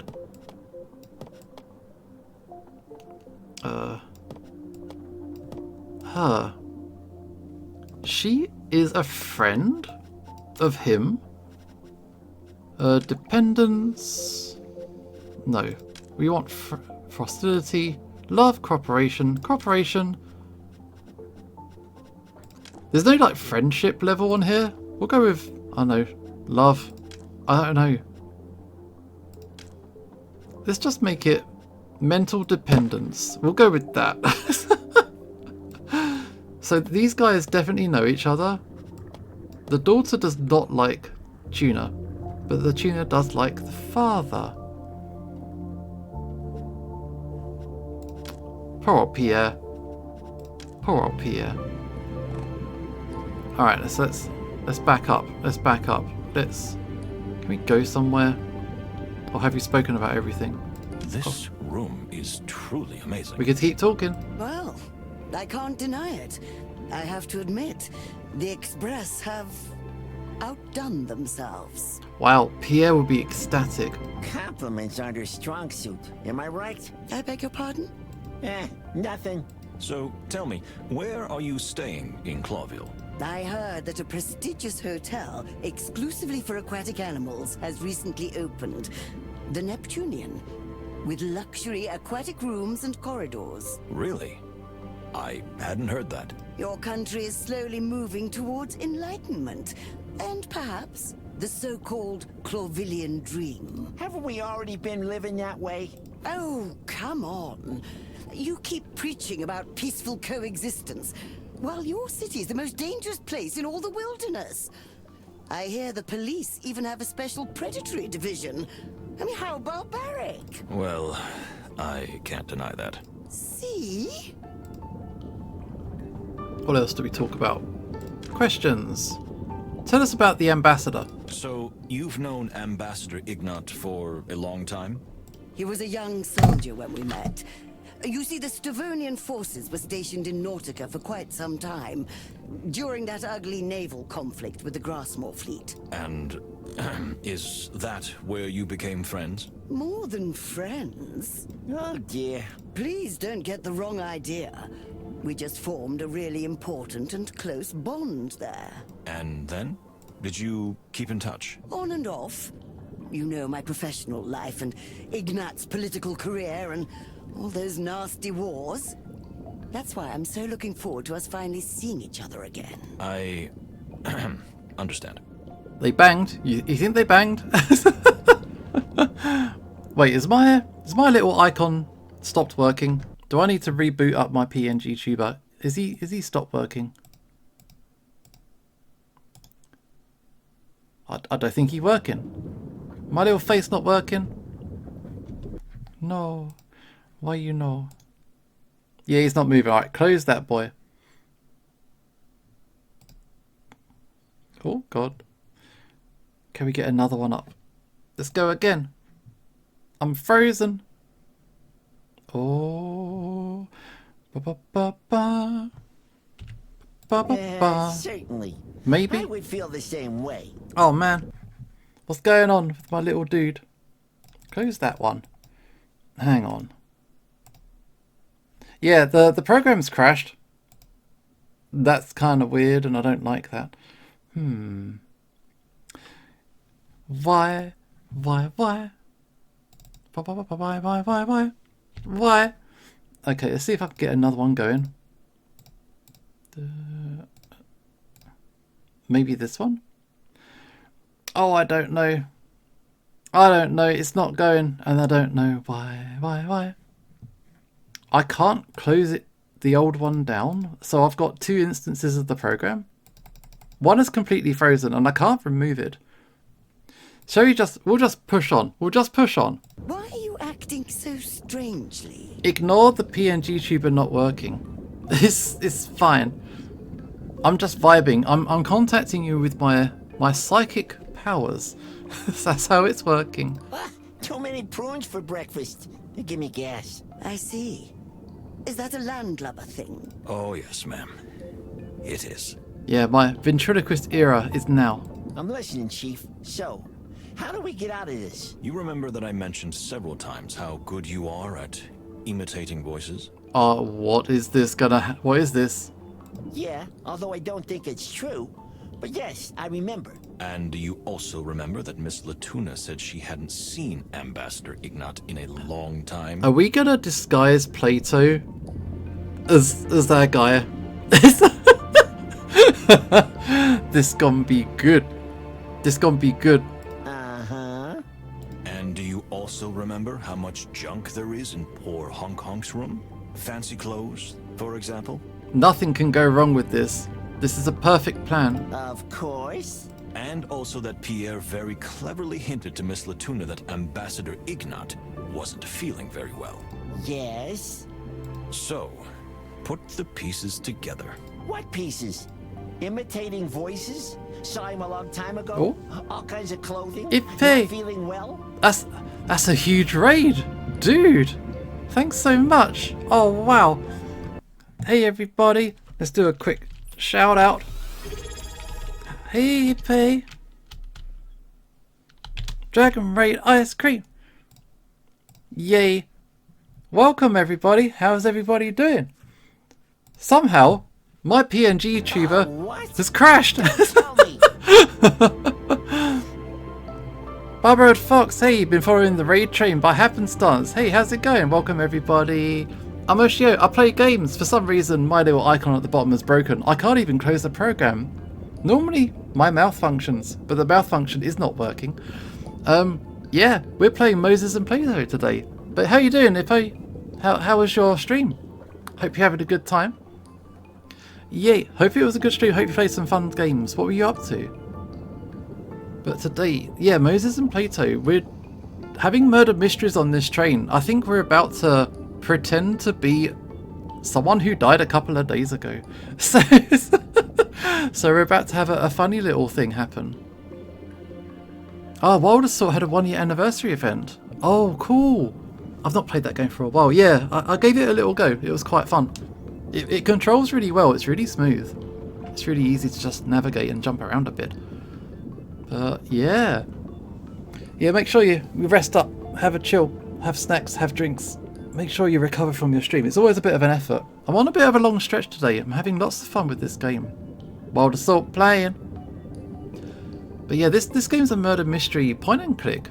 But it's also set in the world of Chicken Please. So if you played those games as well, there's lots of references and stuff. But we're about to do a bad thing. Yes, my dear friend. Oh, you yes. will pretend to be Ambassador Ignat behind a screen, and Miss Latuna will believe you.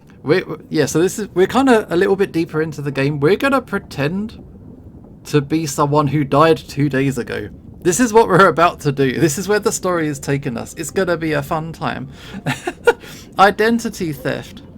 Yeah, we're going to dress him up and pretend that he's an ambassador, even though the ambassador did get shot 2 days ago. It's a secret. No one knows. We're trying to keep it a secret from this fish lady in the back. But that's crazy.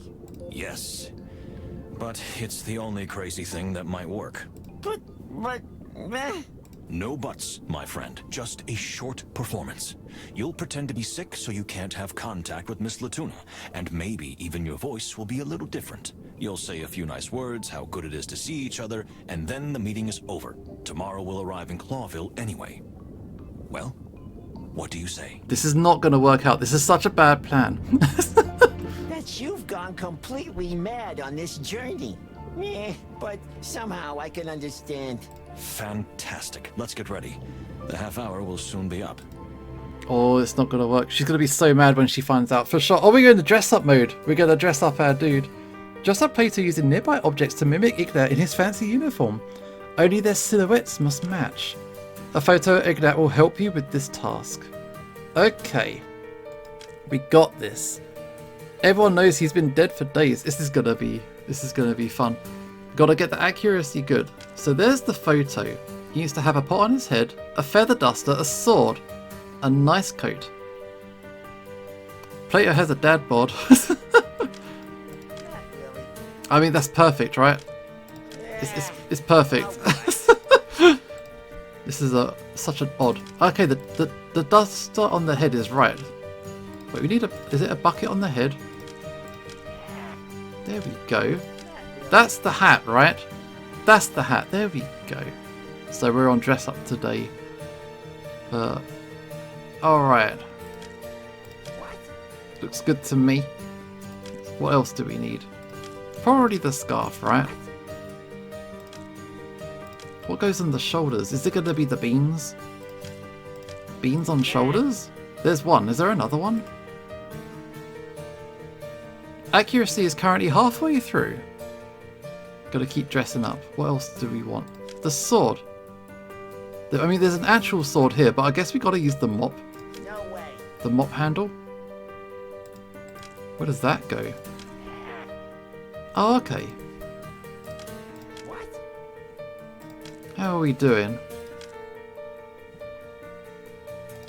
Oh, that's it. Right. One over here. Does that work? We're pretty high, actually. We're doing pretty good.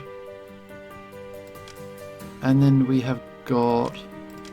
Does that go on his face? No, no, no, not the mop head. That's worse. That's worse. Hang on. What do we do? That could go here. That can go here. What am I missing? What's wrong here? Is it something about the handle for the sword? The shoulders don't quite match. Maybe they should be on opposite sides. This way round? Maybe not the scarf. I thought the scarf was okay. Yeah, see, that made the diamond go down along the top. So maybe the scarf is good. Maybe switch the shoulder places. Oh, maybe the... Yeah, we can try that. So if the beans go on this side, and then the plunger on this side. Oops. Just dressing up our dude. Is the disguise perfect? I think I need to swap this one on this side.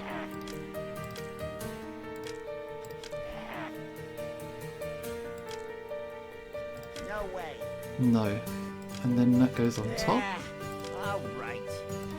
No. So I'm getting things wrong. How do we dress up a guy so he looks like the dude? What am I missing? Should a mop go on the shoulder? Should the mop go on the shoulders, actually? That could be an answer. Yeah, that's it. That's it. The beans were a ruse. We got it. It's the perfect disguise. Get the colour right. No, that's fine because he's going to be hidden behind a curtain. So it's just the silhouette we're going for. It's perfect. Nothing can go wrong. Ignat? Nothing can go wrong. Is that really you? What happened to you? I mean, okay. Let's see what this imitation sounds like. Just a nasty cold, my dear. Nothing serious. That's a hairball, man. Your voice sounds awful. I hardly recognize you. Really? Well, I guess it's gone down to my throat. Surely. How have you been lately? I mean, it's sort of there. The accent ain't bad. This is harder than the cryptogram. It was. It was. His deep voice is good. How have I been lately? We haven't seen each other in years, and that's what you ask me. Huh. I see you haven't changed a bit. See, that's just the way I am. Good old Ignat. This is such a such a bad impression, man.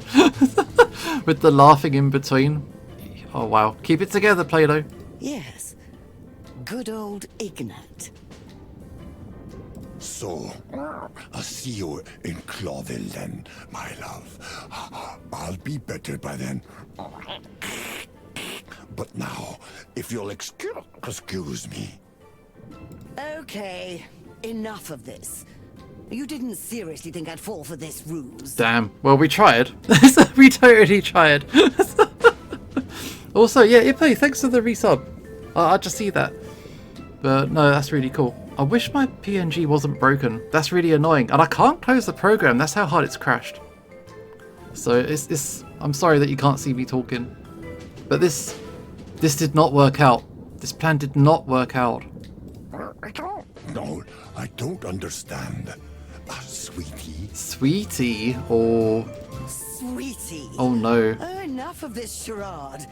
If anyone knows drama and bad actors, it's me. So... Are we busted? Oh, that is an understatement. And I want answers now. I'll be waiting for you in my room. Yeah, we're gonna have to tell her the truth, aren't we? Well, that worked fantastically. You're a genius, Moses. Well, we had to try it. I didn't hear you suggest a better idea. You're right.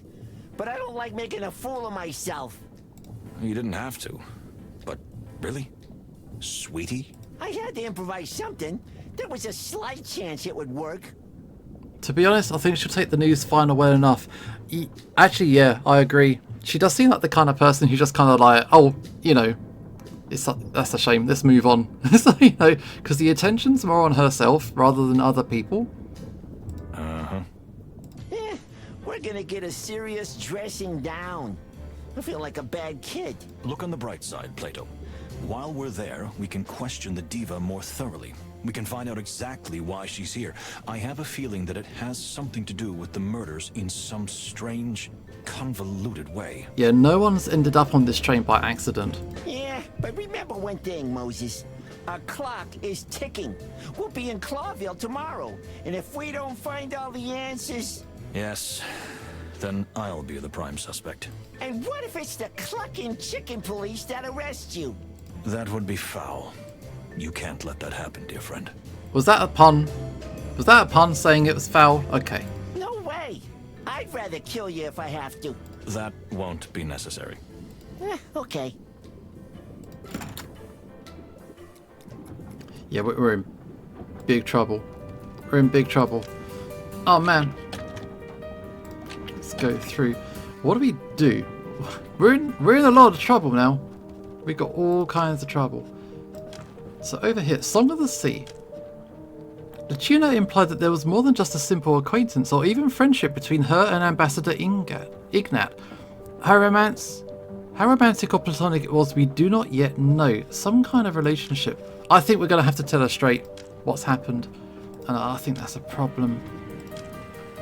But who do we talk to? Is there anybody around? We got Plato. And her. And that's it. Okay, I guess we'll just face the music. We found ourselves back in Miss Latuna's private quarters. It was getting dark, but we were still under the ocean, in a room that contained its own little private sea. It was poetic and surreal. There stood before us the diva herself, Baroness and Starfish, who, now realizing we had tried to deceive her, seemed even more frightening than ever. What were we going to do? How could we turn this situation to our advantage?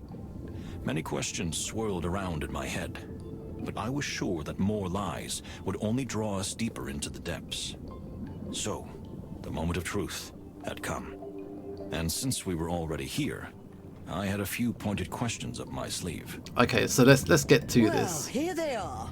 The pride of the Clawvillian crown, no less. Look, Miss Latuna, we can explain. I was hoping you would. So, how did Ignat die? And when exactly? We suspected that she was very, very smart. As soon as we met her, we said that she was smart, and already she knows instantly what's gone on. Yep. Yeah, she knows. She knows. How do you know he's dead? I spoke to him last night. His ghost visited me. You see, I can talk to the dead. Wait, so her powers are legit? This was rumored, it has been mentioned. But if it's legit, then wow, okay. Oh, please. Not you two. If you knew all along that the ambassador was dead, why did you let us play this charade? I was curious to see what you would do, and what that would reveal about you. And what does that tell you about us? That you fear the consequences as much as I do. And that you didn't do it. What? Why? We acted exactly as someone trying to cover their tracks would. No body, no crime. I can see your aura, Moses Wildflower. I know for a fact that you would never be capable of murder. Not willingly, anyway. Hey Badger, how you doing? Morning. Thank you, ma'am. I appreciate it. Although I'm not so sure myself. I think it's time we had a talk. I imagine you're interested in why Ignat ended up on this journey. Beyond the obvious. Ooh, she got secrets. Please tell us. And she trusts us, which is even better. The obvious? Beyond the fact that I was his lover. Oh. Ah! Yeah, that was obvious. So, any questions? Now comes the interrogation, am I right? I've always been interested in how this really works. Well, yes. Just relax. You are not a suspect.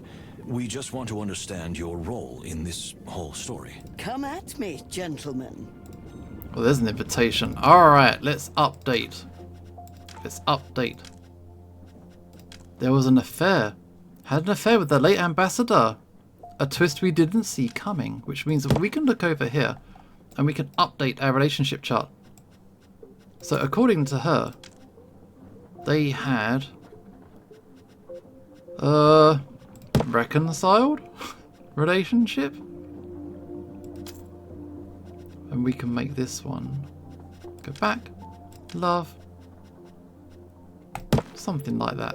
So they had a relationship, which would then make sense why she doesn't like her, the daughter. Okay. We still... Seriously, what is his connection to any of this? What's going on here? What's going on here? The autopsy report is outdated. Yeah, there's a lot going on. I still don't have a prime suspect.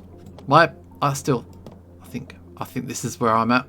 I think that's where I'm at right now. Okay. Let's talk about this. What are you waiting for? I think we've wasted enough time with your theatrics. Okay, let's get to the interrogation. Miss Latuna Oysterhouse.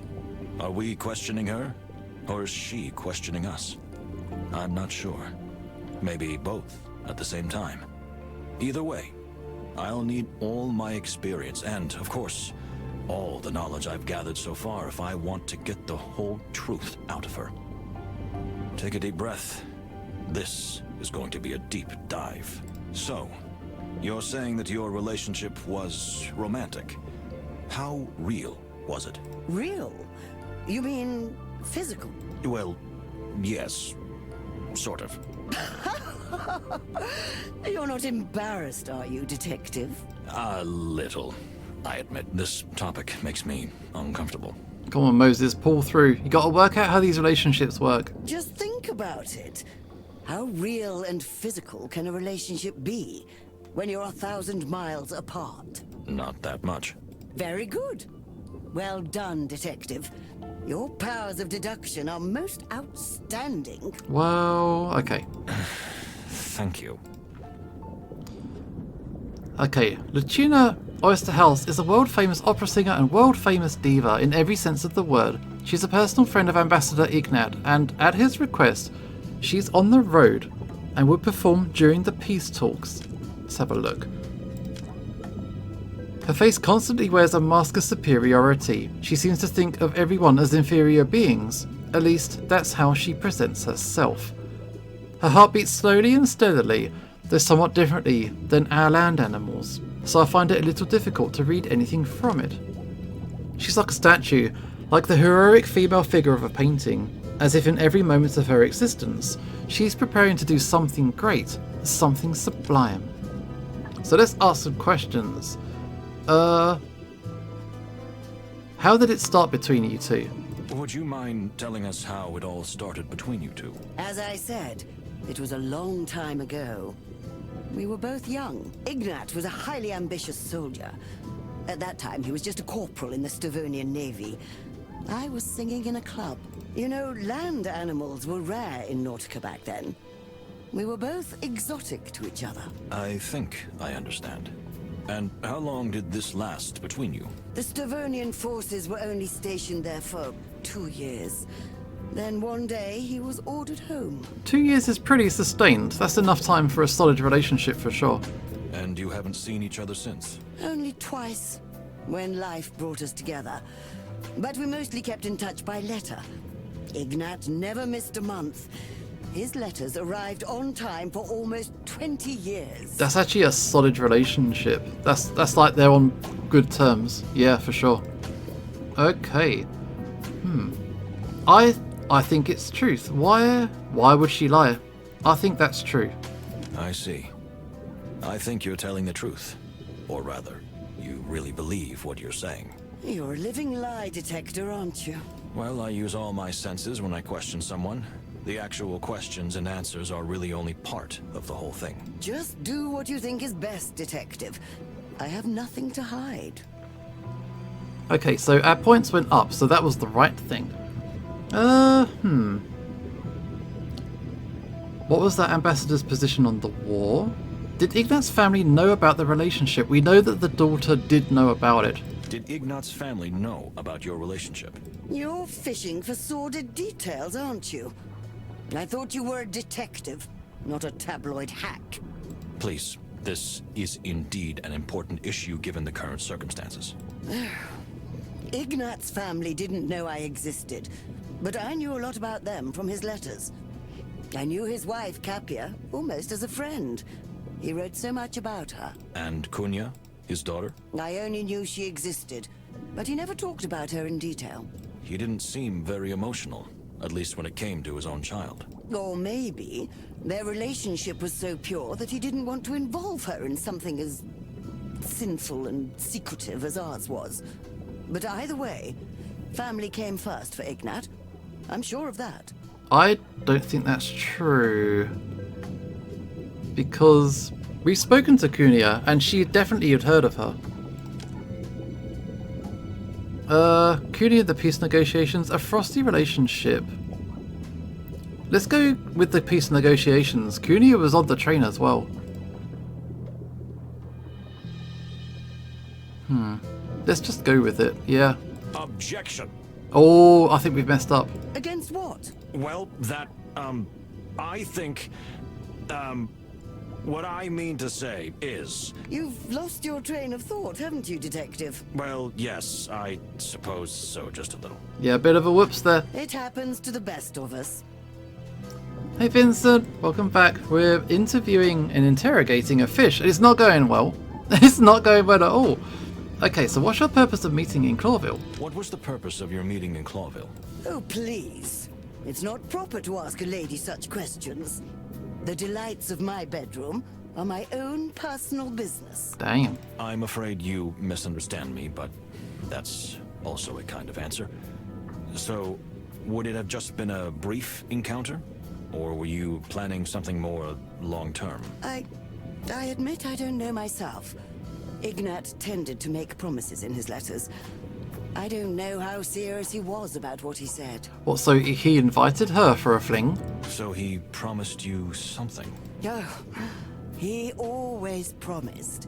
He said his wife had been dead for a long time, and maybe it was time for him to remarry. So he would have married you? He only hinted at it. But I'm not a naive girl. I didn't take it completely seriously. I didn't even care. I just wanted to see him at last. Alive and well. I'm sorry that won't be possible. Me too, Detective. Me too. Okay. How did the other animals... How do you think they saw Ignat? How do you think the animals saw Ambassador Ignat? What do you mean? I don't quite understand the question. I mean, wasn't he like a big mass murderer kind of dude? Since someone killed him, he must have had some detractors.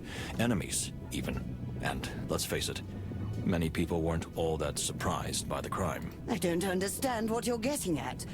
He was a gentleman through and through. Many may have envied him, but everyone who knew Ignat loved him. Everyone who knew him loved him.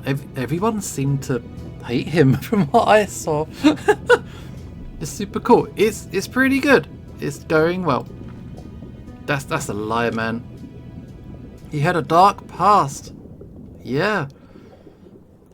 Ignat's past is rather murky, having served as a high-ranking officer in the colonial Cyrus forces, including in the Tarogo colonies. Yeah. We heard and experienced exactly the opposite. Ignat treated and spoke to everyone condescendingly. What's more, there were rumors circulating about his horrific acts during the war. Yeah, my lip sync has died. I've tried to close the program, but it's frozen. I can't shut the program down, and I can't act up a new instance. So we're just toughing it out. Yeah, I'm aware. There's not much I can do, so we're just going with it. It's fine. Sorry. Well, maybe. He was a somewhat divisive figure. Divisive? That's putting it mildly. There are plenty of people on this train who had a motive to get rid of him, and it wasn't because he was loved and popular. Dude was a tyrant. All right, yes. Ignat was tough, ruthless and fearless, but he was almost a demigod among animals. He couldn't stand those who existed on levels below him. How could you understand that? Only the powerful understand the terrible and terribly lonely burden that comes with power. How awful for you. Well, that was honest and scary and rude. But thank you anyway. Mostly rude. Mostly rude. You're welcome. Anytime. Okay. Do you think Ignat's death could have been politically motivated? Do you think Ignat's death could have been politically motivated? I think absolutely. What else could it have been? As a private individual, he was a truly charming and unblemished person. She's infatuated with this guy. Wow. Unblemished, apart from the secret affair and war crimes. Alleged war crimes. Oh, I see. I was hoping you wouldn't deny the affair, at least. Look, he may not have been a perfect animal, but he certainly didn't deserve such a disgraceful end. I never said that, Miss Latuna. What was the ambassador's position on the war? What was the ambassador's position on the war? He was against it, of course. Why do you think he took part in this peace mission? Some say the opposite, that Stavonia sent him there just to show off its power. After all, we are talking about a general who led conquering campaigns. Well, that's exactly the point. When such a dangerous man of high caliber is capable of laying down his arms, it becomes the greatest gesture toward peace. Really? Well, that's an interesting perspective, I must admit. No matter how terrible the rumors about him were, Ignat would have done anything for peace. He almost despised violence. Really? We'll go with the lie, see the options. Okay. Ignat's daughter is a fierce and vocal opponent of peace negotiations. This could cause problems. Ambassador Ignat is seriously worried that the Torogo embassy is trying to kill him. Let's look at the history. Let's look at the history.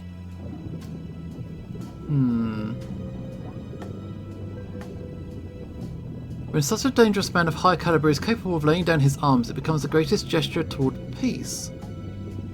No matter how terrible the rumors were about him, Ignat would have done anything for peace and almost despised violence.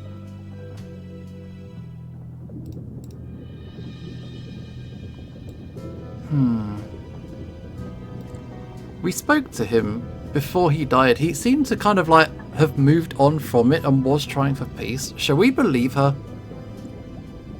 She doesn't have much reason to lie. I'm gonna believe her, I think. I see.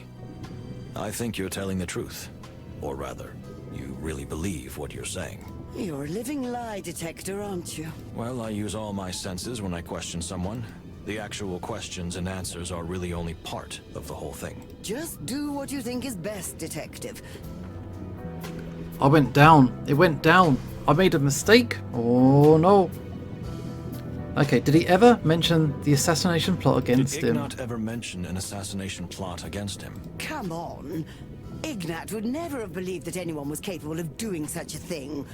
That anyone would have the courage to commit such an atrocity. Really? Really. He believed that everyone would work together for peace on this journey. And he always saw only the good in animals. Even those who had previously been his enemies. Yeah, she's incredibly biased toward this guy. But it's not... Really? No, it's not true. Yes, really. That's a lie. That's a lie. So we got hostility between the embassies. It was pretty spicy. He was scared. Yeah, he said himself that he would think that people were trying to attack him. Wrong. I don't know if you're lying on purpose or if you're really that naive. I beg your pardon. Let me explain. Not only was Ignat not a true believer in peace, as he repeatedly stated, but he firmly believed that someone would try to take his life during the trip. By someone, he mainly meant the Torogo delegation. That's impossible. He wasn't like that at all. Look, ma'am, I'm sorry to say this, but the person who emerges from his letters probably wasn't even remotely similar to the real flesh and blood version. Take that back. These are just facts, Miss Latuna. Facts cannot be taken back. At most, they can be ignored. Well, he's shooting her down hard. You are a vile, slick, sick fox, Moses Wildflower. I am a servant of the truth, ma'am. Nothing more. Nothing less. Brought it to her. Oh. Did Ignat himself ask you to join the journey? Did Ignat himself ask you to join the journey? Yeah, why would he? To be honest, Ignat wasn't really keen on meeting the Fox King. You mean King Hector III? That's what I said. So he wanted me, apart from the fact that my presence alone elevates any event, to be a kind of mediator. So you already knew the king? I met him a few times, yes. So I was the link between him and Ignat. Strange. I wouldn't have thought that the great and powerful Ignat would be afraid of a king. Welcome back, Voltage. Afraid? He was just afraid of saying something that might start a war. Valid. Absolutely valid. Well, yes. That fits the picture better. What did the ambassador say to you after his death? Oh yeah, because she encountered the ghost? Because she's a medium. Did it was fantastic. Ooh, I'm glad it was good. What did the ambassador say to you after his death? So you want to know what Ignat's ghost said? Well, you don't believe in ghosts, do you, detective? Try me. I wouldn't say that. But what such a presence said to you could still be important information. You're an eternal skeptic, aren't you? You only believe what you see. Or what I perceive with any of my primary senses, yes. What about your sixth sense? I get along just fine with 5, thank you. Well, unfortunately, the message was vague and dreamlike. Of course. You know, a serious conversation with a ghost requires serious preparation. As is well known. Unfortunately, apart from letting me know that he had died, he couldn't tell me much else. It was more of a feeling that he left behind. A feeling? What kind of feeling? A feeling of great power. Someone who seems to tower over this entire journey. A force that moves and influences others. We're still none the wiser as to actually has committed the murders. I'm gonna believe her. What's the lie options? What's the lie options? Yeah, I think she's telling the truth. I see. I think you're telling the truth. Or you're a living. Well, hopefully it's okay. Do what you think is Hopefully best, it's okay. detective. I have nothing to hide. Emotions are powerful to ghosts. What do you think? Could you summon Ambassador Ignat for us again? You mean hold a seance? Would you be able to do that? Well, yes, of course. But I'll need a few things. Yeah, we had no clue to deny it, so yeah. And she believes it as well, so it is her version of the truth. There's, again, a lot of reasons. She doesn't have reasons to lie. It's just her version of the truth. So we just have to bear her bias in mind. And what are they? In order for the seance to be perfect and lasting, we need someone who has seen a ghost. Other than myself, of course. Someone with a strong heart and faith. And someone who is pure and innocent, like white snow. Okay, so someone who's seen the ghost would be the Baron? Knight Vincent? Someone with strong heart and faith, that would be the elephant. And someone who's pure and innocent, I guess the rabbit? So we need 3 people. Besides us, yes. We can probably manage that. Good. I'll get everything ready. Ooh, we're in for an exciting night. Yes, I'm sure of that. Okay, how do we do? Pretty bad. 3. Not the worst. Not the worst. The other ones have been 4 out of 5. 3 out of 5 I'd accept. I think it's reasonable. A seance? What's gotten into you, Moses? It must be the pressure down here underwater. It must have gone to your nerves. Not at all, my dear friend. It's perfectly logical. It doesn't matter whether the ghost is real or not. Don't you understand? No, not really. The point is what Miss Latuna will say, not who it actually comes from. Yeah, would she actually tell a lie? Or would she say a hidden truth? If you say so. And who will be the 3 lucky ones we bring to this little seance? Someone who has seen a ghost. The Baron, that's obvious. Yep, that's the one. Someone with a strong heart and faith. Yeah, it's got to be the elephant. Perhaps Mujara Separ. Or rather his pretty assistant. We wanted to talk to her anyway. And the 3rd person, who is as pure as the driven snow. I'm guessing Cassandra? That can only be Miss Faye. That woman is as innocent as a bunny rabbit. Then we have everyone. Moses. Yes, my dear friend. It's gonna be a long night. And haunting. But let's hope we make a breakthrough in the case at least. Yeah, because if we don't, We might turn into ghosts ourselves before we reach Clawville. Okay. I think it might be sensible to take a break. Pierre is very pure, definitely. Yeah. Pierre's kind of like, I think he's like a neutral party in this. He doesn't seem actively under suspicion, which in and of itself is kind of suspicious. Speaking of ghosts, I think it would be cool if you played more games that let you play as one. There are a couple, there are a few. But no, I do think we've been streaming for 5 hours. That's quite long for me. And I think we've done a good chunk of the story. And it bothers me that my PNG tube is broken. So I think it's wise to take a break.